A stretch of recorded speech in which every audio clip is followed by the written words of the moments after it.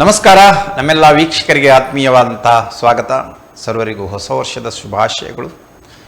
ಕಾರ್ಯಕ್ರಮಕ್ಕೆ ಪ್ರೀತಿಪೂರ್ವಕವಾದಂಥ ಸ್ವಾಗತ. ವೀಕ್ಷಕರೇ, ಉಡುಪಿಯ ನಾಡ ಹಬ್ಬಕ್ಕೆ ಕ್ಷಣಗಣನೆ ಆರಂಭ ಆಗಿದೆ. ಈ ಬಾರಿ ಶೀರೂರು ಪರ್ಯಾಯ ಮಹೋತ್ಸವಕ್ಕೆ ಉಡುಪಿ ನಗರಿ ಸಿದ್ಧವಾಗ್ತಾ ಇದೆ.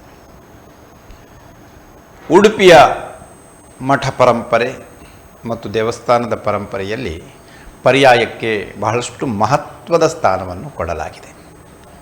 ಬಹಳ ಸುದೀರ್ಘ ಇತಿಹಾಸ ಇರುವಂಥ ಈ ಪರ್ಯಾಯೋತ್ಸವ ಈ ಬಾರಿಯ ವಿಶೇಷತೆಗಳೇನು, ವೈಶಿಷ್ಟ್ಯಗಳೇನು, ಪರ್ಯಾಯೋತ್ಸವದ ಹಿನ್ನೆಲೆ ಏನು, ಪರ್ಯಾಯೋತ್ಸವದಲ್ಲಿ ಭಾಗಿಯಾಗುವುದರ ಜೊತೆಗೆ ಧಾರ್ಮಿಕವಾದಂಥ ಔನ್ನತ್ಯವನ್ನು ಯಾವ ರೀತಿಯಲ್ಲಿ ಸಂಪಾದಿಸಬಹುದು, ಪರ್ಯಾಯೋತ್ಸವದ ಸಂದರ್ಭದಲ್ಲಿ ನಡೆಯುವಂಥ ಧಾರ್ಮಿಕ ಕಾರ್ಯಕ್ರಮಗಳು, ಸಾಂಸ್ಕೃತಿಕ ಕಾರ್ಯಕ್ರಮಗಳು ಯಾವ ರೀತಿಯಲ್ಲಿ ಉಡುಪಿಯ ವೈಭವವನ್ನು ಹೆಚ್ಚಿಸಲಿದೆ ಮತ್ತು ಈ ಬಾರಿಯ ಪರ್ಯಾಯ ಪೀಠವನ್ನು ಏರಲಿರುವಂಥ ಶ್ರೀ ಶ್ರೀ ಶ್ರೀ ವೇದವರ್ಧನ ತೀರ್ಥ ಸ್ವಾಮೀಜಿಯವರ ಸಂಕಲ್ಪಗಳೇನು ಮತ್ತು ಆ ಗುರು ಪರಂಪರೆ, ಶೀರೂರು ಮಠದ ಗುರು ಪರಂಪರೆಗಳೇನು, ಮೂಲ ಮಠದ ವಿಶೇಷತೆಗಳೇನು, ಈ ಎಲ್ಲ ವಿಚಾರಗಳ ಬಗ್ಗೆ ನಮ್ಮೊಂದಿಗೆ ಮಾಹಿತಿಯನ್ನು ಹಂಚುವ ಸಲುವಾಗಿ ಮತ್ತು ಪರ್ಯಾಯೋತ್ಸವದ ಪೂರ್ವ ಸಿದ್ಧತೆಗಳು ಮತ್ತು ಪರ್ಯಾಯೋತ್ಸವಕ್ಕೆ ಕರೆಯೋಲೆಯನ್ನು ನೀಡುವುದರ ಹಿನ್ನೆಲೆಯಲ್ಲಿ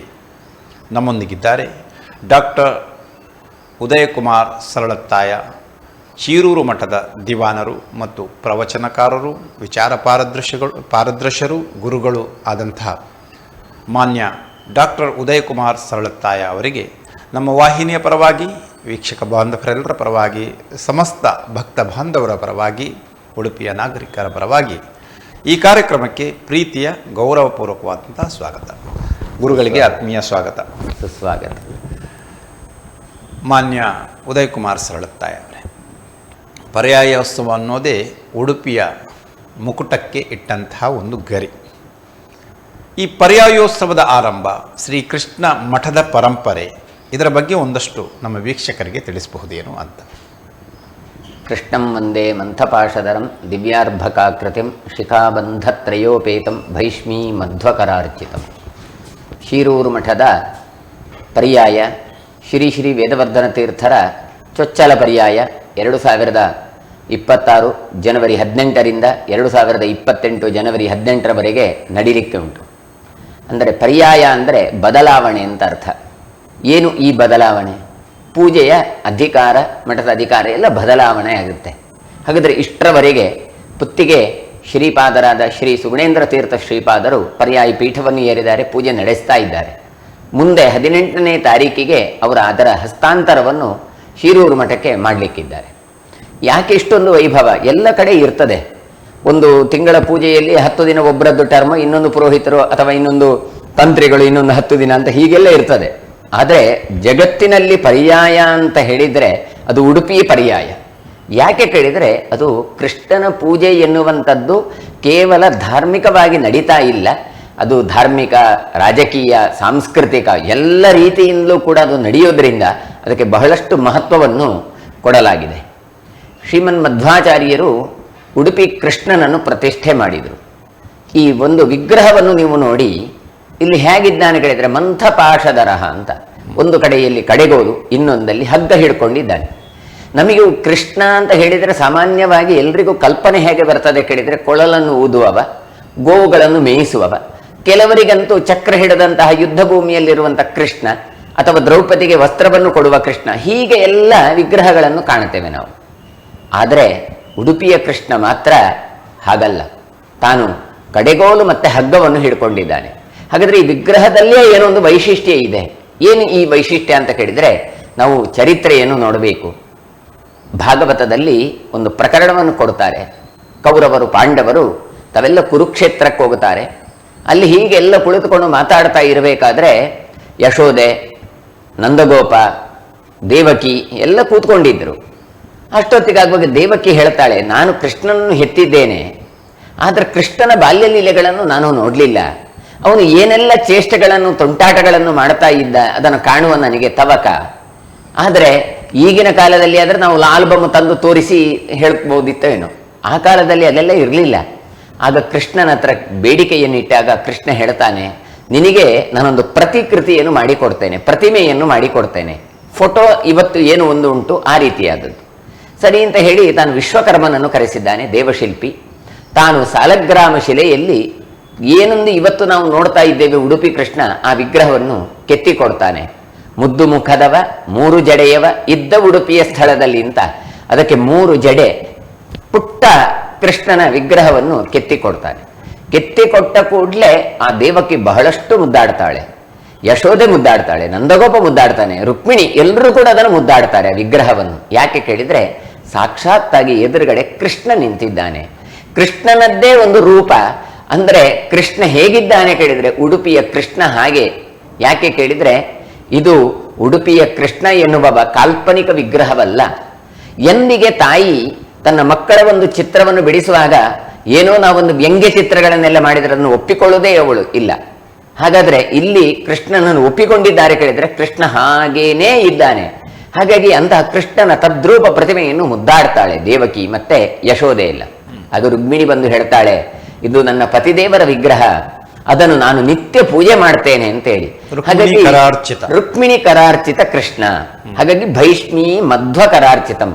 ಮುಂದೆ ಆ ವಿಗ್ರಹ ದ್ವಾರಕ್ಕೆ ನೆಲಸಮಾದಾಗ ಮಣ್ಣಿನಲ್ಲಿ ಸೇರಿಕೊಳ್ಳುತ್ತೆ. ಗೋಪಿ ತಲಾಬ್ ಅಂತ ಏನೊಂದು ಉಂಟು ಇವತ್ತು, ಅಂತಹ ಗೋಪಿಯ ಹೆಂಟೆಯಲ್ಲಿ ಹುದುಗಿಕೊಳ್ಳುತ್ತೆ.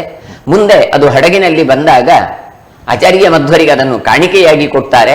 ಆ ಕಾಣಿಕೆಯಿಂದ ನೋಡಿದಾಗ ಅದರ ಒಳಗೆ ಕೃಷ್ಣನ ವಿಗ್ರಹ ಇರ್ತದೆ. ಅದನ್ನು ಉಡುಪಿಯಲ್ಲಿ ಪ್ರತಿಷ್ಠೆ ಮಾಡಿದ್ರು. ಪ್ರತಿಷ್ಠೆ ಮಾಡಿ 8 ಜನ ಯತಿಗಳನ್ನು ಅದಕ್ಕೆ ಪೂಜೆಗೆ ನಿಯೋಜನೆ ಮಾಡಿದ್ರು. ಯಾಕೆ 8 ಜನ ಅಂತ ಕೇಳಿದ್ರೆ ಕೃಷ್ಣನಿಗೆ ಅಷ್ಟಮಹಿಷಿಯರು. ಹಾಗಾಗಿ ಅವರಿಗೆ ಗಂಡ ಯಾರು ಅಂತ ಕೇಳಿದ್ರೆ ಕೃಷ್ಣನೇ ಗಂಡ. ಹಾಗಾಗಿ ಇಲ್ಲಿ ಬಾಲಸನ್ಯಾಸ, ಮತ್ತೆಲ್ಲಿಯೂ ಜಗತ್ತಿನಲ್ಲಿ ಬಾಲಸನ್ಯಾಸದ ವ್ಯವಸ್ಥೆಗಳನ್ನು ಕಾಣೋದಿಲ್ಲ. ಹಾಗಾದ್ರೆ ಯಾಕೆ ಇಲ್ಲಿ ಬಾಲಸನ್ಯಾಸಕ್ಕೆ ಇಷ್ಟು ಮಹತ್ವವನ್ನು ಕೊಟ್ಟರು ಕೇಳಿದ್ರೆ ಕೃಷ್ಣ ಗಂಡ, ಇವರೆಲ್ಲ ಅವರ ಸೇವಕರು ಅಂತ ಹೇಳಿ. ಹಾಗಾಗಿ ಕರ್ಮಂದೀಶ್ವರ ಭಕ್ತಿ ಬಂಧನ ವಶಃ, ಕರ್ಮಂದಿಗಳಾದಂಥ ಯತಿಗಳ ಒಂದು ಬಂಧನಕ್ಕೆ ತಾನು ಒಳಗಾದವ, ಪ್ರೀತಿಗೆ ಒಳಗಾದವ ಕೃಷ್ಣ ಅಂತ. ಈ ವಿಗ್ರಹ ಯಾಕೆ ಇಷ್ಟು ವೈಶಿಷ್ಟ್ಯ ಅಂತ ಕೇಳಿದ್ರೆ ಅದರ ಹಿಂದೆ ಒಂದು ಘಟನೆಯನ್ನು ನೆನಪು ಮಾಡಿಕೊಳ್ಳುತ್ತಾರೆ. ಒಂದು ದಿನ ಕೃಷ್ಣ ತೊಡೆಯಲ್ಲಿ ಕೂತ್ಕೊಂಡಿದ್ದಾನೆ, ಯಶೋದೆಯ ಚಿಕ್ಕ ಪುಟ್ಟ ಕೃಷ್ಣ. ಇವಳು ಮೊಸರನ್ನು ತೊಳಿತಾ ಇದ್ದಾಳೆ. ತೊಳಿತಾ ಇರುವಾಗ ಅವಳಿಗೆ ಪಕ್ಕನೆ ನೆನಪಾಗತ್ತೆ, ಓ ಹಾಲು ನಾನು ಒಲೆಯಲ್ಲಿ ಇಟ್ಟಿದ್ದೇನೆ ಅಂತ. ಹಾಗಾಗಿ ತಾನು ಏನು ಮಾಡ್ತಾಳೆ ಕೇಳಿದ್ರೆ ಕೂಡಲೇ ಕೃಷ್ಣನನ್ನು ಕೆಳಗೆ ಇಡ್ತಾಳೆ, ಓಡಿ ಹೋಗ್ತಾಳೆ. ಸಾಮಾನ್ಯವಾಗಿ ಹೆಂಗಸರಿಗೆಲ್ಲ ಗೊತ್ತುಂಟು, ಒಲೆಯಲ್ಲಿ ಹಾಲಿಟ್ಟು ಅಲ್ಲೇ ಕೂತ್ರೆ ಅದು ಪಕ್ಕ ಮೇಲೆ ಬರುವುದೇ ಇಲ್ಲ. ಅದೇ ಒಂದು ವೇಳೆ ಎಲ್ಲಿಯೋ ಆಚೆ ಈಚೆ ಹೋದಕೊಳ್ಳೆ ಪಕ್ಕನೆ ಉಕ್ಕಿ ಮೇಲೆ ಬರುತ್ತದೆ. ಆಯ್ತಪ್ಪ ಹೋದ್ರೆ ಹೋಯ್ತು ಹಾಲು ಅಂತ ಕೇಳಿದ್ರೆ ಹೆಂಗಸರಿಗೆ ಸಾಮಾನ್ಯವಾಗಿ ಗೊತ್ತಿರ್ತದೆ, ಅರ್ಧ ಲೋಟ ಹಾಲು 1 ಲೋಟ ಹಾಲು ಹೋದರೆ ಅವರಿಗೆ ಬೇಜಾರಲ್ಲ. ಮತ್ತೆ ಯಾವುದು ಕೇಳಿದ್ರೆ ಅದನ್ನು ಶುದ್ಧಿಗೊಳಿಸುವುದುಂಟಲ್ಲ, ಕ್ಲೀನ್ ಮಾಡುದು, ಅದು ದೊಡ್ಡ ತಲೆ ನೋವು. ಹಾಗಾಗಿ ಇವಳು ಓಡಿ ಹೋಗ್ತಾಳೆ. ಓಡಿ ಹೋದ್ರೆ ಅಲ್ಲಿ ಹಾಲು ಉಕ್ಕಿ ಬಂದಾಗಿದೆ. ಕೂಡಲೇ ಅದನ್ನೆಲ್ಲ ತೊಳೆದು ಸ್ವಚ್ಛಗೊಳಿಸಿ ಬರ್ತಾಳೆ. ಇತ್ತ ಕಡೆ ಕೃಷ್ಣನಿಗೆ ಸಿಟ್ಟು ಬಂತು. ಯಾಕೆ ಕೇಳಿದ್ರೆ ಈ ಚಿಕ್ಕ ಮಕ್ಕಳನ್ನು ನೆಲದಲ್ಲಿ ಇಟ್ಟ ಕೂಡಲೇ ಅದು ತಣ್ಣಗೆ ಆಗತ್ತೆ. ಹಾಗಾಗಿ ನನಗಿಂತ ಹೆಚ್ಚು ಪ್ರೀತಿ ನಿನಗೆ ಹಾಲಲ್ಲಿ ಉಂಟಲ್ಲ, ಹಾಗಾದ್ರೆ ನಿನಗೆ ನನ್ನದು ಪ್ರೀತಿ ಏನು ಅಂತ ನಾನು ತೋರಿಸ್ತೇನೆ ಅಂತ ಹೇಳಿ ತಾನೇನು ಮಾಡ್ತಾನೆ, ಸಿಟ್ಟಿನಲ್ಲಿ ಆ ಪಾತ್ರೆಯನ್ನು, ಯಾವ ಮೊಸರು ತೊಳೆಯುವ ಪಾತ್ರೆ ಉಂಟಲ್ಲ ಅದನ್ನು ಒಡೆದು ಹಾಕ್ತಾನೆ. ಅದರಲ್ಲಿದ್ದ ಬೆಣ್ಣೆಯನ್ನು ತಾನು ತಿಂತಾನೆ, ಇಡೀ ಚೆಲ್ಲಿ ರಂಬಾ ರೋಟಿ ಮಾಡ್ತಾನೆ.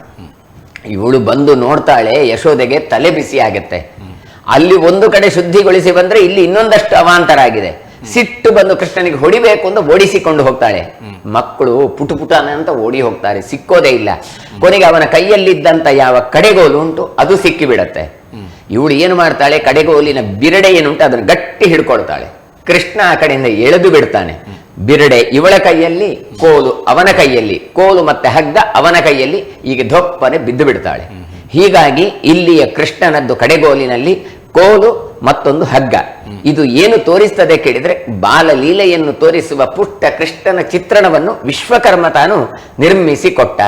ನಮಗೇನು ಸಂದೇಶ ಅಂತ ಕೇಳಿದ್ರೆ ನಮ್ಮಲ್ಲಿ ದಿನಾಲೂ ಕೂಡ ಸಮುದ್ರದ ಹಾಗೆ ಕಷ್ಟಗಳು ಒಂದಲ್ಲ ಒಂದುಗಳು ಬರ್ತಾನೆ ಇರ್ತದೆ, ಅದು ನಿಲ್ಲೋದೇ ಇಲ್ಲ. ಸಮಸ್ಯೆಗಳು ಬರ್ತಾನೆ ಇರ್ತದೆ. ಹಾಗಾದ್ರೆ ಇದು ಯಾವಾಗ ಸಮಸ್ಯೆ ನಿಲ್ಲತ್ತೆ ಕೇಳಿದ್ರೆ ಕೃಷ್ಣನ ಅನುಗ್ರಹ ಆದಾಗ. ಹಾಗಾಗಿ ಆತ ಹೇಳ್ತಾನೆ, ನನ್ನನ್ನು ಚಿಂತನೆ ಮಾಡಿ ಹೇಗೆ ಶಾಸ್ತ್ರಗಳನ್ನೆಲ್ಲ ಮಥನೆ ಮಾಡಿದಾಗ ಒಂದು ಒಳ್ಳೆ ತತ್ವ ಚಿಂತನೆ ಬರ್ತದೆ ಕೇಳಿದ್ರೆ ಮೊಸರನ್ನು ತೊಳೆದಾಗ ಬೆಣ್ಣೆ ಬಂದಾಗೆ. ಹಾಗಾಗಿ ಯಾರು ಜಗತ್ತಿನಲ್ಲಿ ಸರ್ವೋತ್ತಮ ಅಂತ ಕೇಳಿದ್ರೆ ತಾನೇ. ಅಹಮೇವ ವೇದ್ಯ ಅಂತ ಹೇಳಿಕೊಂಡು ನಾನು ಸರ್ವೋತ್ತಮ ಅಂತ ತಾನು ತೋರಿಸಿಕೊಡ್ತಾನೆ. ಅಂತಹ ಕೃಷ್ಣನನ್ನು ಚಿಂತನೆ ನಾವು ನಿತ್ಯವೂ ಮಾಡಿದಾಗ ಹೇಗೆ ಬೆಣ್ಣೆ ತೊಳೆಯುವಾಗ ಸಿಗ್ತದೋ, ಕೃಷ್ಣ ಎನ್ನುವಂಥ ಒಂದು ಸುವಸ್ತು, ಭಕ್ತಿ ಎನ್ನುವಂಥ ಸುವಸ್ತು ನಮಗೆ ದೊರಕತ್ತೆ. ಹಾಗಾಗಿ ಭಕ್ತಿ ಪಂಥಕ್ಕೆ ಮೂಲ ಇಂತಹ ಉಡುಪಿಯ ಕೃಷ್ಣ ಎನ್ನುವಂಥದ್ದನ್ನು ನಾವು ಇವತ್ತು ಜಗತ್ತಿನಲ್ಲಿ ಕಾಣಬಹುದು. ಪಾವನ ಕ್ಷೇತ್ರವಾಯಿತು ಉಡುಪಿ ಕ್ಷೇತ್ರವು. ಗುರುಗಳು ಹೇಳಿದಂತೆ ಶ್ರೀಮನ್ಮಧ್ವಾಚಾರ್ಯರು ಶ್ರೀಕೃಷ್ಣನ ವಿಗ್ರಹವನ್ನು ಪ್ರತಿಷ್ಠಾಪಿಸಿದರು. ಅಷ್ಟ ಬಾಲ ಸನ್ಯಾಸಿಗಳನ್ನು ಪೂಜೆಗಾಗಿ ನೇಮಿಸಿದರು. ಆರಂಭದಲ್ಲಿ ಪರ್ಯಾಯೋತ್ಸವ 2 ತಿಂಗಳಿಗೊಮ್ಮೆ ನಡೆಯುತ್ತಾ ಇತ್ತು. ಆನಂತರ ಅದು ಪರಿವರ್ತನೆ ಆಯಿತು. ಇಲ್ಲಿ ಈ ಅಷ್ಟಮಠದ ಗುರು ಪರಂಪರೆಗಳ ಆರಂಭ, ಆನಂತರದ ಆವರ್ತನ ಚಕ್ರಗಳು ಮತ್ತು ಅಲ್ಲಿ ನಡೆದಂತಹ ಕೆಲವೊಂದು ಅದೇ ಈ ಗುರು ಪರಂಪರೆಯಲ್ಲಿ ನಡೆದು ಬಂದಂತಹ ಸ್ವಾಮೀಜಿಗಳ ವಿಶಿಷ್ಟವಾದಂತಹ ತಪಶಕ್ತಿ, ವಿಶಿಷ್ಟವಾದಂಥ ಒಂದು ಸಾಕ್ಷಿಗಳು, ವಿಶಿಷ್ಟವಾದಂಥ ಸಾನ್ನಿಧ್ಯದ ವೃದ್ಧಿಗೆ ಅವರು ಮಾಡಿಕೊಂಡಂತಹ ಕಾರ್ಯಕ್ರಮಗಳು, ಇವುಗಳೆಲ್ಲದರ ಬಗ್ಗೆ ಒಂದಷ್ಟು ವಿವರಿಸಬಹುದೇನು ಅಂತ. ಇಲ್ಲಿ ಕೃಷ್ಣನನ್ನು ಯಾಕೆ ಪ್ರತಿಷ್ಠೆ ಮಾಡಬೇಕಿತ್ತು ಅಂತ ಒಂದು ಪ್ರಶ್ನೆ. ಯಾಕೆ ಕೇಳಿದರೆ, ಉಡುಪಿಯಲ್ಲಿ ಮೊದಲೇ ಅನಂತಾಸನ ಅಥವಾ ಅನಂತೇಶ್ವರ ಅಂತ ಕರೆಯುವ ದೇವಸ್ಥಾನ ಇತ್ತು, ವಿಷ್ಣು ಸನ್ನಿಧಾನ ಪಕ್ಕದಲ್ಲೇ ಚಂದ್ರಮೌಳೀಶ್ವರ ಎನ್ನುವಂತಹ ರುದ್ರದೇವರ ಸನ್ನಿಧಾನ ಇರುವ ದೇವಸ್ಥಾನವೂ ಇದೆ. ಇವತ್ತು ಈ ಉಡುಪಿ ನಗರಕ್ಕೆ ಹೆಸರು ಬರಲಿಕ್ಕೆ ಕಾರಣವೇ ಈ ಚಂದ್ರಮೌಳೀಶ್ವರ. ಹಾಗಾದ್ರೆ ಇಂತಹ 2 ದೇವಸ್ಥಾನಗಳು ಇರುವಾಗಲೂ ಕೂಡ ಮತ್ತೆ ಮಗದೊಂದು ಕೃಷ್ಣನನ್ನು ಪ್ರತಿಷ್ಠೆ ಮಾಡುವ ಅಗತ್ಯ ಇತ್ತ ಅಂತ ಕೇಳಿದ್ರೆ ಖಂಡಿತ ಇತ್ತು ಅಂತ ಕೇಳುತ್ತಾರೆ. ಯಾಕೆ ಕೇಳಿದರೆ, ನಮ್ಮ ಈ ಉಡುಪಿ ಕೃಷ್ಣ, ಈ ಕೃಷ್ಣನ ಆರಾಧನೆ ಹೇಗೆ ಮಾಡಬೇಕೆನ್ನುವಂತ ಮಾಡೆಲ್ ಹೇಗೆ ಮಾಡಬೇಕು ಅಂತ ತೋರಿಸಬೇಕಾಗಿತ್ತು ಆಚಾರ್ಯ ಮಧ್ವರಿಗೆ. ಹಾಗಾಗಿ ಅವರು ಪ್ರತಿಷ್ಠೆಯನ್ನು ಮಾಡಿ ಪೂಜೆ ಎಷ್ಟು ಚಂದದಲ್ಲಿ ಮಾಡಲಿಕ್ಕೆ ಬರ್ತದೆ ಎನ್ನುವಂಥದ್ದನ್ನು ತೋರಿಸಿಕೊಟ್ರು. ಸಾಮಾನ್ಯವಾಗಿ ಒಂದು ದೇವಸ್ಥಾನದಲ್ಲಿ ಪ್ರತಿಷ್ಠೆ ಮಾಡಿ ಪೂಜೆ ಮಾಡ್ತಾರೆ ಸಾಮಾನ್ಯದಲ್ಲಿ. ಇಲ್ಲಿ ಹಾಗಲ್ಲ. ಇಲ್ಲಿ ರಾಜೋಪೇತವಾದಂತಹ ವೈಭವದ ಪೂಜೆ, ಬೆಳಿಗ್ಗಿಂದ ಸಾಯಂಕಾಲದವರೆಗೆ 16 ಪೂಜೆಗಳನ್ನು ಇಲ್ಲಿ ನಡೆಸಲಾಗುತ್ತೆ. ಹಾಗಾದ್ರೆ ಅಷ್ಟು ವಿಸ್ತೃತವಾದ ಪೂಜೆ, ರಾಜ ಮರ್ಯಾದೆಯಲ್ಲಿ ನಡೆಯುವಂತ ಪೂಜೆ ಮಾಡಬೇಕಾದ್ರೆ ಅದಕ್ಕೆ ದೇಹದಾರ್ಢ್ಯವೂ ಕೂಡ ಅಷ್ಟು ಅವಶ್ಯಕತೆ ಇದೆ. ಹಾಗಾಗಿ ಚಿಕ್ಕಂದಿನಿಂದ ಅದು ಅಭ್ಯಾಸ ಆದ್ರೆ ಮಾತ್ರ ಕೊನೆಯವರೆಗೆ ಆ ಅಭ್ಯಾಸದಿಂದ ಪೂಜೆ ನಡೆದುಕೊಂಡು ಹೋಗುತ್ತೆ. ಇಲ್ಲಿ ನೋಡಿ, ಬಾಡಿ ಫಿಟ್ನೆಸ್ ಎನ್ನುವಂಥದ್ದು ಬಹಳ ಅಗತ್ಯ. ಉತ್ಸವಗಳಿಗಾಗುವಾಗ ರಥಾರೋಹಣೆಯಲ್ಲಾಗುವಾಗ ದೇವರನ್ನು ಕರ್ಕೊಂಡು ಹೋಗ್ಬೇಕು, ಬರಬೇಕು, ಅಲಂಕಾರ ಮಾಡಬೇಕು. ಈ ಉಡುಪಿಯ ಕೃಷ್ಣನನ್ನು ಅಷ್ಟಮಠದ ಯತಿಗಳಲ್ಲದೆ ಮತ್ತೆ ಯಾರು ಸ್ಪರ್ಶ ಮಾಡುವ ಹಾಗೆ ಇಲ್ಲ. ಇವತ್ತೊಂದು ನಾವೊಂದು ಅಲಂಕಾರ ಮಾಡಬೇಕಾದ್ರೆ ಒಂದು ಹಗ್ಗ ಕೊಡು ಮಾರೆ, ಒಂದು ಇದು ಕೊಡು ಅಂತ ನಾವು ಇನ್ನೊಬ್ಬರ ಸಹಾಯವನ್ನು ಹಿಡ್ಕೊಂಡು 25 ಜನರ ಸಹಾಯದಿಂದ ಅದನ್ನು ನಿರ್ಮಾಣ ಮಾಡ್ತೇವೆ. ಇಲ್ಲಿ ಹಾಗೆ ಆಗೋದಿಲ್ಲ. ಅವರು ಮಾತ್ರ ಅವರೇ ಇಟ್ಟುಕೊಳ್ಬೇಕು, ಅವರೇ ಕಟ್ಟಿಕೊಳ್ಬೇಕು, ಅವರೇ ಎಲ್ಲವೂ ಮಾಡಬೇಕು. ಈ ರೀತಿಯಾಗಿ ಎಲ್ಲ ಮಾಡುವುದರಿಂದ ಒಬ್ಬನಿಂದ ಈ ಪೂಜೆ ಮಾಡಲಿಕ್ಕೆ ಬಹಳ ಕಷ್ಟ ಸಾಧ್ಯ. ಅದಕ್ಕೆ ಮನಗಂಡಂತ ಆಚಾರ್ಯ ಮಧ್ವರು 8 ಜನರನ್ನು ತಾವು ಶಿಷ್ಯರನ್ನಾಗಿ ಸ್ವೀಕಾರ ಮಾಡ್ತಾರೆ. ಶಿಷ್ಯರು ಬಹಳಷ್ಟು ಇದ್ರು. ಅದರಲ್ಲಿ ಒಬ್ಬರನ್ನಂತೂ ಪದ್ಮನಾಭ ತೀರ್ಥ ಎನ್ನುವವರನ್ನು ಘಟ್ಟದ ಮೇಲೆಗೆ ಕಳಿಸ್ತಾರೆ ಧರ್ಮ ಪ್ರಚಾರಕ್ಕೆ. ಅದೇ ಇವತ್ತು ಕವಲು ಕಡಿದು ಉತ್ತರಾದಿ ಮಠ, ರಾಯರ ಮಠ, ವ್ಯಾಸರಾಯರ ಮಠ, ಭೀಮನಗಟ್ಟೆ ಮಠ, ಹೀಗೆ ಬಹಳವಾದಂತಹ ಒಂದು ವಿಭಾಗಗಳು ಅಲ್ಲಿ ಆಗಿ ಹೋಗಿ ಶಾಖಾ ಮಠಗಳಾಗಿ ಹೋಯಿತು. ಈ ಉಳಿದ 8 ಜನರಿಗೆ ಪೂಜೆಗೆ ನಿಯೋಜನೆ ಕೊಡಿಸಿದ್ರು. ಅಂದ್ರೆ ಪೂಜೆಗೆ ಎಷ್ಟು ಮಹತ್ವ ಅಂತ ಇಲ್ಲಿ ತೋರಿಸಿ ಕೊಡ್ತಾ ಇದ್ದಾರೆ. ಶಾಸ್ತ್ರ ಪಾಠ ಪ್ರವಚನದ ಜೊತೆಗೆ ಪೂಜೆಯೂ ಅತ್ಯವಶ್ಯಕ. ಹಾಗಾದ್ರೆ ಏನು ಮಾಡಿದ್ರು, ಅವರಿಗೆ 2 ತಿಂಗಳಿಗೆ ಅವರವರಿಗೆ ಒಬ್ಬೊಬ್ಬರಿಗೆ ಅಧಿಕಾರ ಅಂತ ಕೊಟ್ರು. ಅವರಿಗೆ ಕೃಷ್ಣ ಮಠದ ಮೇಲೆಯೇ 8 ಕೋಣೆಗಳು ಇತ್ತು. ಈ 8 ಕೋಣೆಗಳಿಗೆ ಹೆಸರು ಏನು ಅಂತ ಕೇಳಿದ್ರೆ ನಾವು ಇವತ್ತು ಹೇಳ್ತೇವೆ ಅದು ರಾಮನದ್ದು, ಇದು ಕೃಷ್ಣನದ್ದು, ಇದು ಮುಕುಂದನದ್ದು ಅಂತ. ಹಾಗೆಯೇ ಅವರಿಗೆ 8 ಜನ ಶಿಷ್ಯಂದಿರಿದ್ದು. ಹಾಗಾಗಿ 8 ಜನ ಶಿಷ್ಯರದ್ದೇ ಒಂದು ಸಂಸ್ಥಾನ ಅಂತ ಹೆಸರು ಬರುತ್ತೆ. ಹಾಗಾಗಿ ಮೊದಲು ಅಷ್ಟಮಠಗಳ ಹೆಸರೇ ಅವರವರ ಮೂಲ ಪುರುಷರ ಹೆಸರು.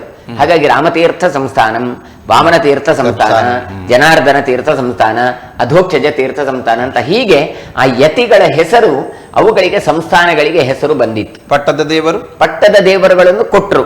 ಕೃಷ್ಣ ದೇವರನ್ನು ಸ್ಥಿರವಾಗಿ ಇಟ್ಟರು. ಇನ್ನೊಂದು ಛಲ ಪ್ರತಿಮೆಗಳನ್ನು ಕೊಟ್ರು ಅವರವರ ಆರಾಧನೆಗೆ ಅಂತ ಹೇಳಿ. ಹಾಗಾಗಿ ಅಲ್ಲಿ ಕೊಡಬೇಕಾದ್ರೂ ಕೂಡ ಅಷ್ಟೇ. ಹಿರೂರು ಮಠಕ್ಕೆ ಕೊಟ್ಟದ್ದು ವಿಠ್ಠಲ ದೇವರನ್ನು, ಅನ್ನ ವಿಠಲ ಅಂತ ಪ್ರಸಿದ್ಧಿಗೊಂಡಿದ್ದಾನೆ. ಹಾಗೆಯೇ ಪುತ್ತಿಗೆ ಮಠಕ್ಕೆ, ಹಾಗೆಯೇ ಪೇಜಾವರ ಮಠಕ್ಕೆ, 3 ಮಠಕ್ಕೆ ವಿಠ್ಠಲ ದೇವರನ್ನು ಕೊಟ್ರೆ, ಕಾಣಿಯೂರು ಮಠಕ್ಕೆ ನರಸಿಂಹ ದೇವರನ್ನು, ಸೋದೆ ಮಠಕ್ಕೆ ವರಾಹ ದೇವರನ್ನು, ಹಾಗೆಯೇ ಕಲಿಮಾರು ಮಠಕ್ಕೆ ರಾಮದೇವರನ್ನು, ಕೃಷ್ಣಾಪುರ ಮಠ ಮತ್ತೆ ನಮ್ಮ ಅದಮಾರು ಮಠಕ್ಕೆ ದ್ವಿಭುಜ ಕಾಳಿಯ ಮತ್ತೆ ಚತುರ್ಭುಜ ಕಾಳಿಯ ಮರ್ದನ ಅಂತ ಹೀಗೆ ಕೃಷ್ಣ ದೇವರನ್ನು ಕೊಟ್ಟರು. ಅದನ್ನು ಕೊಟ್ಟು ಅದನ್ನು ಪಟ್ಟದ ದೇವರು, ಈ ಪಟ್ಟದ ದೇವರನ್ನು ಅಷ್ಟೇ ಯಾರೂ ಸ್ಪರ್ಶ ಮಾಡುವ ಹಾಗಿಲ್ಲ. ಅದು ಅಷ್ಟಮಠದ ಯತಿಗಳು ಬಿಟ್ರೆ ಬೇರೆ ಯಾರು ಅದನ್ನು ಪೂಜೆ ಮಾಡಲಿಕ್ಕೆ ಇಲ್ಲ. ಈ ರೀತಿಯಾದ ಒಂದು ಪದ್ಧತಿಯನ್ನು ಅವತ್ತೇ ಹಾಕಿಕೊಟ್ರು. ನಮಗೆ ಇವತ್ತು 8 ಜನ ಇದ್ದಾರೆ ಕೇಳಿದ್ರೆ ಸ್ವಲ್ಪ ಫ್ರೀ ಆಗತ್ತೆ, ನಮಗೆ ಆರಾಮ ಆಗತ್ತೆ ಅಂತ ನಾವು ಆಲೋಚನೆ ಮಾಡ್ತೇವೆ. ಆದ್ರೆ ಆ ಕಾಲದಲ್ಲಿದ್ದಂಥ ಯತಿಗಳು ಅವರು ಬಹಳ ದುಃಖ ಪಡ್ತಾ ಇದ್ರಂತೆ. ಏನು ಕೇಳಿದ್ರೆ ನಮಗೆ ಇನ್ನೂ ಪೂಜೆ ಮಾಡಬೇಕು, ಇನ್ನೂ ವೈಭವವಾಗಿ ಮಾಡಬೇಕು, ಅವಕಾಶ ಇಲ್ಲ. ಯಾಕೆ ಅವಕಾಶ ಇಲ್ಲ? ಮುಂದೆ ಭಾವಿ ಸಮೀರ ವಾದಿರಾಜ ತೀರ್ಥರು ಬಂದಾಗ ಅವರ ಹತ್ರ ಬೇಡಿಕೆಯನ್ನು ಇಡ್ತಾರೆ ಇವರೆಲ್ಲ.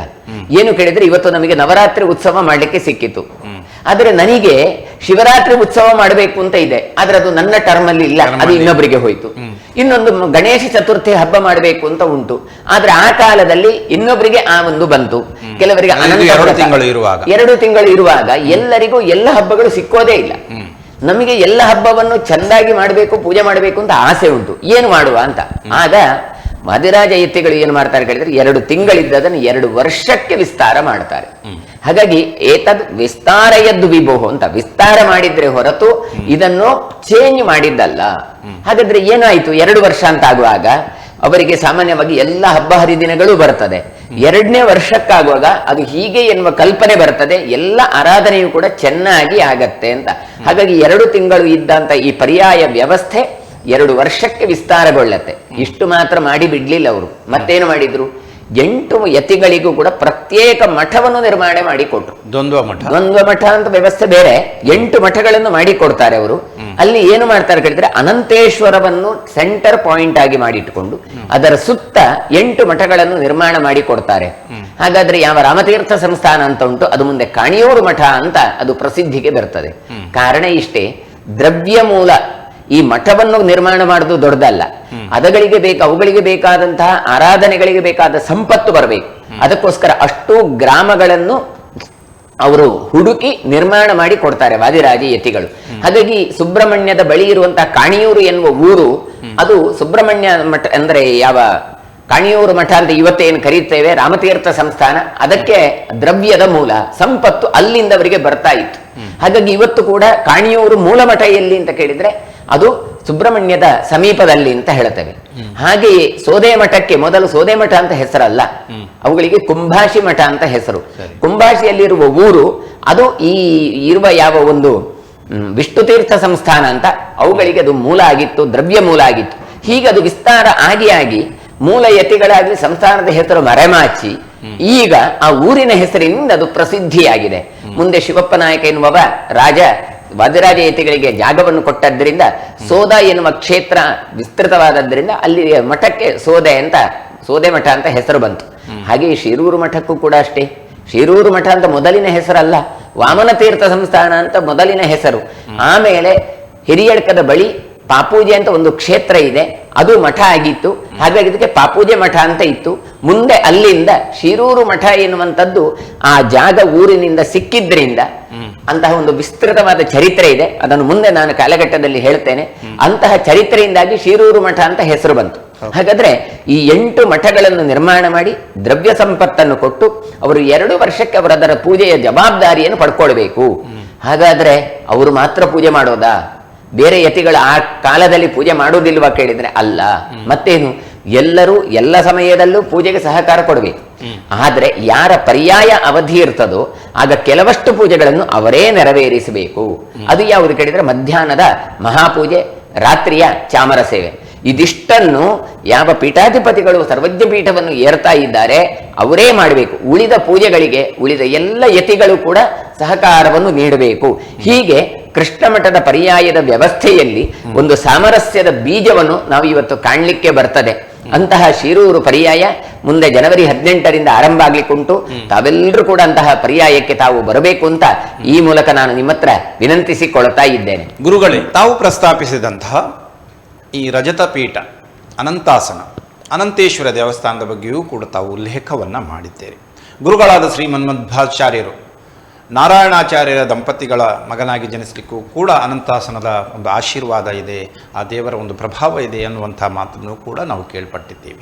ಮತ್ತು ಇಲ್ಲಿ ದುರ್ಗಾಲಯಗಳು ಮತ್ತು ನಾಗಾಲಯಗಳು ಕೂಡ ಶ್ರೀ ಕ್ಷೇತ್ರಕ್ಕೆ ಸಂಬಂಧಪಟ್ಟದ್ದಂತಾಗಿದೆ ಅನ್ನೋದು ಕೂಡ ವಿಶೇಷವಾದದ್ದು. ಇದರ ಬಗ್ಗೆ ಒಂದಷ್ಟು ಬ್ರೀಫಾಗಿ ಹೇಳಬಹುದಾ ಅಂತ. ಅನಂತಾಸನ ಅನಂತೇಶ್ವರ ಎನ್ನುವಂತ ಎರಡೂ ಶಬ್ದವು ಅದು ಭಗವಂತನನ್ನೇ ಹೇಳುವ ಶಬ್ದ. ಇಲ್ಲಿ ಲಿಂಗರೂಪದಲ್ಲಿ ಇರುವಂತಹ ಮಹಾವಿಷ್ಣುವಿನ ಸನ್ನಿಧಾನ. ಇಂತಹ ನೋಡಿ, ಹರಿಹರರ ಒಂದು ಒಳ್ಳೆಯ ಸಂಗಮ ಕ್ಷೇತ್ರವೇ ನಮ್ಮ ಉಡುಪಿ ಅಥವಾ ಉಡುಪಿ. ಯಾಕೆ ಕೇಳಿದ್ರೆ ಉಡುಪಿಗೆ ಇನ್ನೊಂದು ಹೆಸರೇ ಶಿವಳ್ಳಿ. ಹಾಗಾದ್ರೆ ಯಾರೋ ಮಾಧ್ವ ಬ್ರಾಹ್ಮಣರಿದ್ದಾರೆ, ಅವರ ಹೆಸರಿನಲ್ಲೇ ಶಿವ ಇದ್ದಾನೆ, ಆರಾಧನೆ ವಿಷ್ಣುವಿನದ್ದು. ಹಾಗಾದ್ರೆ ಇವರು ರುದ್ರದೇವರು, ಅವರು ಗುರುಗಳ ಸ್ಥಾನದಲ್ಲಿ ಇರುವವರು. ಈ ಉಡುಪಿ ಎನ್ನುವಂಥದ್ದು ಚಂದ್ರ ತಪಸ್ಸು ಮಾಡಿದ ಜಾಗ. ಇವತ್ತೇನು ಅಬ್ಜಾರಣ್ಯ ಅಂತ ಕರಿತೇವೆ. PPC ಅಂತ ಪೂರ್ಣಪ್ರಜ್ಞ ಕಾಲೇಜ್ ಏನುಂಟು ಅದರ ಬಳಿಯಲ್ಲಿ ಇರುವಂತಹ ಯಾವ ಅರಣ್ಯ ಇದೆ, ಅಲ್ಲಿ ತಾನು ತಪಸ್ಸನ್ನು ಮಾಡಿ ಕ್ಷಯರೋಗಕ್ಕೆ ಪರಿಹಾರವನ್ನು ಕಂಡುಕೊಂಡವ ಚಂದ್ರ. ಹಾಗಾಗಿ ಚಂದ್ರ ತಪಸ್ಸನ್ನು ಮಾಡಿದಾಗ ಆ ಮಹಾರುದ್ರದೇವರು ಒಲಿದುಕೊಳ್ತಾರೆ, ಚಂದ್ರ ಮೌಳೀಶ್ವರ ಅಂತ. ಹಾಗಾಗಿ ದೇವಾಲಯವನ್ನು ನಿರ್ಮಾಣ ಮಾಡ್ತಾರೆ. ಇಂತಹ ಚಂದ್ರ ಅಂದ್ರೆ ಉಡು, ಚಂದ್ರ ಅಂದ್ರೆ ಉಡುಪ ಅಂತ ಅರ್ಥ. ಉಡು ಅಂದ್ರೆ ನಕ್ಷತ್ರ, ನಕ್ಷತ್ರ ಅಧಿಪತಿ ಹೇಳಿದ್ರೆ ಚಂದ್ರ ಅಂತ ಅರ್ಥ. ನಕ್ಷತ್ರದ ಅಧಿಪತಿ ಚಂದ್ರ, ಹಾಗಾಗಿ ಉಡುಪ ಅಂದ್ರೆ ಚಂದ್ರ. ಹಾಗಾಗಿ ಅಂತ ಚಂದ್ರನಿಂದಾಗಿ ಈ ಊರಿಗೆ ಉಡುಪಿ ಅಂತ ಹೆಸರು ಬಂತು, ರುದ್ರದೇವರ ಒಂದು ಸನ್ನಿಧಾನದಿಂದಾಗಿ. ಎಷ್ಟು ಸಾಮರಸ್ಯ ಇದೆ ಅಂತ ಕೇಳಿದ್ರೆ, ಕೃಷ್ಣದೇವರ ದರ್ಶನಕ್ಕೆ ಯತಿಗಳು ಹೋಗಬೇಕು ಅಂತಾದ್ರೆ ಮೊದಲು ಚಂದ್ರಮೌಳೀಶ್ವರ ದೇವರ ದರ್ಶನವನ್ನು ಮಾಡಬೇಕು. ಹಾಗಾಗಿ ರುದ್ರದೇವರ ಪರ್ಮಿಷನ್ ತೆಕ್ಕೊಂಡು ಅವರ ಅನುಗ್ರಹದಿಂದ ಭಗವಂತನನ್ನು ಕಾಣುವ ಒಂದು ವ್ಯವಸ್ಥೆ. ಗುರುವಿನ ಗುಲಾಮನಾಗದ ತನಕ ದೊರೆಯ ದಂಡ ಮುಕುತಿ ಅಂತ. ಆಮೇಲೆ ಇಲ್ಲಿ ಬಂದದ್ದು ಅನಂತಾಸನ ಅಂದ್ರೆ ಪಾಂಡವರು ಕಾಲದಲ್ಲಿ ರಾತ್ರಿ ಬೆಳಗಾಗುವ ಒಳಗೆ ಆ ನಿರ್ಮಾಣವನ್ನು ಮಾಡಿದ್ರು ಅಂತ. ಇಲ್ಲಿ ಲಿಂಗರೂಪದಲ್ಲಿ ಇರುವ ಮಹಾವಿಷ್ಣು ಎನ್ನುವಂಥದ್ದನ್ನು ಶಾಸ್ತ್ರಕಾರರು ಅಲ್ಲಲ್ಲಿ ಉಲ್ಲೇಖ ಮಾಡ್ತಾರೆ.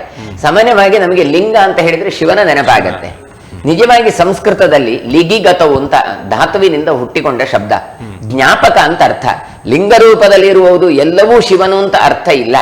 ನಮ್ಮ ಕಟೀಲಿಗೆ ಹೋದ್ರೆ, ಕೊಲ್ಲೂರಿಗೆ ಹೋದ್ರೆ ಅಲ್ಲಿ ಲಿಂಗರೂಪದಲ್ಲೇ ಇರುವುದು, ಆದ್ರೆ ಅದು ದೇವಿ ಅಂದ್ರೆ ಶಕ್ತಿಯ ಸನ್ನಿಧಾನ ಇರುವಂತದ್ದು. ಕುಡುಪು ಅನಂತ ಪದ್ಮನಾಭ ದೇವಸ್ಥಾನ ಇದೆ, ಅಲ್ಲಿ ಲಿಂಗರೂಪವೇ ಇದೆ, ಆದ್ರೆ ಅಲ್ಲಿರುವಂಥದ್ದು ಮಹಾವಿಷ್ಣುವಿನ ಸನ್ನಿಧಾನ. ಹಾಗಾಗಿ ಇಲ್ಲಿ ಮುಂದಿನ ಕಲ್ಪದಲ್ಲಿ ತಾನು ಶೇಷನಾಗ್ತೇನೆ ಅಂತ ತೋರಿಸ್ಲಿಕ್ಕೋಸ್ಕರ ರುದ್ರದೇವರು, ಹಾಗೆಯೇ ಲಿಂಗ ರೂಪದಲ್ಲಿ ಇರುವಂತಹ ವಿಷ್ಣು ಇಬ್ಬರನ್ನು ನಾವು ಕಾಣಲಿಕ್ಕೆ ಬರುತ್ತೆ. ಹಾಗಾಗಿ ಅನಂತೇಶ್ವರ ಅಥವಾ ಅನಂತಾಸನದಲ್ಲಿ ಶಿವರಾತ್ರಿಯೂ ಗೌಜಿಯಲ್ಲಿ ನಡೀತಾರೆ, ಅನಂತ ಪದ್ಮನಾಭ ವ್ರತವನ್ನು ಗೌಜಿಯಲ್ಲಿ ನಡೀತಾರೆ. ಹಾಗೆ ಇಂತಹ ಒಂದು ಸಾಮರಸ್ಯ ಕ್ಷೇತ್ರ ನಿಮಗೆ ಎಲ್ಲಿಯೂ ಕಾಣ ಸಿಕ್ಲಿಕ್ಕಿಲ್ಲ. ಅಂತಹ ಅನಂತಾಸನದಲ್ಲಿ ಪಾಠ ಪ್ರವಚನಗಳನ್ನು ನಡೆಸ್ತಾ ಇದ್ರು ಹಿಂದೆ. ಯಾಕೆ ಕೇಳಿದ್ರೆ, ಒಂದು ಊರಿಗೆ ಎರಡು ಕಣ್ಣು, ಒಂದು ವಿದ್ಯಾಲಯ, ಇನ್ನೊಂದು ದೇವಾಲಯ. ಹಾಗಾಗಿ ಹಿಂದಿನ ಕಾಲದಲ್ಲಿ ದೇವಾಲಯನ್ನು ಅಷ್ಟು ವಿಸ್ತೃತವಾಗಿ ಯಾಕೆ ನಿರ್ಮಾಣ ಮಾಡ್ತಾ ಇತ್ತು ಕೇಳಿದ್ರೆ, ಆ ಕಾಲದಲ್ಲಿ ಎಲ್ಲ ವಿದ್ಯಾಭ್ಯಾಸಗಳೆಲ್ಲ ಆ ಕ್ಷೇತ್ರದಲ್ಲೇ ನಡೀತಾ ಇತ್ತು. ಹಾಗಾಗಿ ಅಚ್ಯುತ ಪ್ರೇಕ್ಷಾಚಾರ್ಯರು ಅಲ್ಲಿ ಎಲ್ಲ ತಾವೆಲ್ಲ ದೀಕ್ಷೆಯನ್ನು ಕೊಟ್ಟದ್ದು ಆಚಾರ್ಯ ಮಧ್ವರಿಗೆ. ಅಲ್ಲೆಲ್ಲ ಪಾಠ ಪ್ರವಚನಗಳು ನಡೀತಾ ಇತ್ತು. ಆಚಾರ್ಯ ಮಧ್ವರು ಕೂಡ ಅಲ್ಲೇ ತಾವು ಪಾಠ ಪ್ರವಚನವನ್ನು ಮಾಡಿಕೊಂಡು ತಾವು ಅದೃಶ್ಯರಾದದ್ದು ಎನ್ನುವಂತಹ ಉಲ್ಲೇಖವನ್ನು ನಾವು ಕಾಣ್ತಾ ಇದ್ದೇವೆ. ಹಾಗಾಗಿ ಅನಂತಾಸನದಲ್ಲಿ ಆ ಮಧ್ಯಗೇಹ ಭಟ್ಟರು ತಾವು ಬಂದು ಮಕ್ಕಳಾಗದೇ ಇದ್ದಾಗ ತಾವು ಪ್ರಾರ್ಥನೆ ಮಾಡಿ 12 ವರ್ಷ ತಾವು ಕ್ಷೀರವ್ರತಾದಿಗಳನ್ನೆಲ್ಲ ಮಾಡಿ ಆಮೇಲೆ ಒಳ್ಳೆಯ ಒಂದು ಸಂತಾನವನ್ನು ಪಡಿತಾರೆ. ಹಾಗಾಗಿ ಇಡೀ ಉಡುಪಿಗೆ ಮೂಲವೂ ಹೌದು, ದ್ವೈತ ತತ್ವ ಬರಲಿಕ್ಕೆ ಒಂದು ಕಾರಣೀಭೂತನಾದವ ಯಾರು ಕೇಳಿದರೆ ನಾರಾಯಣಂ ಕುಲಪತಿಂ ಶರಣಂ ವ್ರಜೇಮ ಅಂತ ವಾದಿರಾಜರು ಆ ಅನಂತೇಶ್ವರ ದೇವರನ್ನು ತಾವು ಸ್ತೋತ್ರ ಮಾಡ್ತಾರೆ. ಹಾಗಾಗಿ ಅಂತಹ ಕುಲಪತಿಯಾದಂತಹ ನಾರಾಯಣ ಇರುವಾಗ ಕೃಷ್ಣನ ಒಂದು ಅನಂತೇಶ್ವರ, ಚಂದ್ರೇಶ್ವರ ಇದೆಲ್ಲವೂ ಒಂದು ಬಂಧದಿಂದ ನಿರ್ಮಿತವಾದಂತಹ ಒಂದು ಕ್ಷೇತ್ರ. ಹಾಗಾಗಿ ಬಹಳ ದೊಡ್ಡವಾದಂತಹ ಈ ರಜತಪೀಠ ಕ್ಷೇತ್ರ ಅನಂತಾಸನದಲ್ಲಿ ರಾಜ ಭೋಜ ಎನ್ನುವವನು ತಾನು ಯಾಗವನ್ನು ಮಾಡುವುದಕ್ಕಾಗಿ ಉಳುವಾಗ ನೆಲದಲ್ಲಿ ಸಿಕ್ಕಿದಂತಹ ಹಾವಿನ ಒಂದು ಹತ್ಯೆಯ ದೋಷದ ಪರಿಹಾರಕ್ಕೋಸ್ಕರ ಅದಕ್ಕೆ ಕೇಂದ್ರ ಬಿಂದುವಾಗಿದ್ದುಕೊಂಡು 4 ನಾಗಾಲಯವನ್ನು ನಿರ್ಮಾಣ ಮಾಡ್ತಾನೆ. ಹಾಗೆಯೇ 4 ದೇವಿ ಆಲಯವನ್ನು ನಿರ್ಮಾಣ ಮಾಡ್ತಾನೆ. ಅದು ಅರಿತೋಡು, ಮಾಂಗೋಡು, ಮುಚ್ಚಿಲುಕೋಡು, ಇನ್ನೊಂದು ತಾಂಗೋಡು ಅಂತ ಹೀಗೆ 4 ನಾಗಾಲಯಗಳಿದ್ರೆ ಉಳಿದ 4 ದಿಕ್ಕಿನಲ್ಲಿ ನಮಗೆ ದೇವಿ ಆಲಯವನ್ನು ಕಾಣ್ತೇವೆ. ಈ ರೀತಿಯಾಗಿ ಇಡೀ ಉಡುಪಿ ನಗರವೇ ಅದು ಕೃಷ್ಣನ ನಗರಿ, ಅದು ಭಗವಂತನ ಒಂದು ವಾಸಸ್ಥಾನ. ಅದರ ಮಧ್ಯದಲ್ಲಿ ನಾವು ಹೇಳಿದ್ದೇವೆ ಕೇಳಿದ್ರೆ, ವಾದಿರಾಜ ಯತಿಗಳು ತೀರ್ಥ ಪ್ರಬಂಧದಲ್ಲಿ ಹೇಳಿದ ಹಾಗೆ ದ್ವಾರಾವತೀಂ ಸಕಲ ಭಾಗ್ಯವತೀಂ ಉಪೇಕ್ಷ ಅಂತ ಹೇಳಿ ವಾದಿರಾಜರು ಹೇಳಿ ತದ್ರಜತಪೀಠ ಪುರಂಗರಿಯ ಅಂತ ಹೇಳ್ತಾರೆ. ಅಂದ್ರೆ ರಜತಪೀಠ ಎನ್ನುವಂಥದ್ದು ದ್ವಾರಕಗಿಂತಲೂ ಮಿಗಿಲಾದ ಕ್ಷೇತ್ರ, ಅಯೋಧ್ಯೆಗಿಂತಲೂ ಮಿಗಿಲಾದ ಕ್ಷೇತ್ರ ಅಂತ ತಾವು ಉಲ್ಲೇಖ ಮಾಡ್ತಾರೆ. ದ್ವಾರಕೆಯಲ್ಲಿ ರಾಜಾಧಿರಾಜನಾದ ಕೃಷ್ಣ ಇಲ್ಲಿ ಬಾಲಕನಾಗಿ ಬಂದಿದ್ದಾನೆ. ಅಯೋಧ್ಯೆಯಲ್ಲಿರುವ ರಾಮ, ಅವರ ಪಟ್ಟದಲ್ಲಿರುವಂತಹ ಯಾವ 2 ಹನುಮ ಮತ್ತೆ ಈ ಗರುಡ ದೇವರ ವಿಗ್ರಹ ಇತ್ತು, ಅದನ್ನು ವಾದಿರಾಜರು ತಂದು ಉಡುಪಿಯಲ್ಲಿ ಪ್ರತಿಷ್ಠೆ ಮಾಡ್ತಾರೆ. ಹಾಗಾಗಿ ಉಡುಪಿಯಲ್ಲಿರುವ ಪ್ರಾಣದೇವರು ಅಯೋಧ್ಯೆಯ ಪೀಠದಲ್ಲಿರುವಂತಹ ಪ್ರಾಣದೇವರು. ಹಾಗಾಗಿ ದೊಡ್ಡ ಕ್ಷೇತ್ರವಾಗಿ ಇವತ್ತು ನಾವು ಕಾಣುತ್ತೇವೆ. ಅಂತಹ ಕೃಷ್ಣನ ಕ್ಷೇತ್ರದಲ್ಲಿ 8 ಮಠಗಳನ್ನು ನಿರ್ಮಾಣ ಮಾಡಿ ಧರ್ಮ ಪ್ರಚಾರಕ್ಕೋಸ್ಕರ, ವೇದಾಂತ ಸಾಮ್ರಾಜ್ಯಕ್ಕೋಸ್ಕರ ಈ ಯತಿಗಳನ್ನು ತಾವು ದೀಕ್ಷೆಯನ್ನಾಗಿ ಮಾಡ್ತಾರೆ. ಹಾಗಾದ್ರೆ ಪರಂಪರೆಯಿಂದಲೂ ಕೂಡ ಅಂತಹ ಪಾಠ ಪ್ರವಚನ ಮಾಡಿದ ಯಾವ ಜಾಗ ಉಂಟು ಅದನ್ನು ಸಿಂಹಾಸನದಲ್ಲಿ ಅಂತ ಕರಿತೇವೆ ನಾವು, ಸರ್ವಜ್ಞ ಪೀಠ ಅಂತ. ಆ ಪೀಠವನ್ನು ಏರಿದಾಗ ಆಚಾರ್ಯ ಮಧ್ವರ ಸನ್ನಿಧಾನ ಅವರಲ್ಲಿ ಬರುತ್ತದೆ ಅಂತ ನಮ್ಮಲ್ಲಿ ಎಲ್ಲರ ಹಿಂದೂಗಳ ಒಂದು ನಂಬಿಕೆ. ಹಾಗಾಗಿ ಅಲ್ಲಿ ಇದ್ದುಕೊಂಡು ಕೇವಲ ಪೂಜೆ ಮಾತ್ರ ಅಲ್ಲ, ಧರ್ಮ ಪ್ರಚಾರ, ಪಾಠ ಪ್ರವಚನ ಮಾಡ್ತಾರೆ. ಹಾಗಾದ್ರೆ ಉಳಿದ ಯತಿಗಳು 16 ವರ್ಷಕ್ಕೆ ಒಂದು ಸಲ ತಮಗೆ ಅಧಿಕಾರ ಸಿಕ್ಕಿದ್ರು ಕೂಡ ಉಳಿದ ಸಮಯದಲ್ಲಿ ಪಾಠ ಪ್ರವಚನವನ್ನು ಮಾಡ್ಲಿಕ್ಕೋಸ್ಕರ ದೇಶಗಳನ್ನು ಸುತ್ತಿಕೊಂಡು ಬರ್ತಾರೆ. ಇಲ್ಲಿ ನೋಡಿ, ಇವರು ಪೂಜೆಗೆ ಕೂತ್ಕೊಳ್ಳೋದಾದ್ರೆ ನೇರವಾಗಿ ಬಂದು ಪೂಜೆಗೆ ಕೂತ್ಕೊಳ್ಳೋದಿಲ್ಲ. ಬಹಳಷ್ಟು ಒಂದು ವ್ಯವಸ್ಥೆಗಳನ್ನು ನಾವಿಲ್ಲಿ ಕಾಣ್ತೇವೆ. ಏನು? ಮೊದಲಾಗಿ ಇವರು ಎಲ್ಲ ತೀರ್ಥ ಕ್ಷೇತ್ರಗಳಿಗೆ ತೆರಳಿ ಅಲ್ಲಿ ತೀರ್ಥ ಸ್ನಾನಗಳನ್ನು ಮಾಡಿ ವಿವಿಧ ಸನ್ನಿಧಾನದಲ್ಲಿರುವ ಭಗವಂತನನ್ನು ಕಂಡು ಅವರ ಅನುಗ್ರಹವನ್ನು ಪಡೆದು ಬಳಿಕ ತಾವಂತಹ ಸರ್ವಜ್ಞ ಪೀಠವನ್ನು ತಾವು ಏರ್ತಾರೆ. ಏರುವುದು ಯಾವುದಕ್ಕೆ? ಕೃಷ್ಣನ ಪೂಜೆಗೆ. ಹಾಗಾದ್ರೆ ಪೂಜೆ ಮಾಡಬೇಕಾದ್ರೂ ಒಂದು ಯೋಗ್ಯತೆಯನ್ನು ತಾವು ಪಡಿಬೇಕು ಅಂತ ಆದ್ರೆ ಇಂತಹ ಎಲ್ಲ ವಿಧಿವಿಧಾನಗಳನ್ನು ಅವರು ಕೊಟ್ಟಿದ್ದಾರೆ. ಇನ್ನು ಇದರಲ್ಲಿ ಸಾಮಾಜಿಕವಾದ ಒಂದು ವ್ಯವಸ್ಥೆಯನ್ನು ನಾವು ಕಾಣಬಹುದು. ಏನು ಕೇಳಿದ್ರೆ, ಇದು ರಾಜಸೂಯ ಯಾಗದ ಕಲ್ಪನೆ. ರಾಜಸೂಯ ಯಾಗ ಮಾಡಬೇಕು ಅಂತ ಕೃಷ್ಣನಿಗೆ ಗೊತ್ತಿತ್ತು. ಅಶ್ವಮೇಧ ಯಾಗ, ರಾಜಪೇಯ ಯಾಗ, ಇದೆಲ್ಲ ಯಾಗಗಳು. ಯಾಗ ಮಾಡುವುದಾದ್ರೆ ತಾನೇ ಸಂಪತ್ತನ್ನು ಕೊಟ್ಟು ಧರ್ಮರಾಜಾದಿಗಳಿಗೆ ಮಾಡುವ ಸಾಮರ್ಥ್ಯ ಇದ್ರೂ ಕೂಡ ಕೃಷ್ಣ ಏನು ಹೇಳ್ತಾನೆ? ನೀವೆಲ್ಲ ದಿಗ್ವಿಜಯ ಮಾಡಿಕೊಂಡು ಬರಬೇಕು ಅಂತ. ದಿಗ್ವಿಜಯ ನೆಪದಲ್ಲಿ ಜರಾಸಂಧಾದಿಗಳ ವಧೆಯನ್ನು ಭೀಮಸೇನನಿಂದೆಲ್ಲ ಮಾಡಿಸಿ ಆ ಸಂಪತ್ತುಗಳನ್ನೆಲ್ಲ ತಂದು ತಾನು ರಾಜಸೂಯ ಯಾಗವನ್ನು ನಡೆಸ್ತಾನೆ. ಅಂದ್ರೆ ಪರ್ಯಾಯದಲ್ಲಿ ಪೂಜೆ ಮಾತ್ರ ಪ್ರಧಾನ ಅಲ್ಲ, ಉಳಿದಷ್ಟು ಲಕ್ಷ್ಯಗಳೇ ಇದ್ದಾವೆ. ಏನು? ಜನರ ಬಳಿಗೆ ತೆರಳಿ ಧರ್ಮ ಪ್ರಚಾರಗಳನ್ನು ಮಾಡಿ ಅವರು ಕೊಟ್ಟ ಕಾಣಿಕೆಗಳನ್ನು ಪಡೆದುಕೊಂಡು ಬಂದು ಅದು ಕೃಷ್ಣನಿಗೆ ಅರ್ಪಿಸಬೇಕು. ಹಾಗಾಗಿಯೇ ಎಲ್ಲ ಯತಿಗಳಿಗೆ ಕೊಡುವ ಕಾಣಿಕೆಗಿಂತಲೂ ಕೂಡ ಹೆಚ್ಚಾಗಿ ಪರ್ಯಾಯಪೂತ ಸ್ವಾಮಿಗಳಿಗೆ ಕೊಟ್ರೆ ಅದು ಭಗವಂತನಿಗೆ ನೇರವಾಗಿ ಅವರು ಅರ್ಪಿಸ್ತಾರೆ ಎನ್ನುವಂತಹ ಭಾವನೆ. ಆದ್ರಿಂದ ಇಡೀ ಹಿಂದೂ ಸಮಾಜ ಇವತ್ತು ಒಟ್ಟಾಗತ್ತೆ. ಎಷ್ಟೋ ಜನರಿಗೆ ಕೃಷ್ಣ ಮಠಕ್ಕೆ ಬರ್ಲಿಕ್ಕಾಗದೇ ಇದ್ರೆ ನಾವೇ ಅಲ್ಲಿಗೆ ಹೋಗುವಂತ ಒಂದು ವ್ಯವಸ್ಥೆಯನ್ನು ಕಲ್ಪನೆ ಮಾಡುವುದಕ್ಕೋಸ್ಕರವೇ ಇವರಿಗೆ ಒಂದೊಂದು ಪಟ್ಟದ ದೇವರನ್ನು ಕೊಟ್ಟಿದ್ದಾರೆ. ಮೂಲ ವಿಗ್ರಹದಲ್ಲಿರುವ ಯಾವ ಒಂದು ಪ್ರಧಾನವಾದಂತ ಒಂದು ಸನ್ನಿಧಾನ ಅದು ಇವರ ಪಟ್ಟದೇವರಲ್ಲಿಯೂ ಇದ್ದದ್ರಿಂದ ಈ ಸ್ವಾಮಿಗಳು ಹೋಗಿ ಪೂಜೆ ಮಾಡಿ ಆ ದೇವರ ಒಂದು ಸನ್ನಿಧಾನವನ್ನು ಕರ್ಕೊಂಡು ಬರ್ತಾರೆ. ಆ ಊರಿಗೆ ಬಂದದ್ದೇ ಅದಕ್ಕೆ ಪುರಪ್ರವೇಶ.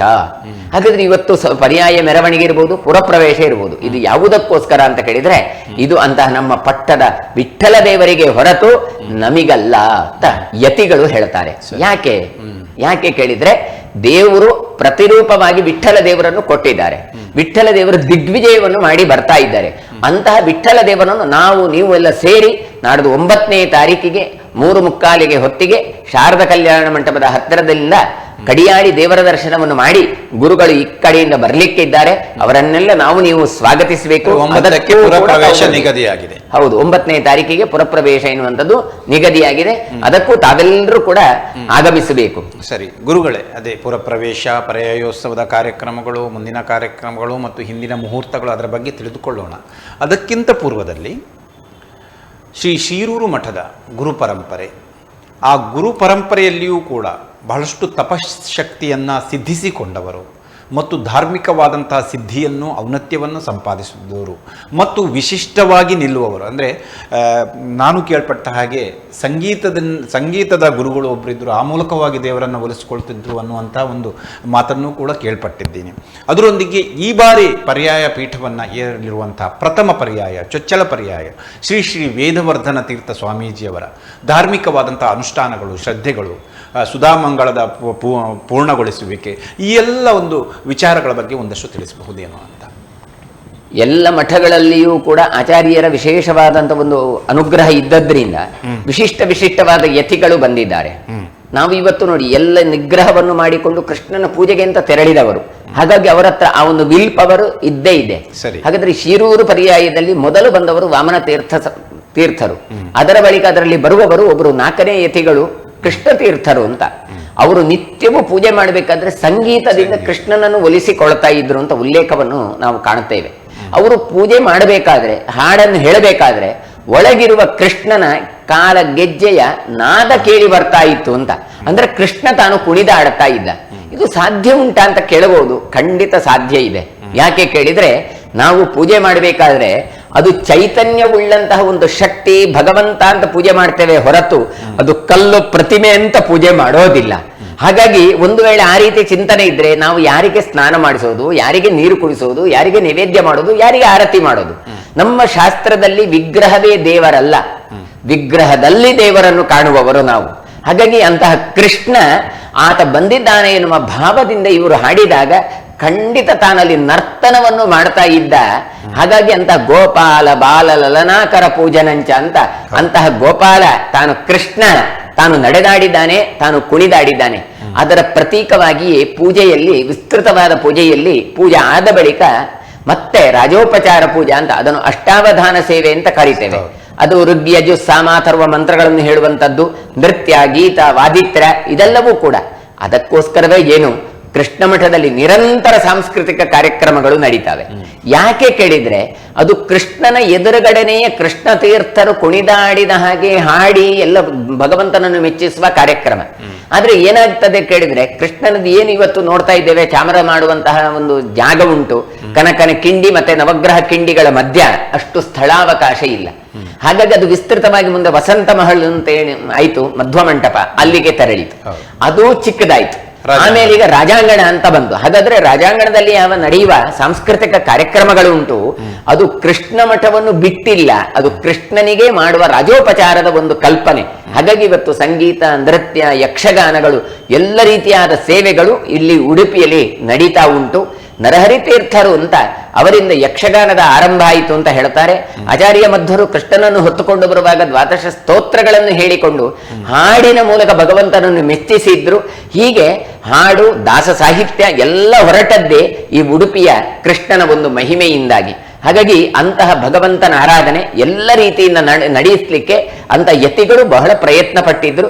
ಈ ಮಠದ ಪರಂಪರೆಯಲ್ಲಿ ಬಹಳಷ್ಟು ಯತಿಗಳು ಸಾಧನೆಯನ್ನು ಮಾಡಿದವರು ಇದ್ದಾರೆ. ಅದರಲ್ಲಿ ಈ ಕಾಲಘಟ್ಟದಲ್ಲಿ ಇವತ್ತು ಶಿರೂರು ಮಠ ಅಂತ ಯಾಕೆ ಹೆಸರು ಬಂತು ಅಂತ ನೋಡಿದ್ರೆ ಆ ಸಂದರ್ಭ ನಮಗೆ ಗೊತ್ತಾಗ್ತದೆ. ಲಕ್ಷ್ಮೀರಮಣ ತೀರ್ಥರು ಅಂತ ಒಬ್ರು ಶಿರೂರು ಮಠದ ಯತಿಗಳು. ಅವ್ರು ಏನು ಮಾಡ್ತಾರೆ ಕೇಳಿದ್ರೆ, ಸಂಚಾರಕ್ಕೆ ಅಂತ ಹೋಗುವಾಗ ಈಗ ಯಾವ ಶಿರೂರು ಅಂತ ಇದೆ ಹಿರಿಯಡ್ಕದ ಬಳಿ, ಅಲ್ಲಿ ಅವರು ನದಿಯ ಬಳಿಗೆ ಬರ್ತಾರೆ. ಬಂದಾಗ ಅಲ್ಲಿ ಒಂದು ಹಾವು ಮತ್ತು ಇದು ದನ ಮತ್ತೆ ಹುಲಿ ಎರಡೂ ಕೂಡ ಮೇಯ್ತಾ ಇತ್ತು. ಇವರಿಗೆ ಆಶ್ಚರ್ಯ ಆಯ್ತು. ಅದು ಒಂದನ್ನೊಂದು ತಿನ್ನುವಂತಹ ವಿರುದ್ಧ ಸ್ವಭಾವದ ಪ್ರಾಣಿಗಳು, ವೈರುಧ್ಯವನ್ನು ಬಿಟ್ಟು ಇಂತಹ ಗೆಳೆತನವನ್ನು ಮಾಡಬೇಕು ಕೇಳಿದ್ರೆ ಯಾವುದು ದೈವೀ ಶಕ್ತಿ ಇಲ್ಲೇ ಇದೆ ಅಂತ. ಅದಕ್ಕೋಸ್ಕರ ಅವರಲ್ಲಿ ನೋಡಿದಾಗ ಅಲ್ಲೆಲ್ಲ ಬಲ್ಲೆ ಅಂದ್ರೆ ಕಾಡು ಬೆಳೆದಿತ್ತು. ಅದೆಲ್ಲವನ್ನು ತರಿದು ಶುದ್ಧಗೊಳಿಸಿ ನೋಡಿದ್ರೆ ಒಂದು ಹುತ್ತ.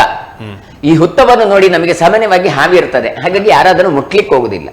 ಆದ್ರೆ ಅಲ್ಲಿ ಒಂದು ದನ ಬಂದು ಅದಕ್ಕೆ ಹಾಲನ್ನು ಸುರಿಸ್ತಾ ಇತ್ತು. ಇವತ್ತು ವೆಂಕಟೇಶ್ವರ ಮಹಿಮೆಯಲ್ಲಿ ನಾವು ನೋಡ್ತೇವೆ, ಹುತ್ತಕ್ಕೆ ಹಾಲನ್ನು ದನ ಸುರಿಸಿ ಹೋಯಿತು.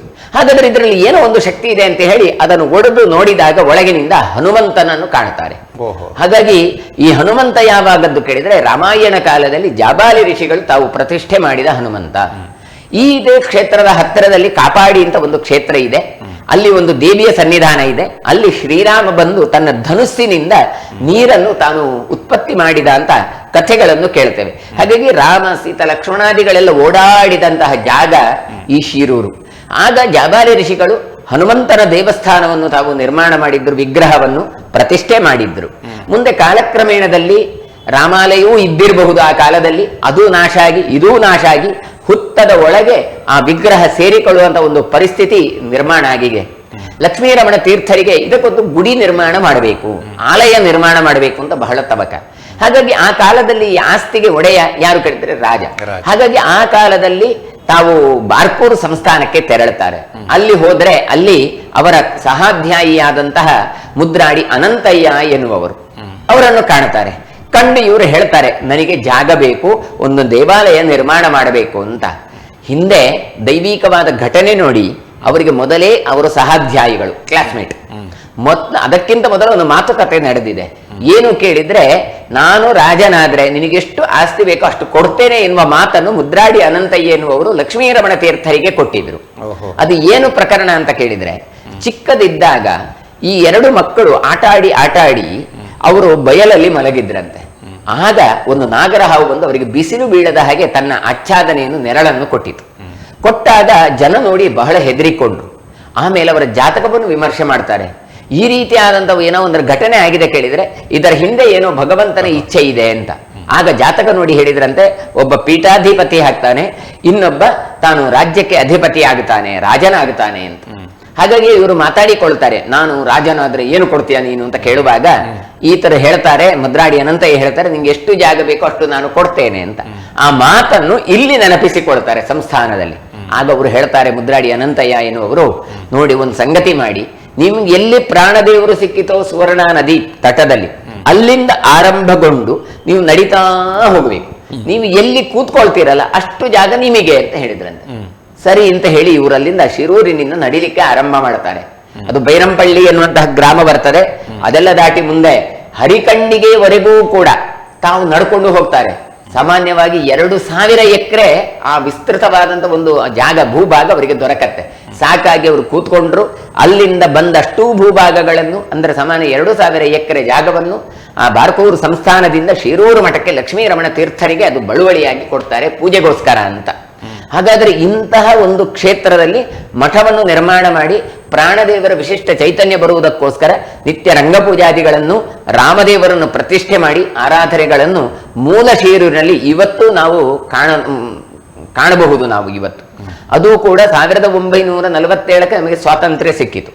ಸ್ವಾತಂತ್ರ್ಯ ಸಿಕ್ಕುವಾಗ ಶಿರೂರು ಪರ್ಯಾಯ, ಲಕ್ಷ್ಮೀಂದ್ರ ತೀರ್ಥರು ಅಂತ ಆಗಿನ ಪೀಠಾಧಿಪತಿಗಳು ಅವರು ಏನು ಮಾಡಿದ್ರು ಕೇಳಿದ್ರೆ, ಈ ದೇವಸ್ಥಾನ ಎನ್ನುವಂಥದ್ದು ಮಠಕ್ಕೆ ಸಂಬಂಧದ್ದು, ಮಠಕ್ಕೆ ಬರಬೇಕು ಅಂತ ಹೇಳಿ ತಾವು ಕೋರ್ಟಿನಲ್ಲಿ ಒಂದು ಕೇಸ್ ಹಾಕಿದ್ರು. ಹಾಗಾಗಿ ಆ ಕಾಲದಲ್ಲಿ ಎಲ್ಲ ಅಷ್ಟಮಠದ ಯತಿಗಳು ಕೂಡ ಬಂದು ಇಲ್ಲಿ ಪ್ರಾರ್ಥನೆ ಮಾಡ್ತಾರೆ, ಇದು ನಮಗೆ ಕೇಸು ಗುಣ ಆಯಿತು ಅಂತ ಕೇಳಿದ್ರೆ ಈ ಪ್ರಾಣದೇವರಿಗೆ ಉತ್ಸವವನ್ನು ನಾವು ಕೊಡ್ತೇವೆ ಅಂತ. ಹಾಗಾಗಿ 1953ರಲ್ಲಿ ಅವತ್ತು ಅವರಿಗೆ ಗುಣ ಆಯಿತು. ಇವತ್ತು ಲಕ್ಷ್ಮೀಂದ್ರ ತೀರ್ಥ ಆಕ್ಟ್ ಅಂತ ಅದು ಪ್ರಸಿದ್ಧಿ. ಅಂದ್ರೆ ಮಠ ಎನ್ನುವಂಥದ್ದಕ್ಕೆ ಹೊಂದಿಕೊಟ್ಟ ದೇವಸ್ಥಾನಗಳನ್ನು ಮಠಕ್ಕೆ ಬಿಟ್ಟು ಕೊಡಬೇಕು ಎನ್ನುವಂತಹ ತೀರ್ಪು ಬರುತ್ತೆ. ಈ ತೀರ್ಪಿನ ಅಡಿಯಲ್ಲೇ ಇವತ್ತು ಅಹೋಬಿಲ ಇರಬಹುದು, ಕಂಚಿ ಕಾಮಾಕ್ಷಿ ಪೀಠಗಳಿರಬಹುದು, ಇದೆಲ್ಲವೂ ಕೂಡ ಮಠದ ಅಧೀನದಲ್ಲಿ ಇವತ್ತು ಉಳಿದುಕೊಂಡಿತು. ಹಾಗೆ ಅಂತಹ ಒಂದು ಮಠದಿಂದಾಗಿ, ಪ್ರಾಣದೇವರಿಂದಾಗಿ ಕೀರ್ತಿ ಜಗತ್ತಿಗೆ ಬರ್ತಾ ಇದ್ದದ್ರಿಂದ ಜನ ಎಲ್ಲ ಸೇರಿ ಅವತ್ತಿನಿಂದ ಪ್ರಾಣದೇವರಿಗೆ ಉತ್ಸವ. ರಾಮನವಮಿ ಇವತ್ತು ಸಾಮಾನ್ಯವಾಗಿ ರಾಮನವಮಿ ಇವತ್ತು ರಾಮನಿಗೆ ಉತ್ಸವ, ಆದರೆ ಶಿರೂರಿನಲ್ಲಿ ಪ್ರಾಣದೇವರಿಗೆ ಉತ್ಸವ ನಡೀತಾ ಉಂಟು. ಈಗ 71 ವರ್ಷ ಕಳೆದಿದೆ. ಮುಂದಿನ ರಾಮನವಮಿಗೆ 72 ವರ್ಷ ನಡಿಲಿಕ್ಕೆ ಉಂಟು. ಅದು ಕೂಡ ವೈಭವದಲ್ಲಿ ಆಗಬೇಕು. ತಾವೆಲ್ಲ ಭಕ್ತಾಭಿಮಾನಿಗಳು ಬರಬೇಕು. ಕುಂಭಮೇಳ ಅಂದ್ರೆ 144 ವರ್ಷ, ಅದರದ್ದು ಅರ್ಧ ಕೇಳಿದ್ರೆ 72 ವರ್ಷ. ಹಾಗಾಗಿ ಇದೊಂದು ನಮ್ಮ ದೃಷ್ಟಿಯಲ್ಲಿ ಅರ್ಧ ಕುಂಭ. ಹಾಗಾಗಿ ಅಂಥದ್ರಲ್ಲಿ ತಾವೆಲ್ಲ ಭಾಗಿಗಳಾಗಬೇಕು. ಅಂತಹ ರಾಮದೇವರ ಪ್ರಾಣದೇವರ ಸನ್ನಿಧಾನ ಇರುವಂತದ್ದು ಮೂಲ ಶಿರೂರಿನಲ್ಲಿ. ಹಾಗಾಗಿ ಶಿರೂರು ಪರ್ಯಾಯ ನಡೆಸೋದು ಯಾರು ಕೇಳಿದ್ರೆ ಅದು ಪ್ರಾಣದೇವರೇ ನಡೆಸುವಂತದ್ದು. ಹಾಗಾಗಿ ಅಂತಹ ಪ್ರಾಣದೇವರ ಪರ್ಯಾಯವೇ ಶಿರೂರು ಪರ್ಯಾಯ. ಹೀಗೆ ಬಹಳಷ್ಟು ಯತಿಗಳ ಚರಿತ್ರೆ ಈ ಪರಂಪರೆಯಲ್ಲಿ ಬಂದಿದೆ. ಅದರಲ್ಲಿ ಬಂದವರೇ 30ನೇ ಯತಿಯಾಗಿ ಬಂದವರು ಶ್ರೀ ವೇದವರ್ಧನ ತೀರ್ಥ ಶ್ರೀಪಾದರು. ಅನುಷ್ಠಾನಗಳು ಮತ್ತು ಅವರ ತಪಸ್ಸಿದ್ಧಿಗಳು ಮತ್ತು ಚೊಚ್ಚಲ ಪರ್ಯಾಯಕ್ಕೂ ಅವರು ಸನ್ಯಾಸವನ್ನು ಸ್ವೀಕರಿಸಿದಂಥ ಅವಧಿ ಬಹಳಷ್ಟು ಕಡಿಮೆ, ಕನಿಷ್ಠ ಇರುವುದರಿಂದ ಯಾವ ರೀತಿಯಲ್ಲಿ ಆ ಅನುಷ್ಠಾನಗಳು, ತಪಸ್ಸಿದ್ಧಿಗಳು, ಅವರ ಚಿಂತನೆಗಳು, ಅವರ ಸಂಕಲ್ಪಗಳು ಮುಂದೆ ಕಾರ್ಯಗತಗೊಳ್ಳಬಹುದು. ಶಿರೂರು ಮಠದ ಹಿಂದಿನ ಪೀಠಾಧಿಪತಿಗಳು ಶ್ರೀ ಶ್ರೀ ಲಕ್ಷ್ಮೀವರ ತೀರ್ಥ ಶ್ರೀಪಾದರು. ಅವರದೊಂದು ಅಕಾಲಿಕವಾದಂತಹ ಒಂದು ಮರಣದ ಒಂದು ಸನ್ನಿವೇಶ ಒದಗಿ ಬಂತು. ಹಾಗಾಗಿ ಅವರು ಉತ್ತರಾಧಿಕಾರಿಗಳನ್ನು ಯಾರನ್ನೂ ನಿರ್ಮಾಣ ಮಾಡಿರಲಿಲ್ಲ. ಹಾಗಾಗಿ ಅಲ್ಲಿಗೆ ದ್ವಂದ್ವ ಮಠವಾದಂತಹ ಸೋದೆ ಮಠಾಧೀಶರಾದ ಶ್ರೀ ಶ್ರೀ ವಿಶ್ವವಲ್ಲಭ ತೀರ್ಥ ಶ್ರೀಪಾದರು ಅಧಿಕಾರವನ್ನು ತಾವು ಪಡೆದುಕೊಳ್ಳುತ್ತಾರೆ. ಕೃಷ್ಣ ಮಠದ ವ್ಯವಸ್ಥೆ ಎಷ್ಟು ಸೈಂಟಿಫಿಕ್ ಅಂತ ಕೇಳಿದರೆ, ದೇವರ ಪೂಜೆ ಒಂದು ದಿನವೂ ನಿಲ್ಲಬಾರದು. ಅದಕ್ಕೋಸ್ಕರ 8 ಜನರಿಗೆ 8 ದೇವರನ್ನು ಕೊಟ್ಟರು. ಆ ಒಂದು ವೇಳೆ ಒಬ್ಬನಿಗೆ ಅನಾರೋಗ್ಯವೋ ಅಥವಾ ಯಾವುದೋ ಒಂದು ರೀತಿಯಿಂದ ಅವನಿಗೆ ಪೂಜೆ ಮಾಡ್ಲಿಕ್ಕೆ ಆಗ್ಲಿಲ್ಲ ಹೇಳಿದ್ರೆ ಅದಕ್ಕೆ ಇನ್ನೊಬ್ರು ಅಧಿಕಾರಿಗಳು ಎನ್ನುವ ದೃಷ್ಟಿಯಿಂದ ದ್ವಂದ್ವ ಮಠವನ್ನು ನಿರ್ಮಾಣ ಮಾಡಿದ್ರು. ಆ ಕಣ್ವ ತೀರ್ಥ ಅಂತ ಇದೆ, ಅಲ್ಲಿ 4 ದ್ವಾರಗಳಲ್ಲಿ 2 ಯತಿಗಳನ್ನು ಹೊರಗೆ ಬರಲಿಕ್ಕೆ ಹೇಳ್ತಾರೆ. ಅಲ್ಲಿ ಸೋದೆ ಮಠ ಮತ್ತೆ ಶಿರೂರು ಮಠ ದ್ವಂದ್ವ ಮಠವಾಗುತ್ತೆ. ಪಲಿಮಾರು ಮಠ ಮತ್ತೆ ಅದಮಾರು ಮಠ ದ್ವಂದ್ವವಾಗಿ ಬಿಡುತ್ತೆ, ದ್ವಂದ್ವ ಮಠವಾಗಿ.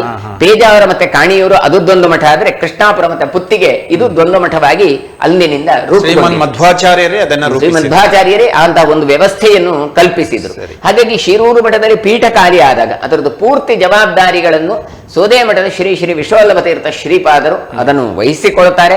ಅಂತ ವಿಠ್ಠಲ ದೇವರ ನಿತ್ಯ ಪೂಜೆಗೆ ಬೇಕಾದ ಎಲ್ಲ ವ್ಯವಸ್ಥೆಗಳನ್ನು ಅವರು ಕಲ್ಪಿಸಿದ್ರು. ಸಾಮಾನ್ಯವಾಗಿ 3 ವರ್ಷದಷ್ಟು ಕಾಲ ಪೀಠ ಖಾಲಿ ಇತ್ತು. ನಾನು ಆ ಸೋದೆ ಸ್ವಾಮಿಗಳಿಗೆ ಪಾಠ ಮಾಡ್ತಾ ಇದ್ದದ್ರಿಂದ ಮಠದ ಸಂಪರ್ಕದಲ್ಲಿ ಇದ್ದದ್ರಿಂದ ನಾನು ಬಹಳಷ್ಟು ಜಾತಕಗಳನ್ನು ನೋಡಿದ್ದೆ. ಯಾರು ಕೂಡ ಅದಕ್ಕೆ ಒದಗಿ ಬಂದಿರಲಿಲ್ಲ. ಮುಂದೊಂದು ದಿನದಲ್ಲಿ ಜಾತಕ ನೋಡುವಾಗ ವಿವಾಹೋತ್ತರ ಜೀವನ ಸಾಮಾನ್ಯ ಅಂತ ಇದ್ದದ್ರಿಂದ ಇದರಲ್ಲಿ ಏನು ವೈಶಿಷ್ಟ್ಯ ಇದೆ ಅಂತ ಹೇಳಿ ಇವರ ಜಾತಕ ವಿಮರ್ಶೆಯನ್ನು ಮಾಡಿತು. ಮಾಡುವಾಗ ಅದರಲ್ಲಿ ನಮಗೆ ಗೊತ್ತಾದದ್ದು ಇಷ್ಟೇ, ಇವರು ಪೀಠಾಧಿಪತಿಗಳಾಗ್ತಾರೆ, ಒಳ್ಳೆ ವಿದ್ವಾಂಸರಾಗ್ತಾರೆ, ಒಳ್ಳೆ ಶ್ರದ್ಧೆಯಿಂದ ಪೂಜೆ ಮಾಡ್ತಾರೆ ಅಂತ ಹೇಳಿ. ಹಾಗಾಗಿ ಒಬ್ಬರ ಹತ್ರ ಅಲ್ಲ, ಬಹಳಷ್ಟು ಜನರ ಹತ್ರ ಈ ಜಾತಕ ಪರಿಶೀಲನೆಗೆ ನಾವು ಕಳಿಸಿಕೊಟ್ಟೆವು. ಕೇರಳಕ್ಕೆ ಕಳಿಸಿತ್ತು, ನಾಗಪುರಕ್ಕೆ ಕಳಿಸಿತ್ತು, ಡೆಲ್ಲಿಗೆ ಕಳಿಸಿತ್ತು, ಕಾಶಿಗೆ ಕಳಿಸಿತ್ತು. ಎಲ್ಲ ವಿದ್ವಾಂಸರ ಹತ್ರ ಕಳಿಸಿದಾಗ ಎಲ್ಲರೂ ಹೇಳಿದ್ದು ಇದಕ್ಕೆ ಪೀಠಾಧಿಪತ್ವ ಯೋಗ ಇದೆ, ಸನ್ಯಾಸ ಯೋಗ ಇದೆ ಅಂತ. ಆದ್ರೆ ಇವರಿಗೆ ಹೇಳಲಿಲ್ಲ ಸ್ವಾಮಿಗಳಿಗೆ. ಆಗ ಅವರಿಗೆ ಪ್ರಾಯ 8ನೇ ಕ್ಲಾಸಿನಲ್ಲಿ ಇದ್ರು. ಹಾಗಾಗಿ ಅವರಿಗೆ ಇನ್ನೂ ಅವರು ಎಳೆಯವರು ಅಂತ ಹೇಳಿರಲಿಲ್ಲ. ಒಂದು ಕಡೆ ಹೋದಲ್ಲಿ ಪ್ರಶ್ನೆ ಇಟ್ಟಾಗ, ಅಂದ್ರೆ ಊರಿನಲ್ಲಿ ಒಂದು ದೈವದ ಪ್ರಶ್ನೆ ಇತ್ತು, ಅಷ್ಟಮಂಗಲ. ಆ ಪ್ರಶ್ನೆಯ ಸಂದರ್ಭದಲ್ಲಿ ಅಲ್ಲಿ ಹೇಳಿದ್ರು, ಈ ಭಾಗದಲ್ಲಿ ಅಷ್ಟಮಠದ ಯತಿಗಳದೊಂದು ವೃಂದಾವನ ಇದೆ ಅಂತ. ನಮಗೆ ಎಲ್ಲಿಯೂ ಗೊತ್ತೇ ಇಲ್ಲ, ಇಷ್ಟವರಿಗೆ ಉಲ್ಲೇಖವೂ ಇಲ್ಲ. ಹೇಳಿದಾಗ ಇಲ್ಲ, ಇನ್ನು ಸದ್ಯದಲ್ಲಿ ಅಷ್ಟಮಠದವರಿಗೆ ಒಬ್ಬರಿಗೆ ಇಲ್ಲಿಂದ ದೀಕ್ಷೆ ಆಗ್ತದೆ ಅಂತ ಹೇಳಿದ್ರು. ಹಾಗಾಗಿ ಇದು ವೈಶಿಷ್ಟ್ಯ ಅದರನ್ನು ನಮ್ಮ ಕೈಯಲ್ಲಿ ಇಲ್ಲ ಅಂತ ಆಯ್ತು. ನಾಡಿ ಜ್ಯೋತಿಷ ಅಂತ ಇದೆ ತಾಳೆಗರಿಯಲ್ಲಿ ಬರೆದಿರುವಂತದ್ದು. ನಾವು ಹುಟ್ಟುವ ಮೊದಲೇ ನಾವು ಏನಾಗುತ್ತೇವೆ ಎನ್ನುವಂಥದ್ದು ಬರೆಯುವಂಥದ್ದು, ಅಗಸ್ತ್ಯ ತುಲ್ಯ ನಾಡಿ ಅಂತ. ಅದರಲ್ಲಿಯೂ ಕೂಡ ಇವರು ಯತಿಗಳೇ ಆಗುತ್ತದೆ ಅಂತ ಬಂತು. ಆಮೇಲೆ ಒಬ್ಬರ ಶುದ್ಧ ಪುರುಷರ ಹತ್ರ ಹೋಗಿದ್ದೆವು. ಅವ್ರು ಹೀಗೆ ಹೇಳಿದ್ರು, ಇನ್ನು 6 ತಿಂಗಳಲ್ಲಿ ನಿಮ್ಮ ಮಗನಿಗೆ ದೀಕ್ಷೆ ಆಗ್ತದೆ ಅಂತ ಹೇಳಿದ್ರು. ಅದು ಇಂಥದ್ದೇ ಪೀಠಕ್ಕೆ ಆಗ್ತದೆ ಅಂತ ಹೇಳಿದ್ರು. ಇಷ್ಟೆಲ್ಲ ಆದ ನಂತರ ನಮ್ದು ಏನುಂಟು, ಭಗವಂತ ಕೊಟ್ಟದ್ದನ್ನು ಭಗವಂತನಿಗೆ ಅರ್ಪಿಸುವಂತ ದೈವ ಸಂಕಲ್ಪ. ಹಾಗಾಗಿ ನಾನು, ನನ್ನ ಪತ್ನಿ ಕೂಡ ಈ ಒಂದು ಹಿನ್ನೆಲೆಯಿಂದ ಎಲ್ಲಾಗಿ ಇದು ಕೃಷ್ಣ ಕೊಟ್ಟ ಪೂಜೆಗೋಸ್ಕರ ಇವರು ಬಂದದ್ದು. ಅವರ ಇಚ್ಛೆ ಏನುಂಟು ಅದಕ್ಕೆ ನಾವು ಪೂರಕರಾಗಿ ನಿಲ್ಲಬೇಕೇ ಹೊರತು ಮಾರಕರಾಗಬಾರದು ಎನ್ನುವ ದೃಷ್ಟಿಯಿಂದ ಸರಿ ಅಂತ ನಾವು ಸೋದೆ ಸ್ವಾಮಿಗಳ ಹತ್ರ ನಾವು ಹೇಳಿದಾಗ, ಆ ಕಾಲದಲ್ಲಿ ಮಠದಲ್ಲಿ ತುಂಬಾ ಸಮಸ್ಯೆಗಳು ಇತ್ತು. ಹಾಗಾಗಿ ಮಠದ ಒಂದು ಪೀಠಾಧಿಪತ್ಯವೂ ಅಗತ್ಯ ಇತ್ತು. ಹಾಗಾಗಿ ಅವರು ನಮ್ಮ ಹತ್ರ ಕೇಳಿದ್ರು. ನಾವು ಆಗ ಬೇಡ ಬೇಡ ಅಂತ ಹೇಳಿದೆವು ಮೊದಲು. ಆದರೆ ಮುಂದೆ ಅವರೊಂದು ಮಾತನ್ನು ಹೇಳ್ತಾರೆ, ನಿಮಗೆ ಚಿಕ್ಕದಿರುವಾಗ ಮಕ್ಕಳನ್ನು ತಬ್ಬಿಕೊಳ್ತೀರಿ, ಅಪ್ಪಿಕೊಳ್ತೀರಿ. ಅದೇ ಮಕ್ಕಳು ದೊಡ್ಡದಾದ ನಂತರ ನಾವೇ ಅವರಿಗೆ ಮುತ್ತು ಕೊಡ್ಲಿಕ್ಕಾಗೋದಿಲ್ಲ, ತಬ್ಲಿಕ್ಕಾಗೋದಿಲ್ಲ. ಮಾತ್ರ ಅಲ್ಲ, ನೀವು ಪೀಠಾಧಿಪತ್ಯಕ್ಕೆ ನೀವು ಕೊಟ್ಟರೆ ನಿಮ್ಮ ಕಣ್ಣೆದರಲ್ಲಿ ಸ್ವಾಮಿಗಳಿರ್ತಾರೆ. ಇಲ್ಲದಿದ್ರೆ ಎಲ್ಲಿಯೋ ದೇಶ ವಿದೇಶಗಳಿಗೆ ಹೋಗ್ತಾರೆ. ಮಗ ಅಂತ ಇರ್ತದೆ, ನಮ್ಮೊಟ್ಟಿಗೆ ಇರೋದಿಲ್ಲ. ಆದ್ದರಿಂದ ನೀವು ಕೊಟ್ರೆ ವೇದಾಂತ ಸಾಮ್ರಾಜ್ಯಕ್ಕೆ ಒಂದು ದೊಡ್ಡ ಇದಾಗತ್ತೆ, ಕೊಡುಗೆ ಆಗತ್ತೆ ಅಂತ. ಖಂಡಿತು ಇದು ಕೃಷ್ಣನದ್ದು ಇಚ್ಛೆ ಹೊರತು ನಮದಲ್ಲ. ಹಾಗಾಗಿ ಪ್ರಾಣದೇವರಿಗೋಸ್ಕರ ಇಂತಹ ವೇದವರ್ಧನ ತೀರ್ಥ ಶ್ರೀಪಾದರೇ ಹುಟ್ಟಿಕೊಂಡಿದ್ದಾರೆ ಎನ್ನುವ ಒಂದು ಚಿಂತನೆಯಿಂದ ಅವರಿಗೆ ದೀಕ್ಷೆಯನ್ನು ನಮ್ಮ ಸೋದೆ ಸ್ವಾಮಿಗಳು ಶ್ರೀ ಶ್ರೀ ವಿಶ್ವವಲ್ಲಭ ತೀರ್ಥ ಶ್ರೀಪಾದರು ಕೊಡ್ತಾರೆ. ಮುಂದೆ ಅವರ ಅಧ್ಯಯನವೂ ಅಷ್ಟೇ. ಪೂರ್ವಾಶ್ರಮದಲ್ಲಿಯೇ ನಾನು ಒಂದು ಮನೆಯಲ್ಲಿ ಪಾಠ ಪ್ರವಚನಗಳನ್ನು ಮಾಡ್ತಾ ಇದ್ದೆ. ಹಾಗಾಗಿ ಸ್ವಾಮಿಗಳು ಮೊದಲೇ ಒಂದು 4ನೇ ಕ್ಲಾಸಿನಿಂದ ಮಗ ಮತ್ತೆ ಮಗಳು ಇಬ್ಬರು ಕೂಡ ಏಕಾದಶಿ ಶುದ್ಧೋಪವಾಸ ಅನುಷ್ಠಾನಗಳನ್ನು, ಜಪ ಪೂಜಾದಿಗಳನ್ನು ಎಲ್ಲ ಮಾಡ್ತಾ ಇದ್ರು. ಶಾಸ್ತ್ರ ಕೂಡ ಅಧ್ಯಯನ ಮಾಡ್ತಾ ಇದ್ರು. ವೇದಾಧ್ಯಯನದ ಜೊತೆಗೆ ಯುಕ್ತಿ ಮಲ್ಲಿಕಾ, ತಾತ್ಪರ್ಯ ನಿರ್ಣಯ ಮೊದಲಾದ ಗ್ರಂಥಗಳ ಪಾಠ ಪ್ರವಚನಗಳು ಆಗ್ತಾ ಇತ್ತು. ಹಾಗಾಗಿ ಸನ್ಯಾಸ ಅಂದ್ರೆ ಏನು ಅಂತ ಗೊತ್ತಿತ್ತು. ನಾನು ಸೋದೆ ಸ್ವಾಮಿಗಳಿಗೆ ಪಾಠ ಮಾಡ್ತಾ ಇದ್ದರಿಂದ ಮಠದ ಸಂಪರ್ಕವೂ ಇತ್ತು. ಹಾಗಾಗಿ ಅದರದ್ದು ಸಾಧಕ ಬಾಧಕಗಳು ಗೊತ್ತಿತ್ತು. ಹಾಗಾಗಿ ಇವರು ನಾನು ಪೂಜೆಗೆ ಹೋಗ್ತಾರೆ ಹೇಳಿದಾಗ ನಾನು ಹೇಳಿದೆ, ಇದು ಬಹಳ ಕಠಿಣ, ಆದ್ರೆ ಇದು ಅನಿವಾರ್ಯ. ಅದಕ್ಕೆ ಅವರು ಕೇಳಿದ ಮಾತು ಒಂದೇ, ಈಗ ನಾನು ಏಕಾದಶಿ ಬಿಡಬಹುದಾ? ನಾನು ಸನ್ಯಾಸ ಆಗುದಲ್ಲದೆ ಇದ್ರೆ ಏಕಾದಶಿ ಬಿಡಬಹುದಾ ಕೇಳಿದ್ರೆ, ಅದು ಬಿಡುವಾಗಿಲ್ಲ, ಏಕಾದಶಿ ಉಪವಾಸ ಮಾಡ್ಲೇಬೇಕು. ಅದು ಹೇಗೆ? ನಿರ್ಜಲ ಉಪವಾಸ, ನೀರು ಕೂಡ ಕುಡಿಲಿಕ್ಕಿಲ್ಲ ಅಂತಹ ಉಪವಾಸ. ಆಯ್ತು, ಸಂಧ್ಯಾ ವಂದನೆ ಜಪ ಬಿಡಬಹುದಾ ಸನ್ಯಾಸ ಆಗದಿದ್ರೆ? ಅದು ಬಿಡ್ಲಿಕ್ಕಿಲ್ಲ, ಅದು ಮಾಡಬೇಕು. ಹಾಗಾದ್ರೆ ಹೋಟ್ಲಲ್ಲೆಲ್ಲ ಹೋಗಿಲ್ಲ ತಿಂದುಕೊಂಡು ಆರಾಮ ಇರ್ಬೋದಾ? ಅದು ಮಾಡುವ ಹಾಗಿಲ್ಲ ಅಂತ. ಹಾಗಾಗಿ ಅವರು ಕೇಳ್ತಾರೆ, ಏನು ವ್ಯತ್ಯಾಸ? ಹಾಗಾದ್ರೆ ವೈವಾಹಿಕ ಜೀವನ ಇಲ್ಲ, ಇದಿಷ್ಟೇ, ನನಗೆ ವೈವಾಹಿಕ ಜೀವನ ಬೇಡ ಅಂತ ಅವ್ರು ಹೇಳಿದ್ರು. ಹಾಗಾಗಿ ಅವರಿಗೆ ವಸ್ತ್ರ ಬದಲಾವಣೆ ಆಯ್ತೆ ಹೊರತು ಮತ್ತೇನು ಅಲ್ಲ ಅಂತ ನಾವು ತಿಳ್ಕೊಂಡೆವು. ಮುಂದೆ ಅವರು ಯತಿಗಳಾದ ನಂತರ ಸೋದೆಯಲ್ಲಿ ಗುರುಕುಲಗಳೆಲ್ಲ ಇದೆ. ಅಲ್ಲಿ ಸೋದೆ ಶ್ರೀ ವಿಶ್ವವಲ್ಲಭ ತೀರ್ಥ ಶ್ರೀಪಾದರು ಮೊದಲ ಪಾಠಗಳನ್ನೆಲ್ಲ ನಡೆಸ್ತಾ ಇದ್ರು. ಮುಂದೆ ಕೃಷ್ಣಾಪರ ಪರ್ಯಾಯದ ಕಾಲದಲ್ಲಿ ಕೃಷ್ಣನ ಪೂಜೆಯ ಅಧ್ಯಯನಕ್ಕೋಸ್ಕರ ಅಂತ ಉಡುಪಿಯಲ್ಲಿ ನಿಲ್ಲಬೇಕಾಯಿತು. ಆವಾಗ ಈಗ ಇರುವ ಯಾವ ಕೃಷ್ಣಾಪುರ ಮಠಾಧೀಶರಾದ ಶ್ರೀ ಶ್ರೀ ವಿದ್ಯಾಸಾಗರ ತೀರ್ಥ ಶ್ರೀಪಾದಂಗಳವರಿದ್ದಾರೆ, ಅವರಿಂದ ಇವರು ಅಧ್ಯಯನವನ್ನು ಮಾಡ್ತಾ ಇದ್ದಾರೆ. ಮಧ್ವ ವಿಜಯಾದಿ ಗ್ರಂಥಗಳ ಅಧ್ಯಯನ ನಡೀತಾ ಉಂಟು. ಹಾಗೆಯೇ ಪ್ರೊಫೆಸರ್ NL ಭಟ್ ಅಂತ, ಅಂದ್ರೆ ಲಕ್ಷ್ಮೀನಾರಾಯಣ ಭಟ್ ಅಂತ ನಿವೃತ್ತ ಸಂಸ್ಕೃತ ಕಾಲೇಜಿನ ಪ್ರಾಂಶುಪಾಲರು, ಅವರ ಹತ್ರ ವ್ಯಾಕರಣದ ಅಧ್ಯಯನ ನಡೀತಾ ಉಂಟು. ಹಾಗೆಯೇ ಅಲಂಕಾರದಲ್ಲಿರುವಂತಹ ಅಧ್ಯಾಪಕರಾದ ಪ್ರೊಫೆಸರ್ ಡಾಕ್ಟರ್ ಅಮೃತೇಶ ಆಚಾರ್ಯ ಅಂತ, ಅವರಲ್ಲಿ ಭಗವದ್ಗೀತಾದಿ ಗ್ರಂಥಗಳ ಅಧ್ಯಯನ ನಡೀತಾ ಉಂಟು. ಹಾಗೆ ಇನ್ನೊಬ್ರು ಅವರಿಂದಾಗಿ ಬೇರೆ ಬೇರೆ ಗ್ರಂಥಗಳು ನಡೀತಾ ಉಂಟು, ಅಧ್ಯಯನಗಳು. ಅದರ ಜೊತೆಗೆ ಸಂಚಾರ ಕ್ರಮದಲ್ಲಿ ತೆರಳಿ ನಾಡ್ದು 9ನೇ ತಾರೀಕಿಗೆ ಅವರು ಬರಲಿಕ್ಕೆ ಇದ್ದಾರೆ. ಇಷ್ಟೆಲ್ಲ ಮಧ್ಯದಲ್ಲಿ ಪಟ್ಟದ ದೇವರ ಪೂಜೆಯೂ ನಮಗೆ ಅನಿವಾರ್ಯ. ಸಾಮಾನ್ಯವಾಗಿ 2 ಸ್ವಾಮಿಗಳಿದ್ರೆ ಗುರುಗಳು ಪೂಜೆ ಮಾಡ್ತಾರೆ, ಶಿಷ್ಯರು ಅಧ್ಯಯನ ಮಾಡ್ತಾರೆ. ಇಲ್ಲಿ ಇವರೇ ಪೀಠಾಧಿಪತಿಗಳಾದದ್ರಿಂದ, ಬೇರೆ ಯಾರೂ ಇಲ್ಲದಿದ್ರಿಂದ ಇವರು ನೇರವಾಗಿ ಬಂದದ್ದೇ ಹಿರಿಯ ಪಟ್ಟಕ್ಕೆ ಹೊರತು ಕಿರಿಯ ಪಟ್ಟಕ್ಕೆ ಅಲ್ಲ. ಹಾಗಾಗಿ ಹಿರಿಯ ಪಟ್ಟಕ್ಕೆ ಬಂದದ್ರಿಂದ ಹಿರಿಯ ಜವಾಬ್ದಾರಿ ಏನು ಕೇಳಿದ್ರೆ ಪಟ್ಟದ ದೇವರ ಆರಾಧನೆಯೂ ಜವಾಬ್ದಾರಿ. ಇವರು ಅದರಲ್ಲಿ ಕೂಡ ಬಾವಿ ನೀರೇ ಬೇಕು ತನ್ನ ಪೂಜೆಗೆ ಎನ್ನುವಂತ ಕೆಲವು ನಿಯಮಗಳನ್ನು ಇಟ್ಟುಕೊಂಡಿದ್ದಾರೆ. ಹಾಗಾಗಿ ಅದನ್ನು ಇಟ್ಟುಕೊಂಡೇ ನೇಪಾಳದಿಂದ ಕಾಶ್ಮೀರದವರೆಗೆ, ಈ ಕಡೆಯಿಂದ ಪುರಿಯಿಂದ ಹೊರಟು ದ್ವಾರಕದವರೆಗೆ ಎಲ್ಲ ಸಂಚಾರ ಮಾಡಿ ದೇವರ ಆರಾಧನೆಯನ್ನು ಮಾಡಿ ಈಗ ಪ್ರಕೃತ ತಾವು ಮಂಗಳೂರು ನಗರದ ಆಸುಪಾಸಿನಲ್ಲಿ ತಾವು ಸಂಚಾರದಲ್ಲಿ ಇದ್ದಾರೆ. ಮುಂದೆ 9ನೇ ತಾರೀಕಿಗೆ ತಾವು ಪ್ರವೇಶ ಮಾಡ್ತಾ ಇದ್ದಾರೆ. ಹಾಗಾಗಿ ತಾವೆಲ್ಲ ಭಕ್ತಾಭಿಮಾನಿಗಳು ಎಲ್ಲರೂ ಕೂಡ ಬಂದು ಸಹಕಾರವನ್ನು ಕೊಟ್ಟು ಯತಿಗಳಾಗಿದ್ದವರು ಪೂಜೆಗೆ ನಿಲ್ಲುವ ಹಾಗೆ, ಅಂದ್ರೆ ತಾವೆಲ್ಲ ಸಪೋರ್ಟ್ ಆಗಿ ನಿಂತು ಇಂತಹ ಪರ್ಯಾಯವನ್ನು ಚನ್ನಮಾಡ ಮಾಡಿಕೊಡಬೇಕು ಅಂತ ಈ ಮೂಲಕ ತಾನು ತಮ್ಮ ಹತ್ರ ವಿನಂತಿಸಿಕೊಳ್ತಾ ಇದ್ದೇನೆ. ಪ್ರಥಮ ಪರ್ಯಾಯಕ್ಕೆ ಎಲ್ಲ ಸದ್ಭಕ್ತರ ಬೆಂಬಲ ಬೇಕು, ಆಗಮಿಸಬೇಕು, ಅವರು ಎಲ್ಲ ರೀತಿಯ ಸಹಕಾರವನ್ನು ನೀಡಬೇಕು ಅನ್ನುವಂಥ ಯಾಚನೆಯನ್ನು ಮಾಡಿದ್ದೀರ ಗುರುಗಳೇ. ವೀಕ್ಷಕರೇ, ಮುಖಾಮುಖಿ ಕಾರ್ಯಕ್ರಮದಲ್ಲೊಂದು ವಿರಾಮದ ಬಳಿಕ ಮತ್ತೆ ಮುಖಾಮುಖಿ ಕಾರ್ಯಕ್ರಮ ಮುಂದುವರಿಯುತ್ತದೆ.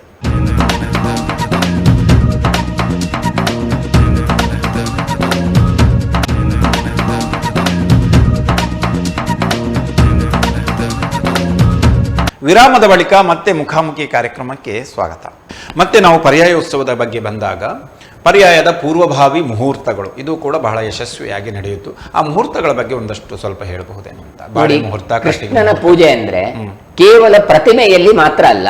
ನೋಡಿ, ಅದೇ ಹೇಳಿದ್ ನಾನು. ಇವತ್ತು ಒಂದು ಪೂಜೆಗಿಷ್ಟು ಯಾಕೆ ವೈಶಿಷ್ಟ್ಯ ಅಂತ ಹೇಳಿದ್ರೆ, ಸಾಮಾಜಿಕವಾದ ಪರಿವರ್ತನೆಯ ಕೇಂದ್ರವೇ ಉಡುಪಿ.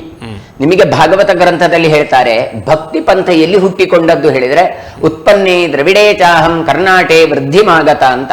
ಅಂದ್ರೆ ಆಂಧ್ರ ಪ್ರದೇಶದಲ್ಲಿ ಎಲ್ಲ ಧರ್ಮ ಇತ್ಯಾದಿಗಳೆಲ್ಲ ಹುಟ್ಟಿಕೊಂಡಿತ್ತಂತೆ, ಭಕ್ತಿ ಧರ್ಮ. ಆದ್ರೆ ಬೆಳೆದದ್ದು ಎಲ್ಲಿ ಕೇಳಿದ್ರೆ ಕರ್ನಾಟೇ ವೃದ್ಧಿ ಮಾತ, ಕರ್ನಾಟಕದಲ್ಲಿ ಇದು ವೃದ್ಧಿ ಆಯಿತು. ಪೆರಂಬದೂರಿನಲ್ಲಿ ಹುಟ್ಟಿದಂತಹ ರಾಮಾನುಜಾಚಾರ್ಯರು ವಿಶಿಷ್ಟಾದ್ವೈತವನ್ನು ಆರಂಭಗೊಳಿಸಿದ್ರು. ಆದ್ರೆ ಅವರದ್ದು ಪೀಠವಾಗಿ ಮೇಲುಕೋಟೆಯನ್ನು ಕರ್ನಾಟಕದಲ್ಲಿ ಇಟ್ಟುಕೊಂಡ್ರು.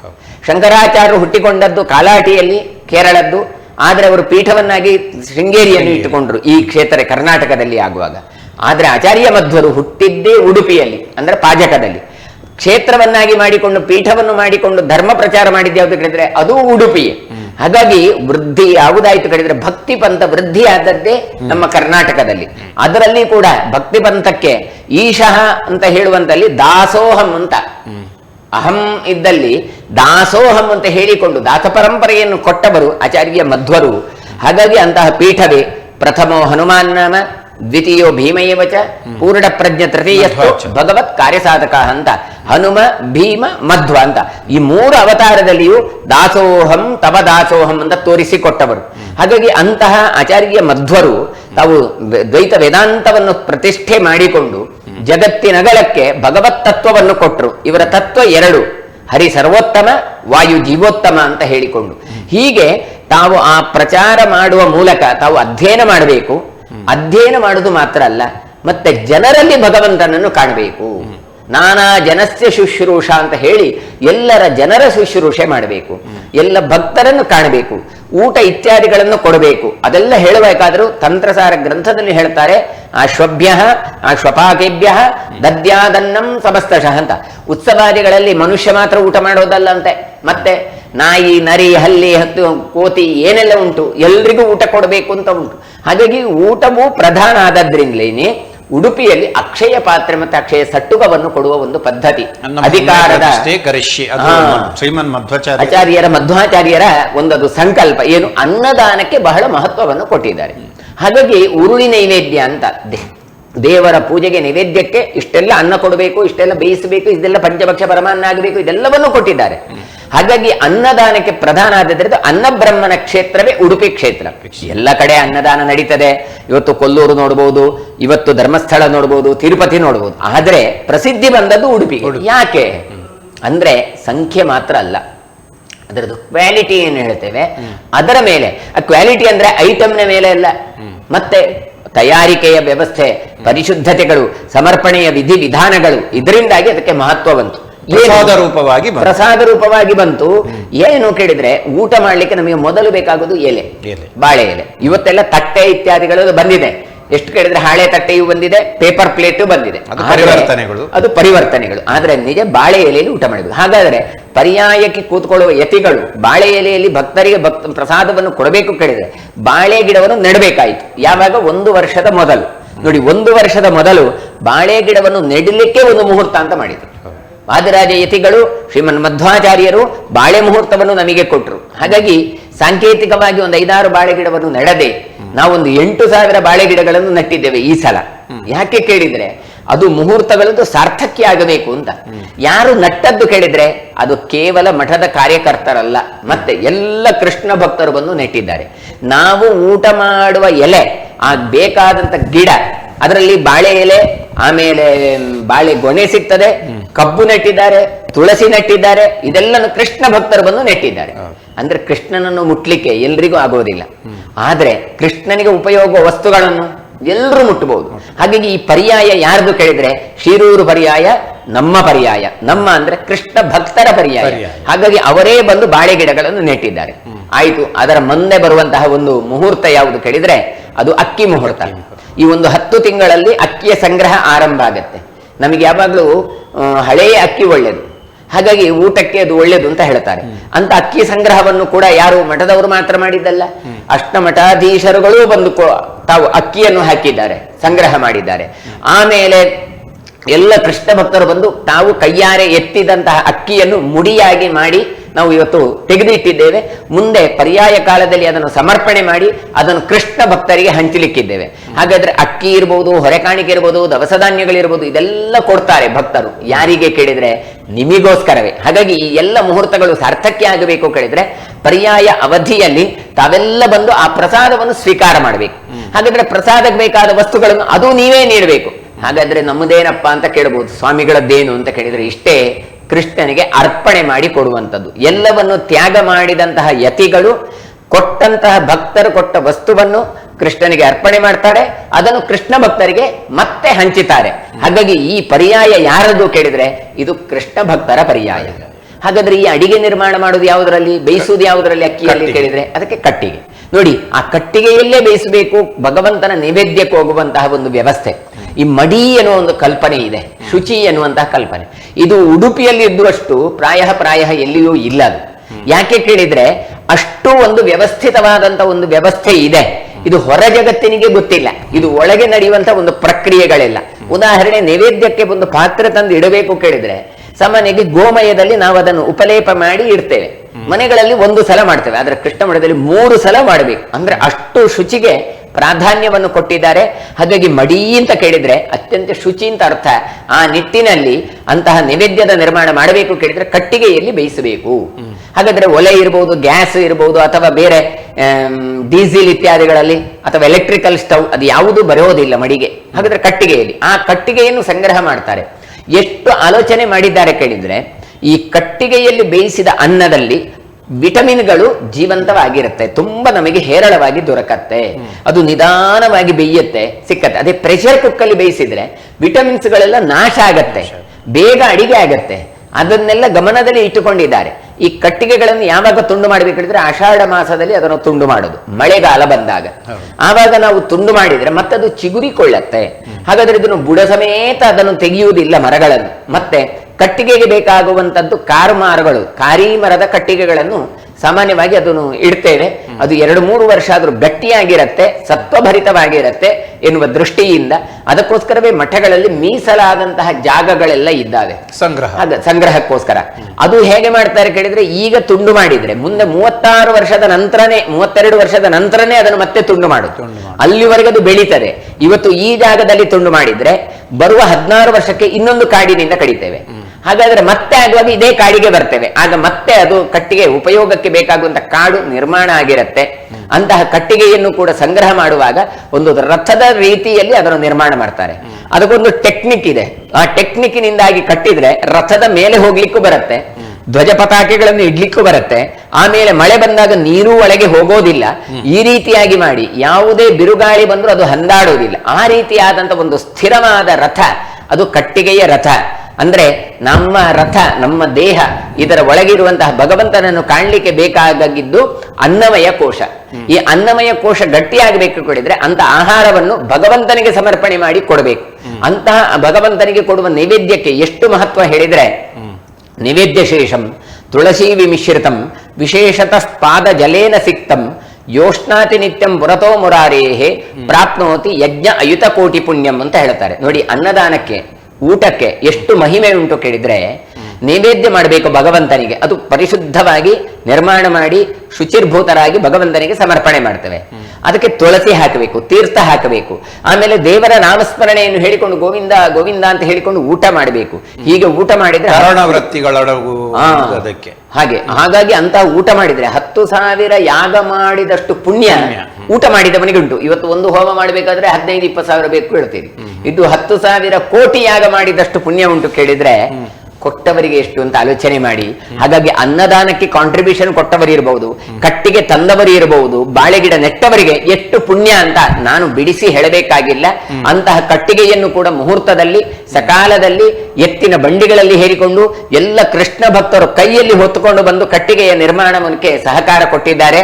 ಹಾಗಾಗಿ ಅಂತ ಕೃಷ್ಣ ಭಕ್ತರಿಗೆ ಭಗವಂತೆಲ್ಲ ಅನುಗ್ರಹ ಮಾಡಲಿ. ಎಲ್ಲ ಮುಹೂರ್ತಗಳು ಕೂಡ ಯಶಸ್ವಿಯಾಗಿವೆ. ಅದರ ನಂತರ ಬರುವ ಒಂದು ಮುಹೂರ್ತ ಯಾವುದು ಕೇಳಿದ್ರೆ ಧಾನ್ಯ ಮುಹೂರ್ತ.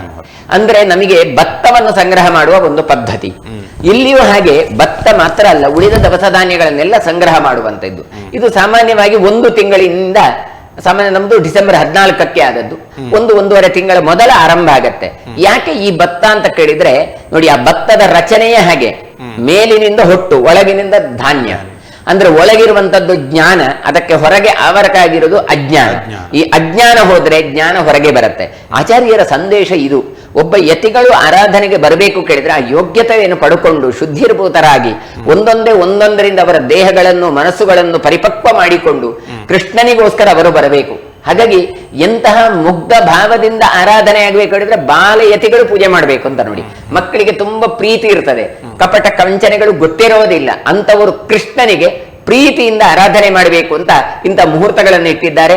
ಭತ್ತ ಮುಹೂರ್ತದಲ್ಲಿ ಭತ್ತದ ಸಂಗ್ರಹ ಆಗಿದೆ, ಅದರಿಂದ ಅರಳು ನಿರ್ಮಾಣ ಆಗತ್ತೆ, ಉಳಿದಂತಹ ದವಸ ಧಾನ್ಯಗಳ ನಿರ್ಮಾಣ ಆಗತ್ತೆ. ಅದಕ್ಕೆ ಬೇಕಾದ ದ್ರವ್ಯ ಸಂಚಯನ ಎನ್ನುವಂಥದ್ದು 4ನೇ ಮುಹೂರ್ತದಲ್ಲಿ. ಆದ್ರೆ ಊಟ ಮಾಡ್ಲಿಕ್ಕೋಸ್ಕರ ಚಪ್ಪರ ಆವರಣಕ ಬೇಕು ನಮಗೆ. ಇವತ್ತು ನಾವು ಎಲ್ಲಿ ಊಟ ಮಾಡೋದು ಕೇಳಿದ್ರೆ ನೆಮ್ಮದಿ ಇದ್ದಲ್ಲಿ ಊಟ ಮಾಡ್ತೇವೆ, ಗಡಿಬಿಡಿ ಇದ್ರೆ ನಾವು ಬೇಡ ಏನು ಬೇಡ ಅಂತ ಎದ್ದುಕೊಂಡು ಹೋಗ್ತೇವೆ. ಹಾಗಾದ್ರೆ ಆರಾಮವಾಗಿ ಕೂತು ಮಾಡಬೇಕಾದ್ರೆ ಚಪ್ಪರ ನಿರ್ಮಾಣ, ಆಚ್ಛಾದನೆ, ರಕ್ಷಣೆಯ ವ್ಯವಸ್ಥೆ, ಇದೆಲ್ಲವೂ ಕೂಡ ನಮಗೆ ಸೆಕ್ಯೂರ್ ಅಂತ ಇದ್ದಾಗ ನಾವು ಅದನ್ನು ಅನುಭವಿಸ್ತೇವೆ. ಕೃಷ್ಣ ಪ್ರಸಾದವನ್ನು ಕೊಡಬೇಕಾದ್ರೂ ಕೂಡ, ತಿನ್ಬೇಕಾದ್ರೂ ಕೂಡ ಕೃಷ್ಣ ನಮ್ಮ ರಕ್ಷಣೆಗೆ ಇದ್ದಾನೆ. ಹಾಗಾಗಿ ಬ್ರಹ್ಮ ವರ್ಮ ಮಮಾಂತಾರಂ, ನಮ್ಮ ರಕ್ಷಣೆ ಯಾರು ಕೇಳಿದ್ರೆ ಕೃಷ್ಣ ದೇವರೇ. ಹಾಗಾಗಿ ಅವರದ್ದೇ ಒಂದು ಆಚ್ಛಾದನೆ. ಹಾಗಾಗಿ ಚಪ್ಪರ ಎಲ್ಲ ಹಾಕಿ ಸುಮುಹೂರ್ತದಲ್ಲಿ ಅಂತ ಅಡುಗೆಗಳ ನಿರ್ಮಾಣ ಆಗತ್ತೆ. ಇದೆಲ್ಲವೂ ಆದ್ರೂ ಕೂಡ ಪರ್ಯಾಯದ ದಿನ ಬಹಳಷ್ಟು ಜನ ಬಂದ್ರೂ ಕೂಡ ಸಕ್ಸಸ್ ಅಂದ್ರೆ ಏನು, ಇದನ್ನೆಲ್ಲ ಊಟ ಮಾಡ್ಲಿಕ್ಕೆ ಭಕ್ತರು ಬರಬೇಕು. ಈಗ ಅಡಿಗೆಲ್ಲ ಮಾಡಿದ್ದೇವೆ, ತಯಾರು ಮಾಡಿದ್ದೇವೆ, ಜನ ಯಾರು ಬರದಿದ್ರದು ಏನು ಅಲ್ಲ ಅದು. ಹಾಗಾದ್ರೆ ಭಕ್ತರು ಬರಬೇಕು. ಭಕ್ತರು ಬರಬೇಕಾದ್ರೆ ಭಕ್ತರಿಗೆ ಏನು ಕೇಳಿದ್ರೆ, ನಾನು ಧರ್ಮಕ್ಕೆ ಊಟ ಮಾಡಿದ್ದೇನೆ ಅಂತಲ್ಲ, ನಾನು ನಮ್ಮ ಪರ್ಯಾಯ, ನಾನು ಕೃಷ್ಣನ ಸೇವೆ ಮಾಡ್ತೇನೆ. ಹಾಗಾಗಿ ಪ್ರತಿಯೊಬ್ಬರು ಸೇವಾ ಮನೋಭಾವನೆಯಿಂದ ಬಂದ್ರೆ ಖಂಡಿತ ಅವ್ಯವಸ್ಥೆ ಆಗಲ್ಲ. ಇಲ್ಲದಿದ್ರೆ ಎಲ್ರು ಏನು ಕೇಳಿದ್ರೆ, ನಾನು ಬಂದೆ, ನನಗೆ ನೀರು ಕೊಡ್ಲಿಲ್ಲ, ನನಗೆ ಯಾರು ಮಾತಾಡ್ಲಿಲ್ಲ, ನಾವು ಏನು ಹೋಗೋದು, ಎಲ್ಲ ಕಂಪ್ಲೇಂಟ್ ಮಾಡ್ತಾರೆ. ಆದ್ರೆ ಯಾವಾಗ ನಮ್ಮದು ಅಂತ ಬರ್ತದ ಆಗ ಯಾವುದು ಕೂಡ ನಮಗೆ ದೋಷ ಅಂತ ಅನ್ನಿಸೋದಿಲ್ಲ. ಶ್ರೀಕೃಷ್ಣ ಭಕ್ತಿಗೆ ತಮ್ಮನ್ನು ಸಮರ್ಪಿಸಿಕೊಂಡು ತಾವು ಬರಬೇಕು. ಆ ನಿಟ್ಟಿನಲ್ಲಿ ಈ ಮಾಧ್ಯಮದ ಮೂಲಕ ತಮ್ಮಲ್ಲಿಯೇ ನಾನು ವಿನಂತಿಸಿಕೊಳ್ತಾ ಇದ್ದೇನೆ, ಇದು ನಿಮ್ಮ ಪರ್ಯಾಯ, ನಮ್ಮ ಪರ್ಯಾಯ, ಕೃಷ್ಣ ಭಕ್ತರ ಪರ್ಯಾಯ. ಹಾಗಾಗಿ ಈ ಪರ್ಯಾಯ 2 ವರ್ಷ ಅವಧಿಯಲ್ಲಿಯೂ ಕೂಡ ಕೃಷ್ಣನ ಸೇವೆಗೆ ತಾವೆಲ್ಲ ಬರಬೇಕು. ಈ ಶ್ರೀ ವೇದವರ್ಧನ ತೀರ್ಥರ ಒಂದು ಯೋಜನೆಯೇ ಇದು. ಯೋಚನೆ ಸಂಕಲ್ಪಗಳು ಬಹಳಷ್ಟಿದೆ. ಏನು ಕೇಳಿದ್ರೆ, ಕೃಷ್ಣ ಮಠ ನಮ್ಮದು ಎನ್ನುವ ಭಾವ ಬರಬೇಕು. ಇವತ್ತು ಎಲ್ರಿಗೂ ಅದು ನಮ್ದು ಇದು ನಮ್ದು ಅಂತ ಉಂಟು, ಕೃಷ್ಣ ಮಠ ಅದು ಯಾರಿಗೂ ಇಲ್ಲ. ಅದು ಬರಬೇಕು. ಅದು ಬರಬೇಕು ಕೇಳಿದ್ರೆ ಏನು, ನೀವು ಬರಬೇಕು. ಕೃಷ್ಣ ಭಕ್ತರು ಮಿನಿಮಮ್ 10 ದಿನ ಆದ್ರೂ ಕೃಷ್ಣ ಮಠಕ್ಕೆ ಬರಬೇಕು. ಕೃಷ್ಣ ಮಠದಲ್ಲಿ ಬಂದು ಸೇವೆ ಮಾಡಬೇಕು. ಸೇವೆ ಮಾಡಿ ಕೃಷ್ಣನ ಸೇವೆಯನ್ನು ಮಾಡಿ ತಮ್ಮ ಉನ್ನತಿಯನ್ನು ತಾವು ಕಂಡುಕೊಳ್ಬೇಕು. ತನು ಮನು ಧನ, ಈ ತನುವಿನ ಸೇವೆಯನ್ನು ಕೂಡ ಕೃಷ್ಣ ಮಠದಲ್ಲಿ ಮಾಡಬೇಕು. ಹಾಗಾದ್ರೆ ಊಟ ವಸತಿ ವ್ಯವಸ್ಥೆಯನ್ನು ಮೊದಲೇ ತಿಳಿಸಿದಲ್ಲಿ ನಾವು ವ್ಯವಸ್ಥೆ ಮಾಡ್ತೇವೆ, ನೀವು ಬರಬೇಕು. ಏನು ಕೆಲಸ ಕೇಳಿದ್ರೆ ಕ್ಯೂ ನಿಲ್ಲಿಸುವುದಿರ್ಬಹುದು, ಬಡಿಸುವುದಿರ್ಬಹುದು, ಬಂದವರನ್ನು ಮಾತಾಡಿಸುವುದು ಇರಬಹುದು, ಹಟ್ಟಿ ತೊಳೆಯುವುದು ಇರಬಹುದು, ಶೌಚಾಲಯಗಳನ್ನು ಶುಚಿಗೊಳಿಸುವುದಿರಬಹುದು, ರಥಬೀದಿಗಳನ್ನು ಗುಡಿಸಿರಬಹುದು, ಹೂ ಕಟ್ಟುವುದಿರಬಹುದು, ಅಥವಾ ತರಕಾರಿಗಳನ್ನು ತುಂಡು ಮಾಡುವುದು, ಎಲ್ಲ ರೀತಿಯಿಂದಲೂ ಕೆಲಸ ಇದೆ. ಹಾಗಾದ್ರೆ ಈ ಎಲ್ಲ ಕೆಲಸಗಳನ್ನು ಕೂಡ ಕೃಷ್ಣನ ಸೇವೆ ಅಂತ ನೀವು ಮಾಡಿ ಖಂಡಿತ ಕೃಷ್ಣನೇ ರಾಜಸೂಯಾಗಿ ಬಡಿಸಿದ್ದಾನೆ. ರುಕ್ಮಿಣಿ ಊಟದ ಎಲೆಯನ್ನು ತಾನು ತೆಗೆದಿದ್ದಾಳಂತೆ. ಅಲ್ಲಿ ಕೃಷ್ಣ ಅಂತ ಅಗ್ರ ಪೂಜೆಗೆ ಕರೆದ್ರೆ ಕೃಷ್ಣನದ್ದು ಪತ್ತೆ ಇಲ್ಲ. ಎಲ್ಲಿದ್ದಾನೆ ಅಂತ ಹುಡುಕಿದ್ರೆ ಬರುವ ಬ್ರಾಹ್ಮಣರ ಕಾಲನ್ನು ತೊಳಿತಾ ಇದ್ದಾನೆ. ಇದು ಏನು ಸೂಚನೆ ಮಾಡ್ತಾ ಇದ್ದಾನೆ ಕೇಳಿದ್ರೆ, ಪ್ರಾಣಿ ಪಕ್ಷಿಗಳಲ್ಲಿಯೂ ಎಲ್ಲ ಕಡೆಯೂ ಭಗವಂತ ಇದ್ದಾನೆ. ಇನ್ನೂ ಕೆಲವೆಲ್ಲ ವೈಶಿಷ್ಟ್ಯಗಳನ್ನು ನಾನು ಹೇಳಬೇಕು. ಸಾಮಾನ್ಯವಾಗಿ ಅದು ಗೊತ್ತಿರೋದಿಲ್ಲ. ಆ ದೃಷ್ಟಿಯಿಂದ ಈ ಜಾತಿ ಸಾಮರಸ್ಯ ಎನ್ನುವಂಥದ್ದನ್ನು ಆಚಾರ್ಯ ಮಧ್ವರು ಕೊಟ್ಟಷ್ಟು ಮತ್ತೆ ಯಾರು ಕೊಡ್ಲಿಲ್ಲ. ಏನು ಇವತ್ತು ನೀವು ಗಮನಿಸಿ, ಒಬ್ಬ ಕನಕದಾಸರು ಕುರುಬರ ಜಾತಿಯಿಂದ ಬಂದವರು ಕೃಷ್ಣನನ್ನು ಕಾಣುತ್ತಾರೆ. ತಾವು ಹೊರಗಡೆ ನಿಂತು ಭಜನೆಯನ್ನೆಲ್ಲ ಮಾಡಿದಾಗ ಕೃಷ್ಣ ದರ್ಶನ ಆಗತ್ತೆ. ಪಶ್ಚಿಮಾಭಿಮುಖವಾಗಿ ಆಚಾರ್ಯ ಮಧ್ವರು ಪ್ರತಿಷ್ಠೆ ಮಾಡಿದ್ದು. ಇದನ್ನು ನಾವು ಗಮನಿಸಬೇಕು. ಇವರೇನು ಒಳಗೋದ್ರಂತೆ, ಗಲಾಟೆ ಮಾಡಿದ್ರಂತೆ, ಹೊಡೆದಾಡಿದ್ರಂತೆ, ಹೊರಗೆ ಹಾಕಿದ್ರಂತೆ. ಖಂಡಿತ ಆ ರೀತಿ ಆಗಿರ್ಲಿಕ್ಕಿಲ್ಲ. ಯಾಕೆ ಕೇಳಿದ್ರೆ ಇಷ್ಟೇ. ಇವತ್ತು ನಮ್ಮನ್ನೇ ಗರ್ಭಗುಡಿಗೆ ಬನ್ನಿ ಕೃಷ್ಣನನ್ನು ಮುಟ್ಟಿ ಹೇಳಿದ್ರೆ ನಾವೇನ್ ಹೇಳ್ತೇವೆ? ಬೇಡಪ್ಪ, ಆ ಯೋಗ್ಯತೆ ನಮಗಿಲ್ಲ, ಅಥವಾ ಅದು ಯತಿಗಳಿಗೆ ಮಾತ್ರ. ಈ ನಿಯಮವನ್ನು ನಾವ್ಯಾಕೆ ಬ್ರೇಕ್ ಮಾಡ್ತೇವೆ? ನಮ್ಮ ಲಕ್ಷ್ಯ ಏನು ಹೇಳಿ? ಕೃಷ್ಣನ ಅನುಗ್ರಹ. ಅಲ್ಲಿರುವ ನಿಯಮಗಳನ್ನು ಎಂದೂ ಕೂಡ ನಾವು ತುಂಡು ಮಾಡ್ಲಿಕ್ಕೆ ಬಯಸೋದಿಲ್ಲ. ಹಾಗಾದ್ರೆ ಆ ಕಾಲದಲ್ಲಿ ಕನಕದಾಸರು ಏನು ಮಾಡಿದ್ರು ಕೇಳಿದ್ರೆ, ತಾವು ಕೂತು ಭಜನೆ ಮಾಡ್ತಾ ಇರುವಾಗ ಗೋಡೆ ಒಡೆದು ಕೃಷ್ಣ ದರ್ಶನ ಆಗಿದೆ. ಬಾಗಿಲನ್ನು ತೆರೆದು ಸೇವೆಯನ್ನು ಕೊಡೋ ಹರಿಯೇ ಅಂತ ಹೇಳಿ ಅವರಿಗೆ ಕೃಷ್ಣನ ದರ್ಶನ ಆಯಿತು. ಹೊರತು ಖಂಡಿತ ಆ ಕಾಲದಲ್ಲಿ ಕನಕದಾಸರಂತೂ ಗಲಾಟೆ ಮಾಡ್ಲಿಕ್ಕೆ ಹೋಗಿರ್ಲಿಕ್ಕಿಲ್ಲ. ಅವರು ಜ್ಞಾನಿಗಳಾದದ್ರಿಂದ. ಹಾಗಾಗಿ ಅವರು ಭಜನೆ ಮಾಡಿದ್ರು, ಕೃಷ್ಣ ದರ್ಶನ ಆಯಿತು. ಸಮರ್ಪಣೆಗೆ ಏನು ಕೊಡ್ತಾ ಇದ್ರು ಗೊತ್ತಾ? ನಮಗೆ ಭಗವಂತನಿಗೆ ಏನಾದ್ರೂ ಕೊಡಬೇಕು ಅಂತ ಅಲ್ಲಿಯೇ ಇದ್ದಂತ ಗಂಜಿ, ಅಂಬಲಿ ಗಂಜಿಯನ್ನು, ರೊಟ್ಟಿಯನ್ನು, ಇದನ್ನು ಸಮರ್ಪಣೆ ಮಾಡ್ತಾ ಇದ್ರು. ಇವತ್ತು ನೋಡಿ ಆ ಕುರುಬನಿಗೆ ಒಲಿದ ಕೃಷ್ಣ ಎನ್ನುವ ನೆನಪಿನಿಂದ ಅಷ್ಟಮಠದ ಯಾರೇ ಯತಿಗಳು ಬರಲಿ, ಪೂಜೆ ಮಾಡ್ಲಿ, ನೈವೇದ್ಯಕ್ಕೆ ಅಂಬಲಿ ಮತ್ತೆ ರೊಟ್ಟಿ ಮಾಡ್ತಾರೆ. ಇಂದಿಗೂ ಕೂಡ ಕನಕದಾಸರಿಗೆ ಗೌರವ ಕೊಡುವುದಿಲ್ಲ ಅಂತ ಯಾರು ಹೇಳ್ತಾರೆ ಹೇಳಿ? ಅಂದ್ರೆ ಜಾತಿ ಸಾಮರಸ್ಯವೂ ಕೂಡ ಇದೆ. ಎಷ್ಟು ಇದೆ ಹೇಳಿದ್ರೆ ಬಹಳಷ್ಟು ಇದೆ. ಹಾಗಾಗಿ ಕನಕದಾಸರದ ಒಂದು ಒಲಿದ ಕೃಷ್ಣ ಅಂತ ಹೇಳಿ ಅವರಿಗೆ ಗೌರವವನ್ನು ಕೊಟ್ಟು ಆ ನೈವೇದ್ಯ ಸಮರ್ಪಣೆ ಇವತ್ತೂ ಕೃಷ್ಣ ಮಠದಲ್ಲಿ ನಡೀತಾ ಉಂಟು. ಇದು ಮಾತ್ರ ಅಲ್ಲ, ಮೊದಲು ದೇವರ ದರ್ಶನಕ್ಕೆ ಒಂದು ವ್ಯವಸ್ಥೆ ಇದೆ. ಕೃಷ್ಣ ದರ್ಶನ ಮಾಡಬೇಕಾದ್ರೆ ರಥಬೀದಿಗೆ ಬಂದು ಕಾಲನ್ನು ನೆಲದಲ್ಲಿ ಇಡದೆ ಬಟ್ಟೆ ಹಾಸಿರ್ತಾರೆ, ಅದರಲ್ಲೇ ಬರ್ತಾರೆ, ಪರ್ಯಾಯ ಕೂತ್ಕೊಳ್ಬಹುದು. ಬಂದು ಇದೇ ನವಗ್ರಹ, ಇದು ಕನಕನ ಕಿಂಡಿಯ ಎದುರುಗಡೆ ದರ್ಶನ ಮಾಡ್ತಾರೆ, ಕೃಷ್ಣ ದರ್ಶನ. ಅದಕ್ಕೆ ಧೂಳಿ ದರ್ಶನ ಅಂತ ಹೆಸರು. ಒಬ್ಬ ಭಕ್ತನಿಗೆ ಬೆಲೆ ಕೊಡಬೇಕು ಎನ್ನುವ ದೃಷ್ಟಿಯಿಂದ ಅಲ್ಲಿಯೇ ನವಗ್ರಹ ಧಾನ್ಯಗಳನ್ನು, ದಾನಗಳನ್ನೆಲ್ಲ ಕೊಟ್ಟು ಕನಕನ ಕಿಂಡಿಯಲ್ಲಿ ಮೊದಲ ದರ್ಶನ ಮಾಡಿ ಕೃಷ್ಣ ಭಕ್ತರಿಗೆ ಆದ್ಯತೆ. ಆಮೇಲೆ ಚಂದ್ರಮೌಳೀಶ್ವರ ದೇವಸ್ಥಾನಕ್ಕೆ ತೆರಳುತ್ತಾರೆ, ರುದ್ರದೇವರಿಗೆ ಆದ್ಯತೆ. ಹಾಗಾಗಿ ಶಿವ ಮತ್ತೆ ವಿಷ್ಣುವಿಗೆ ಬಹಳ ಒಂದು ಸಾಮರಸ್ಯ ಇರುವ ಕ್ಷೇತ್ರ. ಅಲ್ಲಿ ರುದ್ರದೇವರ ದರ್ಶನ ಮಾಡಿ ಮತ್ತೆ ಅನಂತೇಶ್ವರಕ್ಕೆ ಬಂದು ಅಲ್ಲಿ ಭಗವಂತನ ದರ್ಶನ ಮಾಡಿ ಆಮೇಲೆ ನವಗ್ರಹ ಕಿಂಡಿಯಲ್ಲಿ ಭಗವಂತನ ದರ್ಶನ. ಅಂದ್ರೆ ಆಚಾರ್ಯ ಮಧ್ವರು ಪ್ರತಿಷ್ಠೆ ಮಾಡುವಾಗಲೇ ಪಶ್ಚಿಮಾಭಿಮುಖವಾಗಿ ಮಾಡಿ ನವವಿಧ ಭಕ್ತಿಯಿಂದ ಭಗವಂತನನ್ನು ಕಾಣಬೇಕು ಅಂತ ನವಗ್ರಹ ಕಿಂಡಿಗಳನ್ನು ಇಟ್ಟಿದ್ದಾರೆ. ಇಲ್ಲದಿದ್ದರೆ ಈಗೆಲ್ಲ ನಾವು ದೊಡ್ಡದು ಮಾಡಿ ಚಂದ ದರ್ಶನ ಆಗ್ತದೆ ಹೇಳಿದ್ರೆ ಅಲ್ಲ.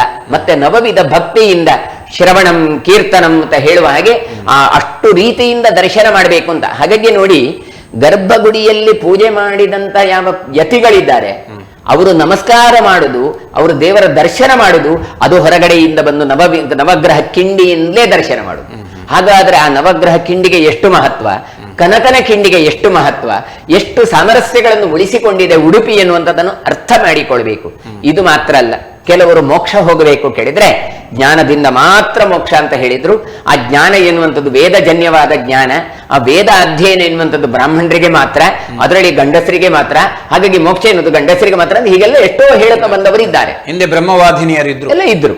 ಆದ್ರೆ ಆಚಾರ್ಯ ಮಧ್ವರು ಹೇಳುತ್ತಾರೆ ಎಲ್ರಿಗೂ ಮೋಕ್ಷ ಇದೆ, ಶೂದ್ರನಿಗೂ ಮೋಕ್ಷ ಇದೆ, ಆಮೇಲೆ ಸ್ತ್ರೀಯರಿಗೂ ಮೋಕ್ಷ ಇದೆ, ಪ್ರಾಣಿ ಪಕ್ಷಿಗಳಿಗೂ ಮೋಕ್ಷ ಇದೆ ಅಂತ ಕೊಟ್ಟವರು ಆಚಾರ್ಯ ಮಧ್ವರು. ಹಾಗಾದ್ರೆ ನೋಡಿ, ಗಜೇಂದ್ರ ಕರ್ದ, ಭಗವಂತ ಬಂದ. ಮೊಸಳೆ ಕರೆಯಿತು, ಭಗವಂತ ದರ್ಶನ ಕೊಟ್ಟ. ಶಬರಿ ಕರೆದು, ಕನಕ ಕರೆದ, ಭಗವಂತ ಬಂದ.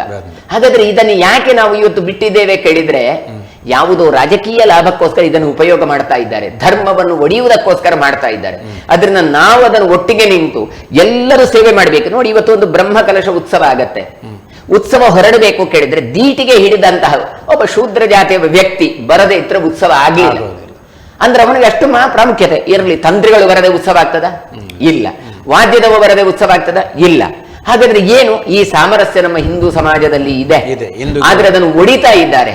ಖಂಡಿತ ನಾವು ಅದಕ್ಕೆ ತಲೆಬಾಗಬಾರದು, ಅರ್ಥ ಮಾಡಿಕೊಳ್ಬೇಕು. ನಾವು ಒಂದು ದೈವ ಕಟ್ಟುವ ನರ್ತಕರಿಗೆ, ನಾವೇನು ಪರವರು ಅಂತ ಹೇಳ್ತೇವೆ, ನಲಿಕೆಯವರು ಅಂತ ಹೇಳ್ತಾರೆ, ಅವರಿಗೋಸ್ಕರ ವಾದಿರಾಜಯತಿಗಳು ಹಾಡು ಬರೆದು ಕೊಟ್ಟಿದ್ದಾರೆ ಕೇಳಿದ್ರೆ ಇನ್ನೆಲ್ಲಿ ಬರಬೇಕು ಈ ಸಾಮರಸ್ಯ?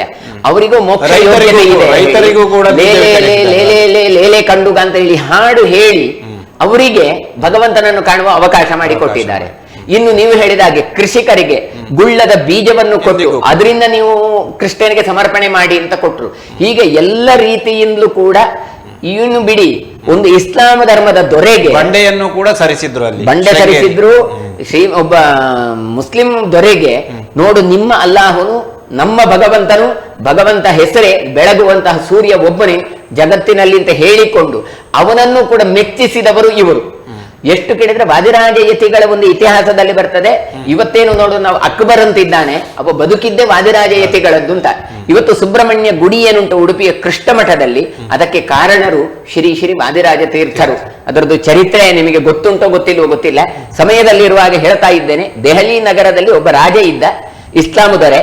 ಅವ ವಾದಿರಾಜಯತಿಗಳು ಸಂಚಾರಕ್ಕೆ ಬಂದಾಗ ಅವರನ್ನು ಭೇಟಿ ಆಗ್ತಾನೆ. ಕಾರಣ ಇಷ್ಟೇ, ಅವನ ಭಟರೆಲ್ಲ ಬಂದು ಹೇಳ್ತಾರೆ, ನಮ್ಮ ಮಗನ ಸಮಾಧಿ ಏನುಂಟು ಆ ಸಮಾಧಿಯ ಮೇಲೆ ಇವರು ಕಟ್ಟೆಯ ಮೇಲೆ ದೇವರನ್ನಿಟ್ಟು ಪೂಜೆ ಮಾಡ್ತಾ ಇದ್ದಾರೆ ಅಂತ. ಹಾಗಾಗಿ ಬಂದು ಹೇಳ್ತಾರೆ, ಈ ಕಟ್ಟೆಯಲ್ಲಿ ಪೂಜೆ ಮಾಡಬೇಡಿ, ಅದು ನಮ್ಮ ಸಮಾಧಿ ಅಂತ ಹೇಳಿ. ಆಗ ಅವರು ಹೇಳ್ತಾರೆ, ಯಾರು ಹೇಳಿದ್ದು? ಅದರಲ್ಲಿ ಸಾಯಲಿಲ್ಲ, ಬದುಕಿದ್ದಾನೆ ಅಂತ ಹೇಳಿ. ಹಾಗಾದ್ರೆ ಅದನ್ನು ತೆಗೆದು ನೋಡಿ ಅಂತ ಹೇಳ್ತಾರೆ. ತೆಗೆದು ನೋಡ್ತಾರೆ, ಒಳಗಿನಿಂದ ಮಗು ಬದುಕಿ ಬರುತ್ತೆ. ಹಾಗಾಗಿ ಆ ದೊರೆಯೇ ಅವನು ಏನು ಬದುಕಿದ ಹುಡುಗನೇ ಅವನೇ ಅಕ್ಬರ್ ಅಂತ ಹೇಳ್ತಾರೆ ಇತಿಹಾಸದಲ್ಲಿ.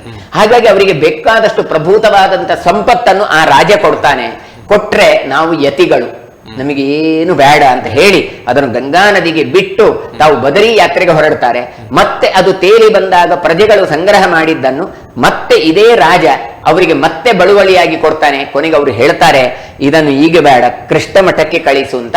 ಹಾಗಾಗಿ ಅಂತ ಸಂಪತ್ತನ್ನು ರಕ್ಷಣೆ ಮಾಡಿ ಅಲ್ಲಿ ವಿಶಿಷ್ಟವಾದಂತ ಒಂದು ಸುಬ್ರಹ್ಮಣ್ಯ ದೇವರ ಅಂದ್ರೆ ತಕ್ಷಕನ ಗುಡಿಯನ್ನು ನಿರ್ಮಾಣ ಮಾಡಿ ಪ್ರತಿಷ್ಠೆ ಮಾಡಿದ್ದಾರೆ. ಹಾಗಾಗಿ ಕೃಷ್ಣ ಮಠದಲ್ಲಿ ಇವತ್ತೂ ಕೂಡ ವಾದಿರಾಜರ ಸಂಪತ್ತಿನ ದೇವತೆಗಳ ಅನುಗ್ರಹ ಖಂಡಿತ ನಡೀತಾ ಉಂಟು. ಹಾಗಾಗಿ ಈ ಕ್ಷೇತ್ರದಲ್ಲಿ ಬಂದಾಗ ನಿಮಗೆ ಎಲ್ಲ ಕ್ಷೇತ್ರಗಳದ್ದು ಏನಾದರೂ ದೋಷಗಳಿದ್ರೆ ಅದು ಪರಿಹಾರ ಆಗತ್ತೆ. ಎಷ್ಟು ಹೇಳ್ತಾರೆ ಕೇಳಿದ್ರೆ, ಒಂದು ಗ್ರಂಥದಲ್ಲಿ ಹೇಳ್ತಾರೆ, ಅನ್ಯಕ್ಷೇತ್ರೇ ಕೃತಂ ಪಾಪಂ ಪುಣ್ಯಕ್ಷೇತ್ರೇ ವಿನಶ್ಯತಿ. ಪುಣ್ಯಕ್ಷೇತ್ರೇ ಕೃತಂ ಪಾಪಂ ವಜ್ರಲೇಪೋ ಭವಿಷ್ಯತಿ ಅಂತ ಎಲ್ಲ ಕಡೆ ಇದ್ರೆ, ಇವರು ಈ ಗ್ರಂಥದಲ್ಲಿ ಹೇಳ್ತಾರೆ ಕೃಷ್ಣ ಕ್ಷೇತ್ರೇ ವಿನಶ್ಯತಿ, ಕೃಷ್ಣ ಕ್ಷೇತ್ರೇ ಕೃತಂ ಪಾಪಂ ವಜ್ರಲೇಪೋ ಭವಿಷ್ಯತಿ ಅಂತ. ಇಂತಹ ಸ್ವಪ್ನ ಬೃಂದಾವನಾಖ್ಯಾನ ಗ್ರಂಥದಲ್ಲಿ ಕೊಟ್ಟ ಹಾಗೆ ನಾವು ಜನ್ಮ ಜನ್ಮಾಂತರದ ಕ್ಷೇತ್ರ ಅಂದ್ರೆ ಊರು ಅಂತ ಅರ್ಥ ಆದ್ರೆ, ಇನ್ನೊಂದು ಕ್ಷೇತ್ರ ಅಂದ್ರೆ ದೇಹ. ಹಾಗಾಗಿ ಬೇರೆ ಬೇರೆ ದೇಹದಲ್ಲಿ ಮಾಡಿದರೆ ಯಾವ ದೋಷಗಳುಂಟು ಅದೆಲ್ಲವೂ ಕೃಷ್ಣನ ಸೇವೆಯಿಂದಾಗಿ ಅದು ನಾಶ ಆಗತ್ತೆ. ಹಾಗಾಗಿ ಕೃಷ್ಣನ ಕಿಂಚಿತ್ತಾದ್ರೂ ಸೇವೆ ಮಾಡಿದಾಗ ನಮಗೆ ನಿಮಗೆ ಲೋಕ ರಾಷ್ಟ್ರಕ್ಕೆ ಕ್ಷೇಮ ಆಗತ್ತೆ. ಇಂತಹ ಬಹಳಷ್ಟು ತತ್ವಗಳನ್ನು ಆಚಾರ್ಯ ಮಧ್ವರು ಕೊಟ್ಟಿದ್ದಾರೆ. ನಾವು ನೀವೆಲ್ಲ ಸೇರಿ ಇಂತಹ ಒಂದು ಕೃಷ್ಣನ ಪೂಜೆಯನ್ನು ಮಾಡುವ ಅಂತ ನಾನು ನಿಮಗೆ ಮತ್ತೊಮ್ಮೆ ಪ್ರಾರ್ಥನೆಯನ್ನು. ಸರಿ ಗುರುಗಳೇ, ಈ ಬಾರಿಯ ಪರ್ಯಾಯ ಅಂದ್ರೆ ಪುರಪ್ರವೇಶ. ಪರ್ಯಾಯ ಅಂದ್ರೆ ಹೆಚ್ಚಾಗಿ ನಾವು ನಾಗರಿಕ ವಲಯದಲ್ಲಿ ಪರ್ಯಾಯೋತ್ಸವದ ಮೆರವಣಿಗೆಯು ಒಂದು ಅಭೂತಪೂರ್ವ. ಆ ನಂತರದ ಪರ್ಯಾಯ ದರ್ಬಾರ್, ಅಲ್ಲಿರುವಂತಹ ಗಂಧೋಪಚಾರಗಳು, ಆ ನಂತರದ ಅಪೂರ್ವಭಾವಿಯಾಗಿ ನಡೆಯುವಂತಹ ಉಲಿಪೆ ಸಮರ್ಪಣೆ, ಈ ಎಲ್ಲದರ ಬಗ್ಗೆ ಒಂದಷ್ಟು ತಿಳಿಸಬಹುದೇನೋ ಅಂತ. ಮತ್ತೆ ಸರ್ವಜ್ಞ ಪೀಠದಲ್ಲಿ ಕುಳ್ಳಿರಿಸೋದು, ಅಕ್ಷಯ ಪಾತ್ರೆಯ ಹಸ್ತಾಂತರ, ಈ ಎಲ್ಲ ವಿಚಾರಗಳ ಬಗ್ಗೆ ಆಚಾರ್ಯ ಮಧ್ವರ ಹೇಳಿದ ಹಾಗೆ ತೀರ್ಥಯಾತ್ರೆ ಎಲ್ಲ ಮಾಡಿ ಈ ಸಲ ವೇದವರ್ಧನ ತೀರ್ಥ ಶ್ರೀಪಾದರು ಶೀರ್ಗೂರಿನ ಮುಖ್ಯ ಪ್ರಾಣದೇವರಿಗೆ ಪೂಜೆ ಮಾಡಿ ಪ್ರಾರ್ಥನೆ ಮಾಡಿ ಆ ಕಡೆಯಿಂದ ನಗರವನ್ನು ಪ್ರವೇಶ ಮಾಡ್ತಾರೆ. ಇವತ್ತು ಊರಿನ ಕಡೆ ಹಳ್ಳಿ ಅದೇ ಕಡಿಯಾಳಿ, ಆ ಕಡೆ ಹಳ್ಳಿಯಿಂದ ಪ್ರವೇಶ ಮಾಡ್ತಾರೆ, ಕಡಿಯಾಳಿ ಕಡೆಯಿಂದ ಪ್ರವೇಶ ಮಾಡ್ತಾರೆ. ಅಂತಹ ಮೆರವಣಿಗೆ ಬಂದು 9ನೇ ತಾರೀಕಿಗೆ ಮಧ್ಯಾಹ್ನ 3:45 ಅವರು ಪ್ರವೇಶ ಮಾಡ್ತಾರೆ. ಅದು ನೇರವಾಗಿ ಬಂದು ಕಿದಿಯೂರು ಹೋಟೆಲ್ನ ಹತ್ರ ಬಂದು ವರ್ಣ ಲ್ಯಾಬಿನ ಹತ್ರ ಮೇಲೆ ಬಂದು ತ್ರಿವೇಣಿ ಹೋಟೆಲ್ ಅಂತ ಏನಿದೆ ಅಲ್ಲಿಂದ ಮತ್ತೆ ಸಂಸ್ಕೃತ ಕಾಲೇಜಿನ ಹತ್ರ ಬಂದು ರಥಬೀದಿಗೆ ಬಂದು ಅಲ್ಲಿ ಮತ್ತೆ ನವಗ್ರಹ ಇದು ಕನಕನ ಕಿಂಡಿ ಹತ್ರ ದರ್ಶನವನ್ನು ಮಾಡಿ ಚಂದ್ರಮೌಳೀಶ್ವರ ದೇವರ ದರ್ಶನ, ಅನಂತೇಶ್ವರ ದೇವರ ದರ್ಶನ, ಕೃಷ್ಣ ಮಠದಲ್ಲಿ ಹೋಗಿ ಅಲ್ಲಿ ಕೃಷ್ಣ ಮುಖ್ಯ ಪ್ರಾಣ ದೇವರ ದರ್ಶನವನ್ನೆಲ್ಲ ಮಾಡಿ ಮತ್ತೆ ಮಠವನ್ನು ತಾವು ಪ್ರವೇಶ ಮಾಡ್ತಾರೆ. ಇದೆಲ್ಲ ಪ್ರವೇಶ ಮಾಡುವಾಗ ಮುಹೂರ್ತ ನೋಡ್ತಾರೆ, ನವಗ್ರಹ ಧಾನ್ಯ ದಾನಗಳನ್ನು ಕೊಡ್ತಾರೆ. ಉಳಿದ ಯತಿಗಳದ್ದು ಮಠಾಧಿಪತಿಗಳದ್ದೆಲ್ಲ ಕೂಡ ಮುಹೂರ್ತ ಆಗ್ಲಿ ಸುಮುಹೂರ್ತ ಆಗ್ಲಿ ಅಂತ ಆಶೀರ್ವಾದವನ್ನು ಪಡ್ಕೊಂಡು ತಾವು ಮಠವನ್ನು ಪ್ರವೇಶ ಮಾಡ್ತಾರೆ. ಮುಂದೆ ಸಾಮಾನ್ಯವಾಗಿ ಮಠಗಳಲ್ಲಿ ಊಟ ಉಪಚಾರಗಳಾಗಬೇಕು ಬಂದ ಭಕ್ತಾದಿಗಳಿಗೆ. ಹಾಗಾಗಿ ಆಯಾಯ ಮಠಗಳಿಗೆ ಒಲಿಪೆ ಕೊಡುದು ಅಂತ, ಅಂದ್ರೆ ಬಂದಂತ ಇವ ಹೊರೆ ಕಾಣಿಕೆ ಉಂಟು, ಅವುಗಳೆಲ್ಲವನ್ನೂ ಕೂಡ ಉಳಿದ ಮಠಗಳಿಗೆ ಹಂಚೋದು, ಅಲ್ಲಿ ಬಂದೆಲ್ಲ ಭಕ್ತರಿಗೂ ಕೂಡ ವ್ಯವಸ್ಥೆಗಳನ್ನು ಕಲ್ಪಿಸಿ ಅಂತ ಹೇಳಿ ಹೇಳಿಕೆ ಕೊಡ್ತಾರೆ. ಅದರ ಜೊತೆಗೆ 17ನೇ ತಾರೀಕಿಗೆ ಅಂದ್ರೆ 18ಕ್ಕೆ ಕೂತ್ಕೊಳ್ಳುವುದು ಹೇಳಿದ್ರೆ 17ನೇ ತಾರೀಕಿಗೆ ವಿವಿಧ ಪೀಠಾಧಿಪತಿಗಳಿಗೆ ಹೋಗಿ ಆಹ್ವಾನವನ್ನು ಇಡ್ತಾರೆ. ಮಧ್ಯಾಹ್ನ ಮೇಲೆ ಸಾಯಂಕಾಲ ಹೋಗಿ ಅದು ಸ್ವಯಂ ಕೂತ್ಕೊಳ್ಳುವ ಸ್ವಾಮಿಗಳೆಲ್ಲ ಹೋಗಿ ಹೇಳಿಕೆ ಕೊಡ್ತಾರೆ, ನಾಳೆ ಪರ್ಯಾಯಕ್ಕೆ ಬನ್ನಿ ಅಂತಲ್ಲ, ಮತ್ತೆ 2 ವರ್ಷವೂ ಪರ್ಯಾಯಕ್ಕೆ ಬಂದು ಸಹಕಾರವನ್ನು ಕೊಡಬೇಕು ಅಂತ. ಅದಕ್ಕೆ ಹೇಳಿದ್ ನಾನು, ಶಿರೂರು ಪರ್ಯಾಯ ಹೇಳಿದ್ರೆ ಉಳಿದ ಪೀಠಾಧಿಪತಿಗಳ ಪರ್ಯಾಯ ಅಲ್ಲ ಅಂತ ಅರ್ಥ ಅಲ್ಲ. ಮಹಾಪೂಜೆ ಮಾತ್ರ ಇವರು ಮಾಡ್ತಾರೆ, ಉಳಿದ ಪೂಜೆಗಳಿಗೆ ಎಲ್ಲ ಪೀಠಾಧಿಪತಿಗಳು ಬರ್ತಾರೆ. ಹಾಗಾಗಿ ಯೋಗವಾಗಿ ಎಲ್ಲರೂ ಕೂಡ ಈ ಸಲ ಬರ್ತಾರೆ. ಅದರ ಜೊತೆಗೆ ಈ ಸಲ ಉಳಿದ ವಿವಿಧ ಪೀಠಾಧಿಪತಿಗಳು ಕೂಡ ಉಡುಪಿಯಲ್ಲಿ ಬರ್ತಾರೆ. ಅಂದ್ರೆ ಏನೊಂದು ಮಾಧ್ವ ಶಾಖಾ ಮಠಗಳಿದ್ದಾವೆ, ಪದ್ಮನಾಭ ತೀರ್ಥರಿಂದ ಹೊರಟಂತಹ ಉತ್ತರಾದಿ ಮಠ, ರಾಯರ ಮಠ, ಭೀಮನ ಮಠ, ಸೋಸ್ಲೆ, ಚಿತ್ರಾಪುರ ಇರಬಹುದು, ಯಾವ ನಮ್ಮೆಲ್ಲ ಮಾಧ್ವ ಮಠಗಳಿದ್ದಾವೆ ಅವುಗಳೆಲ್ಲ ಪೀಠಾಧಿಪತಿಗಳು ಕೂಡ ಪರ್ಯಾಯ ಕಾಲದಲ್ಲಿ ಭಾಗವಹಿಸಲಿಕ್ಕೆ ಬರ್ತಾ ಇದ್ದಾರೆ. ಹಾಗಾಗಿ ಎಲ್ಲ ಗಣ್ಯರು ಬರ್ತಾ ಇದ್ದಾರೆ, ಪುರಸ್ಕಾರಗಳು ಇರ್ತವೆ. ಹಾಗಾಗಿ ಎಲ್ಲರೂ ಕೂಡ ಬರ್ತಾ ಇದ್ದಾರೆ. ಅಂತಹ ಎಲ್ಲ ಭಕ್ತರನ್ನು ಹಾಗೆ ಇಂತಹ ಯತಿಗಳನ್ನು ವೈಷ್ಣವರನ್ನು ಕಾಣ್ಲಿಕ್ಕೋಸ್ಕರ ಎಲ್ಲ ಕೃಷ್ಣ ಭಕ್ತರು ಬರಬೇಕಾಗತ್ತೆ. ಪರ್ಯಾಯೋತ್ಸವದ ಮೆರವಣಿಗೆ ಮಾರ್ಗ ಆಮೇಲೆ ಪುರಪ್ರವೇಶ ಹೀಗಡೆಯಿಂದ ಆದ್ರೆ ಪರ್ಯಾಯ ಮೆರವಣಿಗೆ ಎನ್ನುವಂಥದ್ದು ದಂಡತೀರ್ಥದಿಂದ ಆರಂಭ ಆಗುತ್ತೆ. ಅಂದ್ರೆ ಕಾಪುವಿನ ಬಳಿಕ ಅಲ್ಲಿ ಒಂದು ಆಚಾರ್ಯ ಮಧ್ವರು ತಮ್ಮ ದಂಡದಿಂದ ಒಂದು ತೀರ್ಥವನ್ನು ನಿರ್ಮಾಣ ಮಾಡಿದ್ದಾರೆ. ಅದು ಈಗಿನ ಕೃಷ್ಣಾಪುರ ಮಠದ ಅಧೀನದಲ್ಲಿ ಇದೆ. ಅಂತಹ ದಂಡತೀರ್ಥದಲ್ಲಿ ಪ್ರಾಯ ಬೆಳಿಗ್ಗೆ 1:30 ಗಂಟೆಗೆ ಸ್ನಾನವನ್ನೆಲ್ಲ ಮಾಡಿ ಅನುಷ್ಠಾನಾದಿಗಳನ್ನು ಮುಗಿಸಿ 2:30 ಗಂಟೆ ಹೊತ್ತಿಗೆ ಜೋಡು ಮಾರ್ಗಕ್ಕೆ ಬರ್ತಾರೆ. ಜೋಡು ಕಟ್ಟೆಯ ಮುಹೂರ್ತ 2:30 ಗಂಟೆ. ಹೌದು, ಸಾಮಾನ್ಯವಾಗಿ ಹೆಚ್ಚಿನ ಕಾಲದಲ್ಲಿ ಅದೇ ಇರ್ತದೆ. ಸರ್ವಜ್ಞ ಪೀಠಾರೋಹಣದ ಸಮಯವನ್ನು ನೋಡಿಕೊಂಡು ಈ ಮುಹೂರ್ತಗಳು. ಸರ್ವಜ್ಞ ಪೀಠಾರೋಹಣದ ಸಮಯ ಬೆಳಿಗ್ಗೆ 5:15. ಅದಕ್ಕೋಸ್ಕರ ಪೂರಕವಾಗಿ 2:00 ಅವರು ಅಲ್ಲಿ ಬರ್ತಾರೆ. ಅಲ್ಲಿ ವಿವಿಧ ಪೀಠಾಧಿಪತಿಗಳು ಇರ್ತಾರೆ, ಅಂದ್ರೆ ಉಳಿದ ಅಷ್ಟಮಠದ ಪೀಠಾಧಿಪತಿಗಳು ಇರ್ತಾರೆ. ಅವರೆಲ್ಲರೂ ಕೂಡ ತಮ್ಮ ತಮ್ಮ ಮೇನೆಯಲ್ಲಿ ಕೂತ್ಕೊಳ್ತಾರೆ. ಶ್ವೇತ ವಸ್ತ್ರಧಾರಿಗಳು. ಹೌದು, ಶ್ವೇತ ಅಲ್ಲ, ಕಾಷಾಯ ವಸ್ತ್ರವೇ ಅವರದ್ದೇ ಇದು. ಆದ್ರೆ ಅಲಂಕಾರಗಳು ಇರ್ತವೆ. ಅಂದ್ರೆ ಇಲ್ಲಿ ಗಮನಿಸಬೇಕಾಗಿದ್ದು ಇದು ಒಂದು, ಸನ್ಯಾಸ ಅಂದ್ರೆ ಕರ್ಮದ ಸನ್ಯಾಸ ಅಂದ್ರೆ ಕರ್ಮದ ಫಲದಲ್ಲಿ ಸನ್ಯಾಸ ಅಂದ್ರೆ ಎಲ್ಲವೂ ಕೃಷ್ಣನಿಗೋಸ್ಕರ ಅಂತ. ಕೃಷ್ಣ ಕೊಟ್ಟಂತ ಗಂಧ, ಮಾಲ್ಯ, ಹೂಗಳು ಎಲ್ಲವೂ ಧಾರಣೆ ಮಾಡ್ಲಿಕ್ಕುಂಟು. ಮತ್ತೇನಿಲ್ಲ ಕೇಳಿದ್ರೆ ಗಾರ್ಹಸ್ಥ್ಯ ಎನ್ನುವಂತಹ ಧರ್ಮ ಇಲ್ಲ. ಇಷ್ಟರವರೆಗೆ ನಾನು, ನನ್ನ ಹೆಂಡತಿ, ನನ್ನ ಮಕ್ಕಳು ಅಂತ ಇರುವಂತಹ ಯಾವ ಒಂದು ಸಂಸಾರದಲ್ಲಿ ನಾವಿದ್ರೆ ಅವರಿಗೆ ವಸುಧೈವ ಕುಟುಂಬ, ಎಲ್ಲರೂ ಕೃಷ್ಣ ಭಕ್ತರೇ, ಎಲ್ಲರನ್ನೂ ಚಂದ ನೋಡಿಕೊಳ್ಬೇಕು. ಭಗವಂತನಿಗೋಸ್ಕರ ಎಲ್ಲವನ್ನು ತ್ಯಾಗ ಮಾಡಿ ಬಂದ್ರೆ ಭಗವಂತ ಎಲ್ಲವನ್ನೂ ಅನುಗ್ರಹ ಮಾಡ್ತಾನೆ ಎನ್ನುವುದಕ್ಕೆ ಇದು ನಮಗೆ ಸಾಕ್ಷಿ. ಏನು, ಅವರಿಗೆ ಅವತ್ತು ಮಾಲೆ ಹಾಕ್ಲಿಕ್ಕುಂಟು, ಗಂಧಾದಿ ಉಪಚಾರಗಳಿದ್ದಾವೆ, ಕಿರೀಟ ಧಾರಣೆಗಳಿದ್ದಾವೆ, ಅವರಿಗೆ ಪಲ್ಲಂಗದಲ್ಲಿ ಕರ್ಕೊಂಡು ಮೆರವಣಿಗೆಯಲ್ಲಿ ಒಂದು ದಿನ ವೈಭವದ ಒಂದು ವ್ಯವಸ್ಥೆಗಳೂ ಇದ್ದಾವೆ. ಹಾಗಡೆ ಎದುರುಗಡೆಯಿಂದ ಪಟ್ಟದ ದೇವರು ಬರ್ತಾರೆ, ಹಿಂದಿನಿಂದ ಪರ್ಯಾಯ ಪೀಠ ಕೂತ್ಕೊಳ್ಳುವಂತ ಸ್ವಾಮಿಗಳು ಬರ್ತಾರೆ. ಆಮೇಲೆ ಆಶ್ರಮ ಜ್ಯೇಷ್ಠದ ಕ್ರಮವಾಗಿ ಉಳಿದ ಯತಿಗಳು ಮೆರವಣಿಗೆಯಲ್ಲಿ ಬರ್ತಾರೆ. ಹಾಗಾದ್ರೆ ಯಾರು ಬಂದದ್ದು ಕೇಳಿದ್ರೆ ವಿಠ್ಠಲ ದೇವರು ಬರುವಂತದ್ದು. ಇಂತಹ ವಿಠ್ಠಲ ದೇವರು ಬರಬೇಕಾದ್ರೆ ಪ್ರಜೆಗಳೆಲ್ಲ ಸೇರಿಕೊಂಡು ನರ್ತನಗಳನ್ನು ಮಾಡಿಕೊಂಡು ಹರಿನಾಮ ಸ್ಮರಣೆ ಮಾಡಿಕೊಂಡು ವಿವಿಧ ಟ್ಯಾಬ್ಗಳಲ್ಲಿ, ಅದು ಯಾಕೆ ಬೇಕು ಟ್ಯಾಬ್ಲು? ಸುಮ್ಮನೆ ಕೇಳಿದ್ರೆ ಅಲ್ಲ, ಆ ಕಾಳಿಯ ಮಥನ ಕೃಷ್ಣ ನೋಡಿದ್ರೆ ಆ ಕಾಳಿಯ ಮಥನ ಕೃಷ್ಣನ ನೆನಪಾಗಬೇಕು. ಧರ್ಮ ಪ್ರಜ್ಞೆಯನ್ನು ಮೂಡಿಸುವ ಒಂದು ಪದ್ಧತಿ ಮಾತ್ರ ಅಲ್ಲ, ಪೂಜೆ ಸ್ವಾಮಿಗಳು ಮಾಡ್ತಾರೆ. ಉಳಿದವರ ಇನ್ವಾಲ್ವ್ಮೆಂಟ್ ಬರಬೇಕು ಕೇಳಿದ್ರೆ ಇಂಥ ವೈಭವಗಳದ್ದು ಅವಶ್ಯಕತೆ ಇದೆ. ಹಾಗಾಗಿ ನೋಡಿ, ಇವತ್ತು ನೋಡಿ ಅಲ್ಲಿ ಡ್ರೈವರ್ದು ಎಷ್ಟು ಕೆಲಸ ನೋಡಿ, ಅವನಿಗೆ ಒಂದು ಅವಕಾಶ ನೋಡಿ. ಅಲ್ಲಿ ಆ ಟ್ಯಾಬ್ಲೋ ನಿರ್ಮಾಣ ಮಾಡ್ತಾನೆ, ಅವನಿಗೆ ಒಂದು ಅವಕಾಶ. ಹೂವನ್ನು ತಂದು ಕೊಡ್ತಾನೆ, ಅವನಿಗೆ ಒಂದು ಅವಕಾಶ. ಅಲ್ಲಿ ಮಾಡ್ಲಿಕ್ಕೆ ಬೇಕಾದಂತಹ ದವಸ ಧಾನ್ಯಗಳನ್ನು ತಂದು ಕೊಡುವಂತ ಕೂಲಿ ಕೆಲಸ, ಅವನಿಗೂ ಒಂದು ಅವಕಾಶ. ಸಾಮಾಜಿಕವಾದಂತ ಸಮತೋಲನ. ಇದರಿಂದ ಒಂದು ಇಡೀ ಜಗತ್ತಿಗೆ ತೋರಿಸುವುದು ಏನು ಕೇಳಿದ್ರೆ, ನಮ್ಮ ಧಾರ್ಮಿಕ ಆಚರಣೆ ಕೃಷ್ಣದೇವರೇ ನನಗೆ ಮಾತ್ರ ಒಳ್ಳೇದು ಮಾಡುವಂತಲ್ಲ, ಮತ್ತೆ ಲೋಕಾಹ ಸಮಸ್ತಾಹ ಸುಖಿನೋ, ಎಲ್ರಿಗೂ ಒಳ್ಳೇದು ಮಾಡು ಅಂತ ಹೇಳಿ ಈ ಪರ್ಯಾಯ ಎನ್ನುವಂತ ಒಂದು ವೈಭವದಿಂದಾಗಿ ಸಾಮರಸ್ಯ ಮೂಡುತ್ತೆ. ದೇಶ ವಿದೇಶದ ಜನ ಬರ್ತಾರೆ. ಬಂದಾಗ ಎಲ್ರು ಕೂಡ ನಾವು ಅವರು ಭಕ್ತರು, ಕೃಷ್ಣ ಭಕ್ತರು ಅಂತ ಅತಿಥಿ ದೇವೋಭವ ಏನೋ ಒಂದು ವ್ಯವಸ್ಥೆ ಇದೆ. ಇದನ್ನೆಲ್ಲ ನಾವು ಕಲ್ಪನೆ ಮಾಡಲಿಕ್ಕೆ ಬರುತ್ತೆ.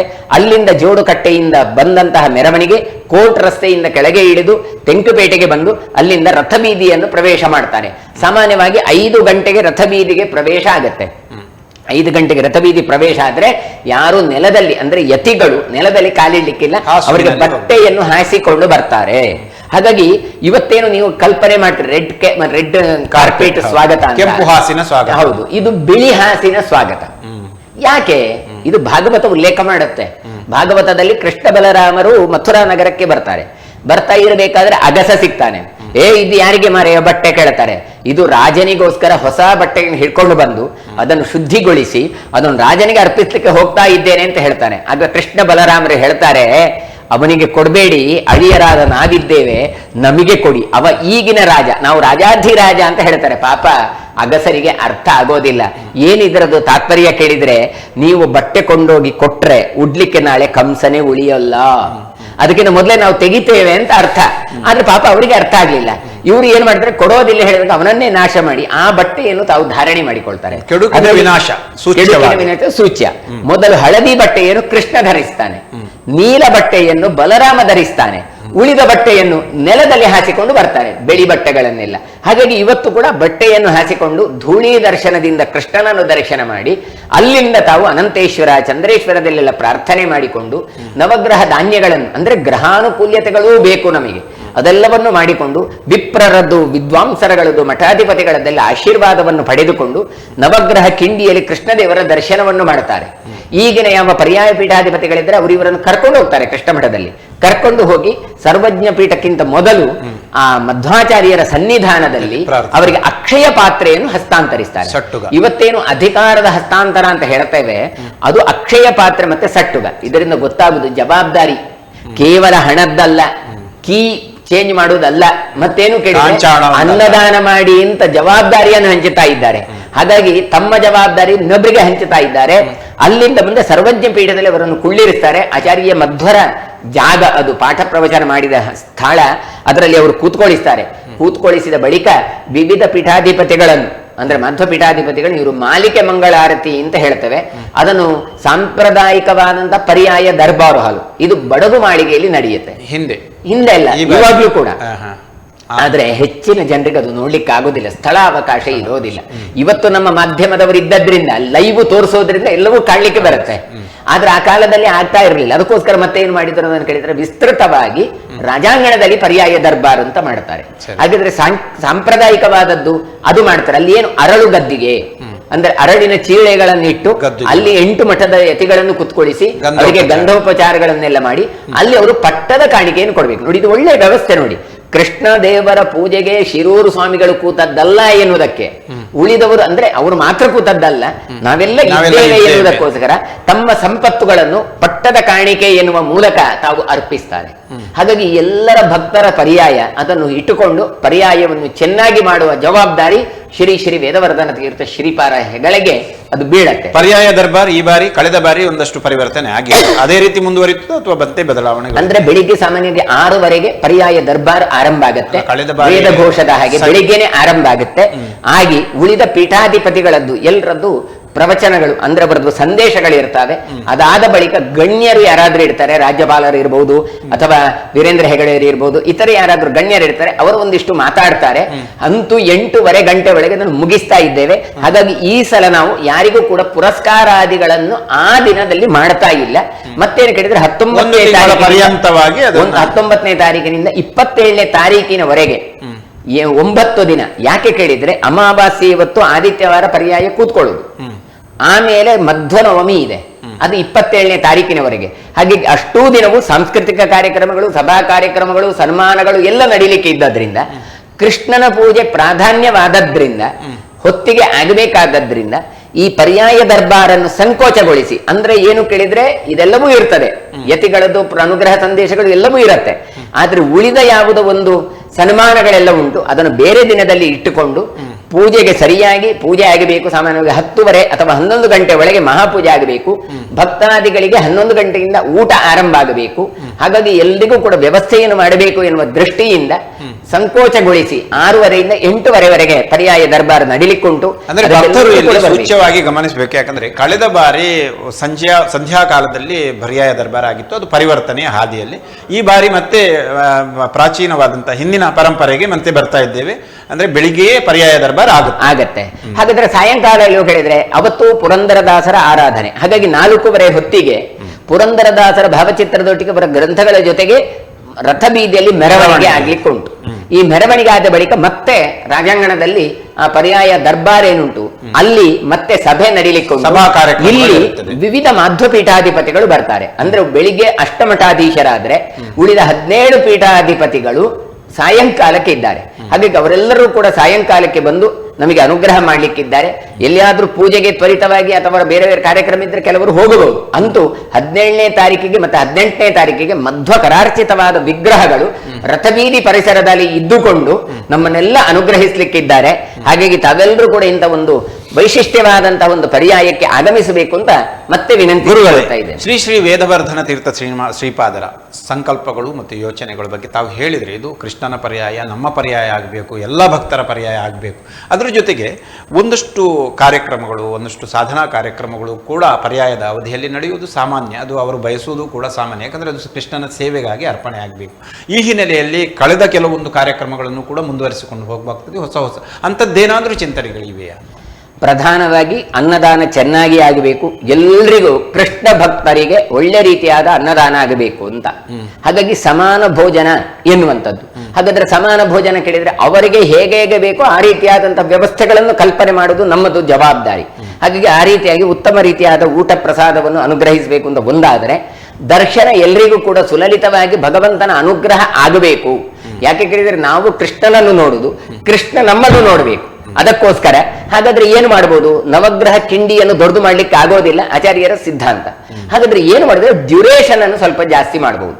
ಹಾಗಾಗಿ ಬೆಳಿಗ್ಗೆ 4 ಗಂಟೆಯಿಂದ ರಾತ್ರಿ 11 ಗಂಟೆವರೆಗೆ ಕೃಷ್ಣ ಮಠದನ್ನು ತೆರೆದಿಟ್ಟುಕೊಂಡು ಕೃಷ್ಣ ಭಕ್ತರು ಬನ್ನಿ. ಸಾಮಾನ್ಯವಾಗಿ ಊರಿನವರದ್ದು ಕಂಪ್ಲೇಂಟ್ ಏನು ಕೇಳಿದ್ರೆ ನಮಗೆ ಬರ್ಲಿಕ್ಕೆ ಆಗೋದಿಲ್ಲ, ರಶ್ ಇರ್ತದೆ ಅಂತ. ಅದಕ್ಕೋಸ್ಕರ ಹೇಳ್ತೇವೆ ಬೆಳಿಗ್ಗೆ ಸಾಮಾನ್ಯವಾಗಿ 4 ಗಂಟೆಯಿಂದ ಒಂದು 6 ಗಂಟೆ ಒಳಗೆ ಬನ್ನಿ, ಆಗ ಸ್ವಲ್ಪ ರಶ್ ಇರೋದಿಲ್ಲ. ಸಾಯಂಕಾಲ 9 ರಿಂದ 10 ಗಂಟೆ ಬನ್ನಿ ಅಥವಾ 11 ಗಂಟೆಗೆ ಬನ್ನಿ, ಆಗ ರಶ್ ಇರೋದಿಲ್ಲ, ಆಗ ದರ್ಶನ ಆಗತ್ತೆ. ಮತ್ತೊಂದು ಸೀಮಿತ ಕಾಲದಲ್ಲಿ ಕೃಷ್ಣ ದರ್ಶನವನ್ನು ಮಾಡಿ ಅಂತ. ಹೀಗೆ ಎಲ್ರಿಗೂ ದರ್ಶನದ ಒಂದು ಸೌಕರ್ಯ ಆಗಬೇಕು ಅಂತ ಇವರ ಒಂದು ಚಿಂತನೆ. ಮೂರನೇದ್ದೇನು ಕೇಳಿದ್ರೆ, ಈಗೇನೊಂದು ಗೀತಾಚಾರ್ಯರದ್ದು ಭಗವದ್ಗೀತೆಯದ್ದು ಪ್ರಸಿದ್ಧಿಯಾಗಿದೆ, ಅಂತ ಭಗವದ್ಗೀತೆಯ ಜ್ಞಾನವನ್ನು ಕೊಡಬೇಕು. ಇವತ್ತು ಲೇಖನ ಯಜ್ಞ ಇದೆ, ನಾವದನ್ನು ಪ್ರವಚನಗಳ ಮೂಲಕ ಅದನ್ನು ಜನರಿಗೆ ಜನಸಾಮಾನ್ಯರ ತತ್ವ ತಿಳಿಸಬೇಕು ಎನ್ನುವಂತ ಇನ್ನೊಂದು ಯೋಜನೆ ಮಾಡಿದ್ದಾರೆ. ಇನ್ನು ಎಲ್ಲ ಭಾಷೆಗಳಲ್ಲಿ ಪ್ರವಚನ ಆಗಬೇಕು. ಅಂದ್ರೆ ಇವಾಗ ಲೈವ್ ಅಂತ ಏನು ಹೇಳ್ತಾ ಇದ್ದೇವೆ ಮಾಧ್ಯಮದಲ್ಲಿ, ಹಾಗಾಗಿ ಹಿಂದಿ, ತೆಲುಗು, ಇಂಗ್ಲಿಷು, ಮಲಯಾಳ, ಮರಾಠಿ, ತೆಲುಗು ಹೀಗೆ ವಾರದಲ್ಲಿ ಒಂದು ಅಥವಾ ತಿಂಗಳಿಗೆ ಒಂದಂತ ಪ್ರವಚನಗಳನ್ನು ಮಾಡಿದ್ರೆ ಕೃಷ್ಣನದ್ದು, ಕೃಷ್ಣ ಮಠದ್ದು, ಭಗವದ್ಗೀತೆದ್ದು, ಭಾಗವತದ್ದು ಈ ತತ್ವಗಳು ಜನಸಾಮಾನ್ಯರಿಗೆ ಸಿಕ್ಕಬೇಕು. ಹಾಗೆ ಸಿಕ್ಕಿದಾಗ ಮಾತ್ರ ಸಮಾಜದಲ್ಲಿ ಸ್ವಾಸ್ಥ್ಯ ಎನ್ನುವಂಥದ್ದು ಬರ್ತದೆ. ಇದು ಎಲ್ಲರೂ ಒಂದು ಸಮಾಜವನ್ನು ಸೇರಿಸುವ ಒಂದು ಇರಾದೆಯನ್ನು ಅವರು ಇಟ್ಟುಕೊಂಡಿದ್ದಾರೆ. ಮತ್ತೆ ಬೇರೆ ಬೇರೆ ಯೋಜನೆಗಳನ್ನು ಮಾಡಲಿಕ್ಕೆ ನಮಗಿದು ಪ್ರಥಮ ಪರ್ಯಾಯ. ಹಾಗಾಗಿ ಅಲ್ಲಿ ಹೋದ ನಂತರನೇ ಸಾಧಕ ಬಾಧಕಗಳು ಏನು ಎನ್ನುವಂಥದ್ದು ಗೊತ್ತಾಗುವಂಥದ್ದು. ಈಗ ಇರುವಂತಹ ಪುತ್ತಿಗೆ ಶ್ರೀಗಳಿರಬಹುದು, ಬೇರೆ ಬೇರೆ ಪೀಠಾಧಿಪತಿಗಳಿಗೆ 3-4 ಪರ್ಯಾಯ ಆಯಿತು. ಹಾಗಾಗಿ ಅವರಿಗೆ ಏನೆಲ್ಲ ಮಾಡಬೇಕೆನ್ನೋ ಯೋಚನೆಗಳು ಮೊದಲೇ ಇತ್ತು. ನಮಗೆ ಏನು ಯೋಚನೆಗಳು ಇಲ್ಲ. ಇನ್ನು ಕೃಷ್ಣ ನಡೆದಂತೆ ನಡೆಸ್ತೇವೆ ಅಂತ ಅಷ್ಟೇ ಬಿಟ್ರೆ ಮತ್ತೆ ಬಹಳ ಒಳ್ಳೆಯ ಮಾತು. ಯಾಕಂದ್ರೆ ಶ್ರೀ ಕೃಷ್ಣನ ಆಜ್ಞೆಯಂತೆ, ಶ್ರೀ ಕಾಲ ನಿಯಾಮಕನ ಆಜ್ಞೆಯಂತೆ ನಾವು ಮುನ್ನಡೆಯುತ್ತೇವೆ ಅನ್ನುವಂಥ ಒಂದು ನಿಸ್ಪೃಹವಾದಂಥ ಪ್ರಾಮಾಣಿಕ ಮಾತನ್ನ ಗುರುಗಳು ಹೇಳಿದ್ರು. ಅನ್ನ ಸಂತರ್ಪಣೆ, ಈಗ ಸಾರ್ವತ್ರಿಕವಾಗಿ ಬಹಳಷ್ಟು ಅನ್ನ ಸಂತರ್ಪಣೆಗಳು ಇದ್ರೂ ಕೂಡ ಪರ್ಯಾಯೋತ್ಸವದ ಅನ್ನ ಸಂತರ್ಪಣೆಯನ್ನ ಅನುಭವಿಸುವುದು ಕೂಡ ಒಂದು ರೀತಿಯ ವಿಶೇಷ, ಮತ್ತು ಅದು ಆ ರುಚಿಯಲ್ಲೂ ಕೂಡ ವಿಶೇಷ ಅನ್ನುವಂಥ ಭಾವನೆ ಇದೆ. ಅದಕ್ಕೆ ಸಿದ್ಧತೆಗಳು ಯಾವ ರೀತಿಯಲ್ಲಿ ಆಗ್ತಾ ಇದೆ? ಅದಕ್ಕೋಸ್ಕರ ಈಗಾಗಲೇ ಪಾಕಕರ್ತರುಗಳನ್ನು ಅಂದ್ರೆ ಅಡಿಗೆ ಮಾಡುವವರನ್ನೆಲ್ಲ ಕರೆದಿದ್ದಾರೆ, ಚಪ್ಪರ ಮಾಡುವವರಿಗೆ ಹೇಳಿದ್ದಾರೆ. ಮತ್ತೆ ಈ ಸಲ ಒಂದು ಚಿಂತನೆ ಏನು ಮಾಡಿದ್ದಾರೆ ಕೇಳಿದರೆ, ಪರ್ಯಾಯ ಸ್ವಾಗತ ಸಮಿತಿ ಅಂತ ಇದೆ. ಯಶ್ಪಾಲ್ ಸುವರ್ಣ ಅವರು ಅಧ್ಯಕ್ಷರು, ವೀರೇಂದ್ರ ಹೆಗಡೆ ಅವರು ಅದಕ್ಕೆ ಗೌರವಾಧ್ಯಕ್ಷರು, ಮಟ್ಟಾರು ರತ್ನಾಕರ ಹೆಗಡೆ ಅವರು ಕಾರ್ಯದರ್ಶಿಗಳಾಗಿದ್ದಾರೆ. ಇವರೆಲ್ಲ ಏನು ಆಲೋಚನೆ ಮಾಡ್ತಾ ಇದ್ದಾರೆ ಕೇಳಿದ್ರೆ, ಬಂದ ಭಕ್ತಾದಿಗಳಿಗೆ ಪ್ರಸಾದ ಸಿಕ್ಕಬೇಕು. ಅದಕ್ಕೋಸ್ಕರ ಸಾಮಾನ್ಯವಾಗಿ ಪಾರ್ಕಿಂಗ್ ಏರಿಯಾದಲ್ಲಿ ಊಟದ ವ್ಯವಸ್ಥೆ ಇರ್ತದೆ. 17ನೇ ತಾರೀಕು ರಾತ್ರಿ, 18ನೇ ತಾರೀಕು ರಾತ್ರಿ. ಹಾಗಾದ್ರೆ ಮೊದಲೆಲ್ಲ ಇರ್ಲಿಲ್ಲ ಹಾಗೆ. ಮಹಾಪಂಕ್ತಿ ಅಂತಾದ್ರೆ ಮಧ್ಯಾಹ್ನ ಊಟ ಆದ್ರೆ ಮುಗೀತು, ಮತ್ತೆ ರಾತ್ರಿದ್ದು ಇರಲಿಲ್ಲ, ವ್ಯವಸ್ಥೆ ಮಾಡ್ಲಿಕ್ಕೆ ಆಗುದಿಲ್ಲ ಅಂತ ಹೇಳಿ ಇವ್ರು ಏನ್ ಆಲೋಚನೆ ಮಾಡ್ತಾ ಇದ್ದಾರೆ, ಒಂದೇ ಕಡೆ ಜನಸಮ್ಮರ್ದ ಆಗತ್ತೆ, ರಶ್ ಆಗಬಾರದು, ಹಾಗಾಗಿ ಅಲ್ಲಲ್ಲಿ ಊಟದ ವ್ಯವಸ್ಥೆ ಮಾಡಬೇಕು. ಹಾಗಾಗಿ ಗೋವಿಂದ ಕಲ್ಯಾಣ ಮಂಟಪದಲ್ಲಿ ಊಟದ ವ್ಯವಸ್ಥೆ ಇರ್ತದೆ, ಪೇಜಾವರ ಮಠದಲ್ಲಿ ಇರ್ತದೆ, ಕೃಷ್ಣಾಪುರ ಮಠದಲ್ಲಿ ಇರ್ತದೆ, ರಾಜಾಂಗಣದಲ್ಲಿ ಇರ್ತದೆ, ಪಾರ್ಕಿಂಗ್ ಏರಿಯಾದಲ್ಲಿ ಇರ್ತದೆ, ಬನ್ನಂಜೆಯಲ್ಲಿ ಮಾಡುವಂತ ಹೇಳ್ತಾ ಹೀಗೆ ಅದೆಲ್ಲ ಚಿಂತನೆಗಳನ್ನು ಅವರು ನಡೆಸಿದ್ದಾರೆ. ಅಲ್ಲಲ್ಲಿ ಕೊಟ್ಟಾಗ ಜನಸಮರ್ಥ ಕಡಿಮೆ ಆಗತ್ತೆ. ಬಹಳ ಬಗೆಯ ಅಲ್ಲದೇ ಇದ್ರು ಕೂಡ ಕೃಷ್ಣ ಪ್ರಸಾದ ಎನ್ನುವಂಥದ್ದು ಕೃಷ್ಣ ಭಕ್ತರಿಗೆ ಸಿಗಬೇಕು ಅಂತ ಒಂದು 25,000-30,000 ಜನರಿಗೆ 17ನೇ ತಾರೀಕಿಗೆ ಊಟ, ಹಾಗೆ 18ನೇ ತಾರೀಕಿಗೂ ಕೂಡ ಒಂದು ಊಟವನ್ನು ಈ ರೀತಿಯಾಗಿ ಹಂಚಿ ಕೊಡಬೇಕು ಎನ್ನುವಂತಹ ಚಿಂತನೆಯನ್ನು ಪರ್ಯಾಯ ಸ್ವಾಗತ ಸಮಿತಿಯವರು ಮಾಡಿಸಿದ್ದಾರೆ. ಸರಿ ಗುರುಗಳೇ, ಒಂದು ಪ್ರಶ್ನೆಯನ್ನ ಕೇಳಬೇಕು ಬೇಡವೋ ಅನ್ನುವಂಥ ದ್ವಂದ್ವದಲ್ಲಿ ನಾನು ಕೂಡ ಇದ್ದೇನೆ. ಯಾಕಂದರೆ ಇದು ನನ್ನ ಪ್ರಶ್ನೆಯಲ್ಲ, ಭಕ್ತರ ಪ್ರಶ್ನೆ. ಪ್ರತಿ ಬಾರಿಯೂ ಕೂಡ ಪರ್ಯಾಯ ಆದಾಗ ಅಷ್ಟಮಠದ ಎಲ್ಲ ಯತಿಗಳನ್ನು ಕಾಣುವಂಥ ಭಾಗ್ಯ ನಮ್ಮದಾಗಲಿಲ್ಲ ಅನ್ನುವಂಥ ಸಣ್ಣ ಕೊರಗು ತಮಗೆ ಗೊತ್ತಿರಬಹುದು ಅದರ ಬಗ್ಗೆ. ಈ ಬಾರಿ ತಾವು ಒಂದು ಆರಂಭಿಕವಾಗಿ ಹೇಳಿದರೆ, ಈ ಬಾರಿಯ ಪರ್ಯಾಯದಲ್ಲಿ ಎಲ್ಲ ಯತಿಗಳನ್ನು ಕಾಣುವಂಥ ಸೌಭಾಗ್ಯ ಎಲ್ಲ ಭಕ್ತರದ್ದಾಗುತ್ತೆ ಅನ್ನೋದು, ಇದರ ಬಗ್ಗೆ ಏನು ಹೇಳ್ತೀರಾ? ನೋಡಿ, ನಮ್ದು ಸಂಕಲ್ಪ, ಕೃಷ್ಣ ನಮ್ಮನ್ನು ಇಲ್ಲಿ ಪ್ರಾಣದೇವರು ನಮ್ಮನ್ನು ಕೂತ್ಕೊಳಿಸಿದ್ದಾರೆ. ಹಾಗಾಗಿ ವೇದವರ್ಧನರದ್ದು ಸಂಕಲ್ಪ ಏನು ಕೇಳಿದ್ರೆ, ಅವರು ಯಾವ ಒಂದು ವ್ಯವಸ್ಥೆಗೂ ಇಲ್ಲದೆ ಇದ್ದವರು, ಹೊಸದಾಗಿ ಬಂದವರು. ಹಾಗಾಗಿ ಅವರು ಎಲ್ಲ ಯತಿಗಳನ್ನು ಹೋಗಿ ಪ್ರಾರ್ಥನೆ ಮಾಡಿದ್ದಾರೆ, ತಾವೆಲ್ಲ ಬರಬೇಕು ಅಂತ. ಎಲ್ಲ ಯತಿಗಳು ಮುಕ್ತ ಮನಸ್ಸಿನಿಂದ ಬರ್ತೇವೆ ಅಂತ ಹೇಳಿದ್ದಾರೆ. ಸರಿ, ಇದು ವಿಶೇಷ, ಉಡುಪಿಯ ಮಟ್ಟಿಗೆ ವಿಶೇಷ ಆಗ್ಬೇಕು. ಯಾಕೆ ಹೇಳಿದ್ರೆ ಅಕ್ಕಿ ಮುಹೂರ್ತ ಅಂತ ಆಯ್ತು. ಅಕ್ಕಿ ಮುಹೂರ್ತ ಅಂತ ಆಗುವಾಗ ಎಲ್ಲ ಪಟ್ಟದ ದೇವರಿಗಳಿಗೂ ಕೂಡ ಶಿರೂರು ಮಠದಲ್ಲೇ ಪೂಜೆ ಆಯಿತು. ಸಾಮಾನ್ಯವಾಗಿ ಹಾಗೆ ಆಗುದು ಬಹಳ ಕಡಿಮೆ. ಮತ್ತೆ ಎಲ್ಲ ಯತಿಗಳೂ ಬಂದಿದ್ರು. ಬೆಳಿಗ್ಗೆ 7 ಪೀಠಾಧಿಪತಿಗಳು ಇದ್ರೆ ಮಧ್ಯಾಹ್ನ ಮೇಲೆ ಪುತ್ತಿಗೆ ಅಂದ್ರೆ ಪರ್ಯಾಯದಲ್ಲಿ ಇದ್ದದ್ರಿಂದ, ಪೂಜೆಯ ವ್ಯವಸ್ಥೆಯಲ್ಲಿ ಅವರು ಇದ್ದದ್ರಿಂದ ಆ ಮುಹೂರ್ತಕ್ಕೆ ಅವರು ಭಾಗಿಯಾಗ್ಲಿಕ್ಕೆ ಆಗ್ಲಿಲ್ಲ. ಹಾಗಾಗಿ ಮಧ್ಯಾಹ್ನ ಮೇಲೆ ಅವರು ಬಂದ್ರು, ಪುತ್ತಿಗೆ 2 ಯತಿಗಳು ಬಂದ್ರು. ಅವರು ಮಾತ್ರ ಅಲ್ಲ, ಎಡನೀರು ಸ್ವಾಮಿಗಳು ಬಂದಿದ್ರು, ವೀರೇಂದ್ರ ಹೆಗಡೆಯವರು ಬಂದಿದ್ರು. ಹೀಗೆ ಎಲ್ಲರೂ ಕೂಡ ಬಂದು ಅಕ್ಕಿ ಮುಹೂರ್ತವನ್ನು ಚಂದ ಮಾಡಿಸಿಕೊಟ್ರು. ಇದು ನಮಗೆ ಪರ್ಯಾಯದ ಒಂದು ಪೀಠಿಕೆ. ಹಾಗಾಗಿ ಪರ್ಯಾಯದಲ್ಲಿಯೂ ಕೂಡ ಎಲ್ಲ ಪೀಠಾಧಿಪತಿಗಳು ಬರ್ತಾ ಇದ್ದಾರೆ. ಎಲ್ರಿಗೂ ಕೃಷ್ಣನ ಪೂಜೆ ಮಾಡುವ ಇಚ್ಛೆ, ತವಕ ಎಲ್ರಿಗೂ ಇದೆ. ಹಾಗಾಗಿ ಎಲ್ಲರ ಸಹಕಾರವು ಖಂಡಿತ ಈ ಸಲ ಇರ್ತದೆ. ಮಾತ್ರ ಅಲ್ಲ, ಉಳಿದ ಪೀಠಾಧಿಪತಿಗಳು ಬರ್ತಾ ಇದ್ದಾರೆ. ಹಾಗಾಗಿ ಕರೆದಿದ್ದೇವೆ. ಇನ್ನು ಕೃಷ್ಣನ ಇಚ್ಛೆ, ಯಾಕೆ ಕೇಳಿದ್ರೆ ನಾಹಂಕರ್ತ ಹರಿಕರ್ತ, ಇದೆಲ್ಲ ಕೃಷ್ಣ ಮಾಡಿಸ್ತಾ ಇದ್ದಾನೆ. ಪ್ರಯತ್ನ ನಮ್ಮದಿರ್ಬೋದು, ಫಲ ಕೊಡುವ ಭಗವಂತ.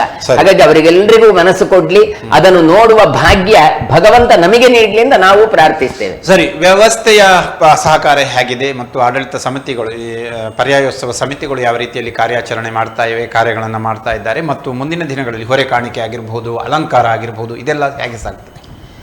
ಈ ರೀತಿಯಾಗಿ ನೋಡ್ಲಿಕ್ಕೆ ಹೋದ್ರೆ ನಮಗೆ ಎಲ್ಲ ರೀತಿಯ ಸಹಕಾರ ಈಗ ಬಹಳಷ್ಟು ಕಂಡು ಬರ್ತಾ ಇದೆ. ಯಾಕೆ ಕೇಳಿದ್ರೆ, ನಾವು ಎಲ್ಲ ಕಡೆ ತೀರ್ಥಯಾತ್ರೆಗಳಿಗೆ ಹೋದಾಗ ಎಲ್ಲ ಪೀಠಾಧಿಪತಿಗಳು ನಮಗೆ ಸಹಕಾರ ಕೊಟ್ಟಿದ್ದಾರೆ. ಯಾರೂ ಕೂಡ ನಮ್ಮನ್ನು ಬಿಟ್ಟು ಹಾಕಲಿಲ್ಲ. ಮಾತ್ರ ಅಲ್ಲ, ಎಲ್ಲ ಸಪೋರ್ಟ್ ಮಾಡಿದ್ದಾರೆ. ಹಾಗಾಗಿ ಎಲ್ಲ ರೀತಿಯಿಂದಲೂ ಕೂಡ ನಮಗೆ ಸಹಕಾರ ಇದೇ ಇದೆ. ಒಂದು. ಎರಡನೇದ್ದು ಏನು ಕೇಳಿದ್ರೆ, ಬಂದಂತಹ ಕೃಷ್ಣ ಭಕ್ತರನ್ನು ನೋಡಿಕೊಳ್ಳಿಕ್ಕೆ ವ್ಯವಸ್ಥೆಗಳನ್ನು ಕಲ್ಪಿಸುವಾಗ ಹಳೆಯ ಕಾಲದಲ್ಲಿ ಮಠಗಳಲ್ಲಿ ವ್ಯವಸ್ಥೆ ಆಗ್ತಾ ಇತ್ತು. ಮುಂದೆ ಕಾಲಘಟ್ಟದಲ್ಲಿ ಕೆಲವರು ಕೊಟ್ಟಿದ್ದಾರೆ. ಈಗ ಏನಾಗಿದೆ ಕೇಳಿದ್ರೆ, ಕೃಷ್ಣ ಮಠ ಬೆಳೆದಿದೆ, ಅಲ್ಲೇ ಭೋಜನ ಶಾಲೆಯಲ್ಲಿ ವ್ಯವಸ್ಥೆ ಆಗಿದೆ. ಹಾಗಾಗಿ ಮಠಗಳಲ್ಲಿ ಕಡಿಮೆ ಆಗಿತ್ತು. ಆದ್ರೆ ಈ ಸಲ ಆದಿತ್ಯವಾರ ಬೇರೆ, ಅಮಾವಾಸ್ಯೆ ಬೇರೆ, ಶನಿವಾರ ಆದಿತ್ಯವಾರ ಆದದ್ರಿಂದ ಕೆಲವು ಸಲ ತಾರಾನುಕೂಲ, ಕೆಲವು ಸಲ ವಾರಾನುಕೂಲ ಅಂತ. ಈ ಸಲ ವಾರ ಅನುಕೂಲ ಇದೆ. ಎಲ್ರಿಗೂ ರಜೆ ಇರೋದ್ರಿಂದ ಅವತ್ತು ಎಲ್ರು ಬರುವ ಒಂದು ನಿರೀಕ್ಷೆ ಇದೆ. ಹಾಗಾಗಿ ಎಲ್ಲ ಮಠಗಳಲ್ಲಿಯೂ ನಾವು ಪ್ರಾರ್ಥನೆ ಮಾಡಿದಾಗ ಅವರು ಎಲ್ಲ ಒಪ್ಪಿಕೊಂಡಿದ್ದಾರೆ. ಆಮೇಲೆ ವಸತಿ ವ್ಯವಸ್ಥೆಗಳು ಅಷ್ಟೇ. ಎಷ್ಟೋ ಮಠಗಳ ಒಂದು ವಸತಿ ಗೃಹಗಳಿದ್ದಾವೆ, ಅಲ್ಲಿ ಕೇಳಿದಾಗ ಅದಕ್ಕೂ ಅವರು ಒಪ್ಪಿಕೊಂಡಿದ್ದಾರೆ.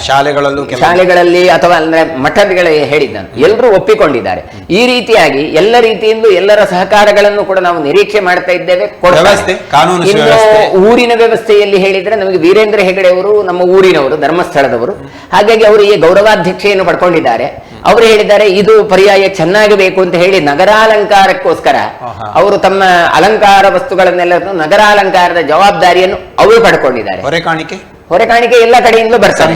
ಸಂಗ್ರಹ ಎಲ್ಲ ಉತ್ತಮ ರೀತಿಯಲ್ಲಿ ಆಗುತ್ತಾ ಉಂಟು. ಅಂದ್ರೆ ಈಗ ಇನ್ನೂ ಬರ್ಲಿಲ್ಲ, ಹೇಳಿದ್ದಾರೆ ಪ್ರತ್ಯೇಕವಾಗಿ ಎಲ್ಲ ವ್ಯವಸ್ಥೆ ಮಾಡ್ತೇನೆ ಅಂತ ಹೇಳಿದ್ದಾರೆ. ಈ ಸಲ ನಗರಸಭೆಯಿಂದ 50 ಲಕ್ಷದಷ್ಟು ವಿದ್ಯುತ್ ಅಲಂಕಾರಕ್ಕೋಸ್ಕರ ಅದನ್ನು ವಿನಿಯೋಗಿಸ್ತಾ ಇದ್ದಾರೆ. ಹಾಗಾಗಿ ನಮಗೇನು ಕೇಳಿದ್ರೆ 50 ಲಕ್ಷ ಹಣ ಕೊಡ್ತಾರೆ ಎನ್ನುವುದು ಮುಖ್ಯ ಅಲ್ಲ. ಮತ್ತೇನು ಕೇಳಿದ್ರೆ, ನಮ್ಮದು ಅಂತ ಅವರು ಮಾಡ್ತಾರಲ್ಲ, ನಮಗೆ ಅದು ಮುಖ್ಯ. ನಾವು ಇಲ್ಲಿ ಭಕ್ತರ ಒಂದು ತೊಡಗಿಸಿಕೊಳ್ಳುವಿಕೆ. ತೊಡಗಿಸಿಕೊಳ್ಳುವಂಥದ್ದು ಪ್ರಧಾನ. ಈಗ ನೋಡಿ, ಅವರಷ್ಟೆಲ್ಲ ಮಾಡಿದ್ರೆ ಅದನ್ನು ಮೇಂಟೈನಿಂಗ್ ಮಾಡುದು, ನೋಡುದು ಎಲ್ಲ ಅವರೇ ನೋಡ್ತಾರಲ್ಲ. ಇಲ್ಲದ್ರೆ ನಾನು ಕಂಪ್ಲೇಂಟ್ ಮಾಡ್ಬೇಕು, ನೋಡಿ ಅಲ್ಲಿ ಬಲ್ಬ್ ಉರಿತಾ ಇಲ್ಲ ಅಂತ. ಇದು ನಾನು ಹೇಳುವ ಕೆಲಸ ಇಲ್ಲ, ಅವರೇ ನೆರವೇರಿಸಿಕೊಳ್ತಾರೆ. ಹಾಗಾಗಿ ಈ ಸಲ ಲಕ್ಷ್ಮೀವರರು ಕೂಡ ಇಲ್ಲಿ ಜನಸಾಮಾನ್ಯರಿಗೆ ಬಹಳ ಇಷ್ಟವಾದ ಸ್ವಾಮಿಗಳಾದದ್ರಿಂದ ಇಲ್ಲಿಯ ಲೋಕಲ್ಸ್ಗಳಂತೂ ತುಂಬಾ ಜನ ಹೇಳಿದ್ದಾರೆ ನಮ್ಮ ಹತ್ರ, ನಾವು ನಿಂತು ನಡೆಸ್ತೇವೆ ಅಂತ ಹೇಳಿದ್ದಾರೆ. ಹಾಗಾಗಿ ನಾವು ನಿಮಿತ್ತ ಮಾತ್ರವಾಗಿ ಮಾತ್ರ ಇದ್ದೇವೆ. ಎಲ್ಲ ಹೊರೆಕಾಣಿಕೆಗಳನ್ನೂ ಕೂಡ ಅಷ್ಟೇ, ಮನೆ ಮನೆಗೆ ಕೂಡ ನಾವು ಆಮಂತ್ರಣ ತಲುಪಬೇಕು ಅಂತ ಹೇಳಿ ಪೊಲೀಸ್ ಇಲಾಖೆ ಕೂಡ ಬಹಳಷ್ಟು ಸಹಕಾರವನ್ನು ಕೊಡ್ತಾ ಇದ್ದಾರೆ. DC ಅವರು ಕೂಡ ಹೇಳಿದ್ರು, ಗವರ್ಮೆಂಟ್ ಲೆವೆಲ್ ನಿಂದಲೂ ಕೂಡ ನಾವು ಒಂದು 2 ಪ್ರೋಗ್ರಾಮ್ಗಳನ್ನು ಮಾಡ್ತೇವೆ ಅಂತ ಹೇಳಿ. ಅಂದ್ರೆ ಈ ರೀತಿ ಆದದ್ದು ಹೊಸತುಗಳು ನಾವಿದ್ದೇವೆ ಎನ್ನುವಂಥದ್ದು ನಾವು ಸಹಕಾರವನ್ನು ಕಾಣ್ತಾ ಇದ್ದೇವೆ. ಹಿಂದೆಲ್ಲ ಇದೆಲ್ಲ ಇರಲಿಲ್ಲ, ಈಗ ಇಲ್ಲದ್ದು ಕೆಲವು ವಿಶಿಷ್ಟವಾದದ್ದು ಕಂಡು ಬರ್ತಾ ಉಂಟು. ಹಾಗಾಗಿ ಈ ಪರ್ಯಾಯ ಚೆನ್ನಾಗಿ ಆಗತ್ತೆ ಎನ್ನುವಂತ ವಿಶ್ವಾಸ. ಕೊನೆಯದಾಗಿ ಕರೆಯೋಲೆಯನ್ನು ನೀಡುವುದಾದರೆ ಎಲ್ಲರೂ ಬರಬೇಕು ಅಂತ. ಎಲ್ಲರೂ ಬರಬೇಕು, ಪರ್ಯಾಯೋತ್ಸವವನ್ನು ಆನಂದಿಸಬೇಕು, ಮೆರವಣಿಗೆಯನ್ನು ಆನಂದಿಸಬೇಕು, ಅನ್ನ ಸಂತರ್ಪಣೆಯಲ್ಲಿ ಭಾಗವಹಿಸಬೇಕು, ಧಾರ್ಮಿಕ ಕಾರ್ಯಕ್ರಮಗಳಲ್ಲಿ ಭಾಗವಹಿಸಬೇಕು. ಪರ್ಯಾಯ ದರ್ಬಾರ್ಗಳಲ್ಲಿ ಎಲ್ಲರೂ ಭಾಗವಹಿಸುವಂತಿಲ್ಲ, ಅಲ್ಲಿಯೂ ಕೂಡ ಕೆಲವೊಂದು ನಿಯಮಗಳನ್ನು ಪಾಲಿಸಲೇಬೇಕಾಗ್ತದೆ, ಪಾಸ್ಗಳನ್ನು ವಿತರಿಸಲಾಗ್ತದೆ. ಬಟ್ ಭಾಗವಹಿಸಬೇಕು, ಕೃಷ್ಣನ ಕೃಪೆಗೆ ಪಾತ್ರರಾಗಬೇಕು. ಖಂಡಿತ. ಪ್ರಾಯ ನಮ್ಮ ಪರ್ಯಾಯ ಅಂತ ನಾವು ಎಣಿಸಿಕೊಂಡ್ರೆ ಚೆನ್ನಾಗಿ ಆಗುತ್ತೆ. ನಾನು ಯಾವತ್ತೂ ಕುಂಭಮೇಳವನ್ನು ನಾನು ಉದಾಹರಣೆ ಕೊಡ್ತೇನೆ. ಕುಂಭಮೇಳದಲ್ಲಿ ಏನೂ ಇರಲಿಲ್ಲ, ಕೇವಲ ಸ್ನಾನ. ಆದ್ರೂ ಜನ ಅಲ್ಲಿ ಹೋಗಿ ಸ್ನಾನ ಮಾಡಿ ಬರ್ತಾ ಇದ್ರು. 50 ಕೋಟಿ ಜನ ಇವತ್ತು ಬಂದಿದ್ದಾರೆ ಹೇಳಿದ್ರೆ ನಮ್ಮ ಉಡುಪಿಗೂ ಕೂಡ ಅಂತಹ ಭಕ್ತಿ ಜಾಗೃತವಾಗಿ ಇಲ್ಲೆಲ್ಲ ಬಂದು ತಾವು ಸೇರಿ ಬಂದಂತ ಭಕ್ತರನ್ನು ಪರಸ್ಪರ ನಾವೇ ನೋಡಿಕೊಂಡಂತಾದ್ರೆ ಖಂಡಿತ ನಮಗೆ ಯಾವ ಕೂಡ ತಲೆನೋವು ಆಗೋದಿಲ್ಲ. ಅದೆಲ್ಲವನ್ನು ಕೂಡ ಕೃಷ್ಣ ನೆರವೇರಿಸ್ತಾನೆ. ಹಾಗಾಗಿ ತಾವೆಲ್ಲ ಬನ್ನಿ, ಶಾಂತಚಿತ್ತರಾಗಿ ನಿಮ್ಮದೇ ಪರ್ಯಾಯ ಅಂತ ಖಂಡಿತ ನೀವು ತಿಳಿದುಕೊಂಡು ಮಾಡಿದಾಗ ಈ ಕಾರ್ಯಕ್ರಮ ಚೆನ್ನಾಗಿ ಆಗತ್ತೆ. ಹಾಗಾಗಿ ಈ ಮೂಲಕ ಮತ್ತೆ ವಿನಂತಿಸಿಕೊಳ್ತಾ ಇದ್ದೇನೆ, ಕೇವಲ 18ನೇ ತಾರೀಕಿಗೆ ಮಾತ್ರ ಅಲ್ಲ, 2 ವರ್ಷ ನಿರಂತರ ತಮ್ಮೆಲ್ಲ ಕೃಷ್ಣ ಭಕ್ತರ ಸಹಕಾರ ಬೇಕು, ಎಲ್ಲರೂ ದರ್ಶನಕ್ಕೆ ಬರಬೇಕು ಅಂತ ಈ ಮೂಲಕ ತಾನು ವಿನಂತಿಸಿಕೊಳ್ತೇನೆ. ಸರಿ, ಕಾರ್ಯಕ್ರಮದಲ್ಲಿ ಭಾಗವಹಿಸಿದಂಥ ಗುರುಗಳಾದಂಥ ವಿಚಾರ ಪಾರದರ್ಶರಾದಂಥ ಶ್ರೀಯುತ ಡಾಕ್ಟರ್ ಉದಯಕುಮಾರ್ ಸರಳತ್ತಾಯ ಅವರಿಗೆ ನಮ್ಮ ವಾಹಿನಿಯ ಪರವಾಗಿ, ವೀಕ್ಷಕ ಬಾಂಧವರೆಲ್ಲರ ಪರವಾಗಿ ಹೃತ್ಪೂರ್ವಕ ಧನ್ಯವಾದಗಳು. ಮುಂದಿನ ಪರ್ಯಾಯದಲ್ಲಿ ತಾವು ಕೂಡ ದಿವಾನರು ಈ ಚಟುವಟಿಕೆಗಳನ್ನು, ಸಾಂಸ್ಕೃತಿಕ ಧಾರ್ಮಿಕ ಚಟುವಟಿಕೆಗಳು ನಿರಂತರವಾಗಿಸುವಲ್ಲಿ ತಮ್ಮ ಪಾತ್ರವು ಕೂಡ ಕೊಂಡಿದೆ. ಅದು ಕೂಡ ಯಶಸ್ವಿಯಾಗಲಿ ಶ್ರೀಕೃಷ್ಣನ ಅನುಗ್ರಹದಿಂದ, ಅಚ್ಯುತಾನಂದನ ಅನುಗ್ರಹದಿಂದ ಅನ್ನೋದು ನಮ್ಮ ಒಂದು ರೀತಿಯ ಆಶಯ. ಧನ್ಯವಾದಗಳು ಕಾರ್ಯಕ್ರಮದಲ್ಲಿ ಭಾಗವಹಿಸಿದ್ದಕ್ಕೆ ಮತ್ತು ಪೂರ್ಣವಾದಂಥ ಮಾಹಿತಿ ಮತ್ತು ಅಪರೂಪವಾದಂಥ ಅಮೂಲ್ಯವಾದಂಥ ಮಾಹಿತಿಯನ್ನು ನೀಡಿದ್ದಕ್ಕಾಗಿ ಧನ್ಯವಾದಗಳು. ವೀಕ್ಷಕರೇ, ಶಿರೂರು ಪರ್ಯಾಯ ಶ್ರೀ ಶ್ರೀ ವೇದವರ್ಧನ ತೀರ್ಥ ಸ್ವಾಮೀಜಿಯವರ ಪ್ರಥಮ ಪರ್ಯಾಯ. ಈ ಪರ್ಯಾಯವನ್ನು ಶ್ರೀ ಅವರ ಆಶಯದಂತೆ ನಮ್ಮ ಪರ್ಯಾಯ ಅಂತ ಭಾವಿಸಿಕೊಂಡು ಎಲ್ಲರೂ ಕೂಡ ಪರ್ಯಾಯದಲ್ಲಿ ಭಾಗವಹಿಸೋಣ ಮುಂದಿನ ಅವಧಿಯಲ್ಲಿ. ಮತ್ತು ವಿಶೇಷವಾಗಿ ಈ ಪರ್ಯಾಯದಲ್ಲಿ ಎಲ್ಲ ಸ್ವಾಮೀಜಿಗಳನ್ನು ನೀಡುವಂಥ ನಮ್ಮ ಕನಸು, ಬಹುಕಾಲದ ಕನಸು ಕೂಡ ನೆರವೇರುತ್ತೆ ಅನ್ನುವಂಥ ಆಶ್ವಾಸನೆಯೂ ಕೂಡ ನಮಗೆ ಲಭಿಸಿದೆ. ಅದರಿಂದ ಎಲ್ಲ ಸದ್ಭಕ್ತರು ಭಾಗವಹಿಸಿ ಪುನೀತರಾಗೋಣ. ಮತ್ತು ಈ ಪರ್ಯಾಯದ ಅವಧಿಯಲ್ಲಿ ಎಲ್ಲ ಧಾರ್ಮಿಕ ಕಾರ್ಯಕ್ರಮಗಳಲ್ಲಿ ನಾವು ತೊಡಗಿಸಿಕೊಂಡು ನಮ್ಮ ಧರ್ಮದ ಬಗ್ಗೆ ಪ್ರಜ್ಞೆಯನ್ನು ಬೆಳೆಸಿಕೊಳ್ಳೋಣ, ಧಾರ್ಮಿಕವಾದಂಥ ಔನ್ನತ್ಯವನ್ನು ಸಂಪಾದಿಸೋಣ ಮತ್ತು ಕೃಷ್ಣ ಭಕ್ತಿಯ ಪ್ರೇರಣೆಯಿಂದ ನಾವು ಆತ್ಮಾನಂದವನ್ನು ಪಡೆದುಕೊಳ್ಳೋಣ ಅನ್ನುವಂಥ ಮನವಿಯನ್ನು ಮಾಡಿಕೊಳ್ತಾ ಕಾರ್ಯಕ್ರಮವನ್ನು ಮುಗಿಸ್ತಾ ಇದ್ದೇವೆ. ಎಲ್ಲರೂ ಕೂಡ ಪರ್ಯಾಯಕ್ಕೆ ಬನ್ನಿ, ಪುರಪ್ರವೇಶದ ಕಾರ್ಯಕ್ರಮದಲ್ಲಿ ಮೆರವಣಿಗೆಯಲ್ಲಿ ಭಾಗಿಗಳಾಗಿ ಮತ್ತು ತಮ್ಮ ತಮ್ಮ ವ್ಯಾಪ್ತಿಯಲ್ಲಿನ ಭಜನಾ ಮಂಡಳಿಯವರಾದರೂ ಇತರರಾಗಿರಬಹುದು, ಈ ಸೇವೆಯಲ್ಲಿ, ಈ ಯಜ್ಞದಲ್ಲಿ ತಾವು ಕೂಡ ಭಾಗಿಗಳಾಗಿ ಶ್ರೀಕೃಷ್ಣನಿಗೆ ಆ ಭಕ್ತಿಯನ್ನು ಸಮರ್ಪಿಸುವಂಥ ರೂಪದಲ್ಲಿ ಇಂಥ ಒಂದು ಸೇವಾಕರ್ತರಾಗಿಯೂ ಕೂಡ ತಾವು ಭಾಗವಹಿಸಬಹುದು. ಈ ಬಗ್ಗೆ ಆ ಮಠದ ಕೆಲವೊಂದು ಕಾರ್ಯಕ್ರಮಗಳು ಮುಂದಿನ ದಿನಗಳಲ್ಲಿ ತಮಗೆ ಪತ್ರಿಕೆ ಅಥವಾ ಇತರ ಸೋಷಿಯಲ್ ಮೀಡಿಯಾಗಳಲ್ಲಿ ಅದು ವ್ಯಕ್ತ ಆಗಬಹುದು. ಅಲ್ಲಿ ಭಾಗಿಗಳಾಗಿ ಆ ಮೂಲಕ ಸೇವೆಯನ್ನು ಮಾಡಿ ಕೃಷ್ಣನ ಭಕ್ತಿಯನ್ನು ಮಾಡಿ ಕೃತಾರ್ಥರಾಗಿ ಅನ್ನುವಂಥ ಮನವಿಯನ್ನು ಮಾಡಿಕೊಳ್ತಾ ಕಾರ್ಯಕ್ರಮವನ್ನು ಮುಗಿಸ್ತಾ ಇದ್ದೀವಿ. ಮತ್ತೆ ಭೇಟಿಯಾಗೋಣ ಮುಂದಿನ ವಾರ. ಅಲ್ಲಿವರೆಗೆ ನಮಸ್ಕಾರ, ಧನ್ಯವಾದ.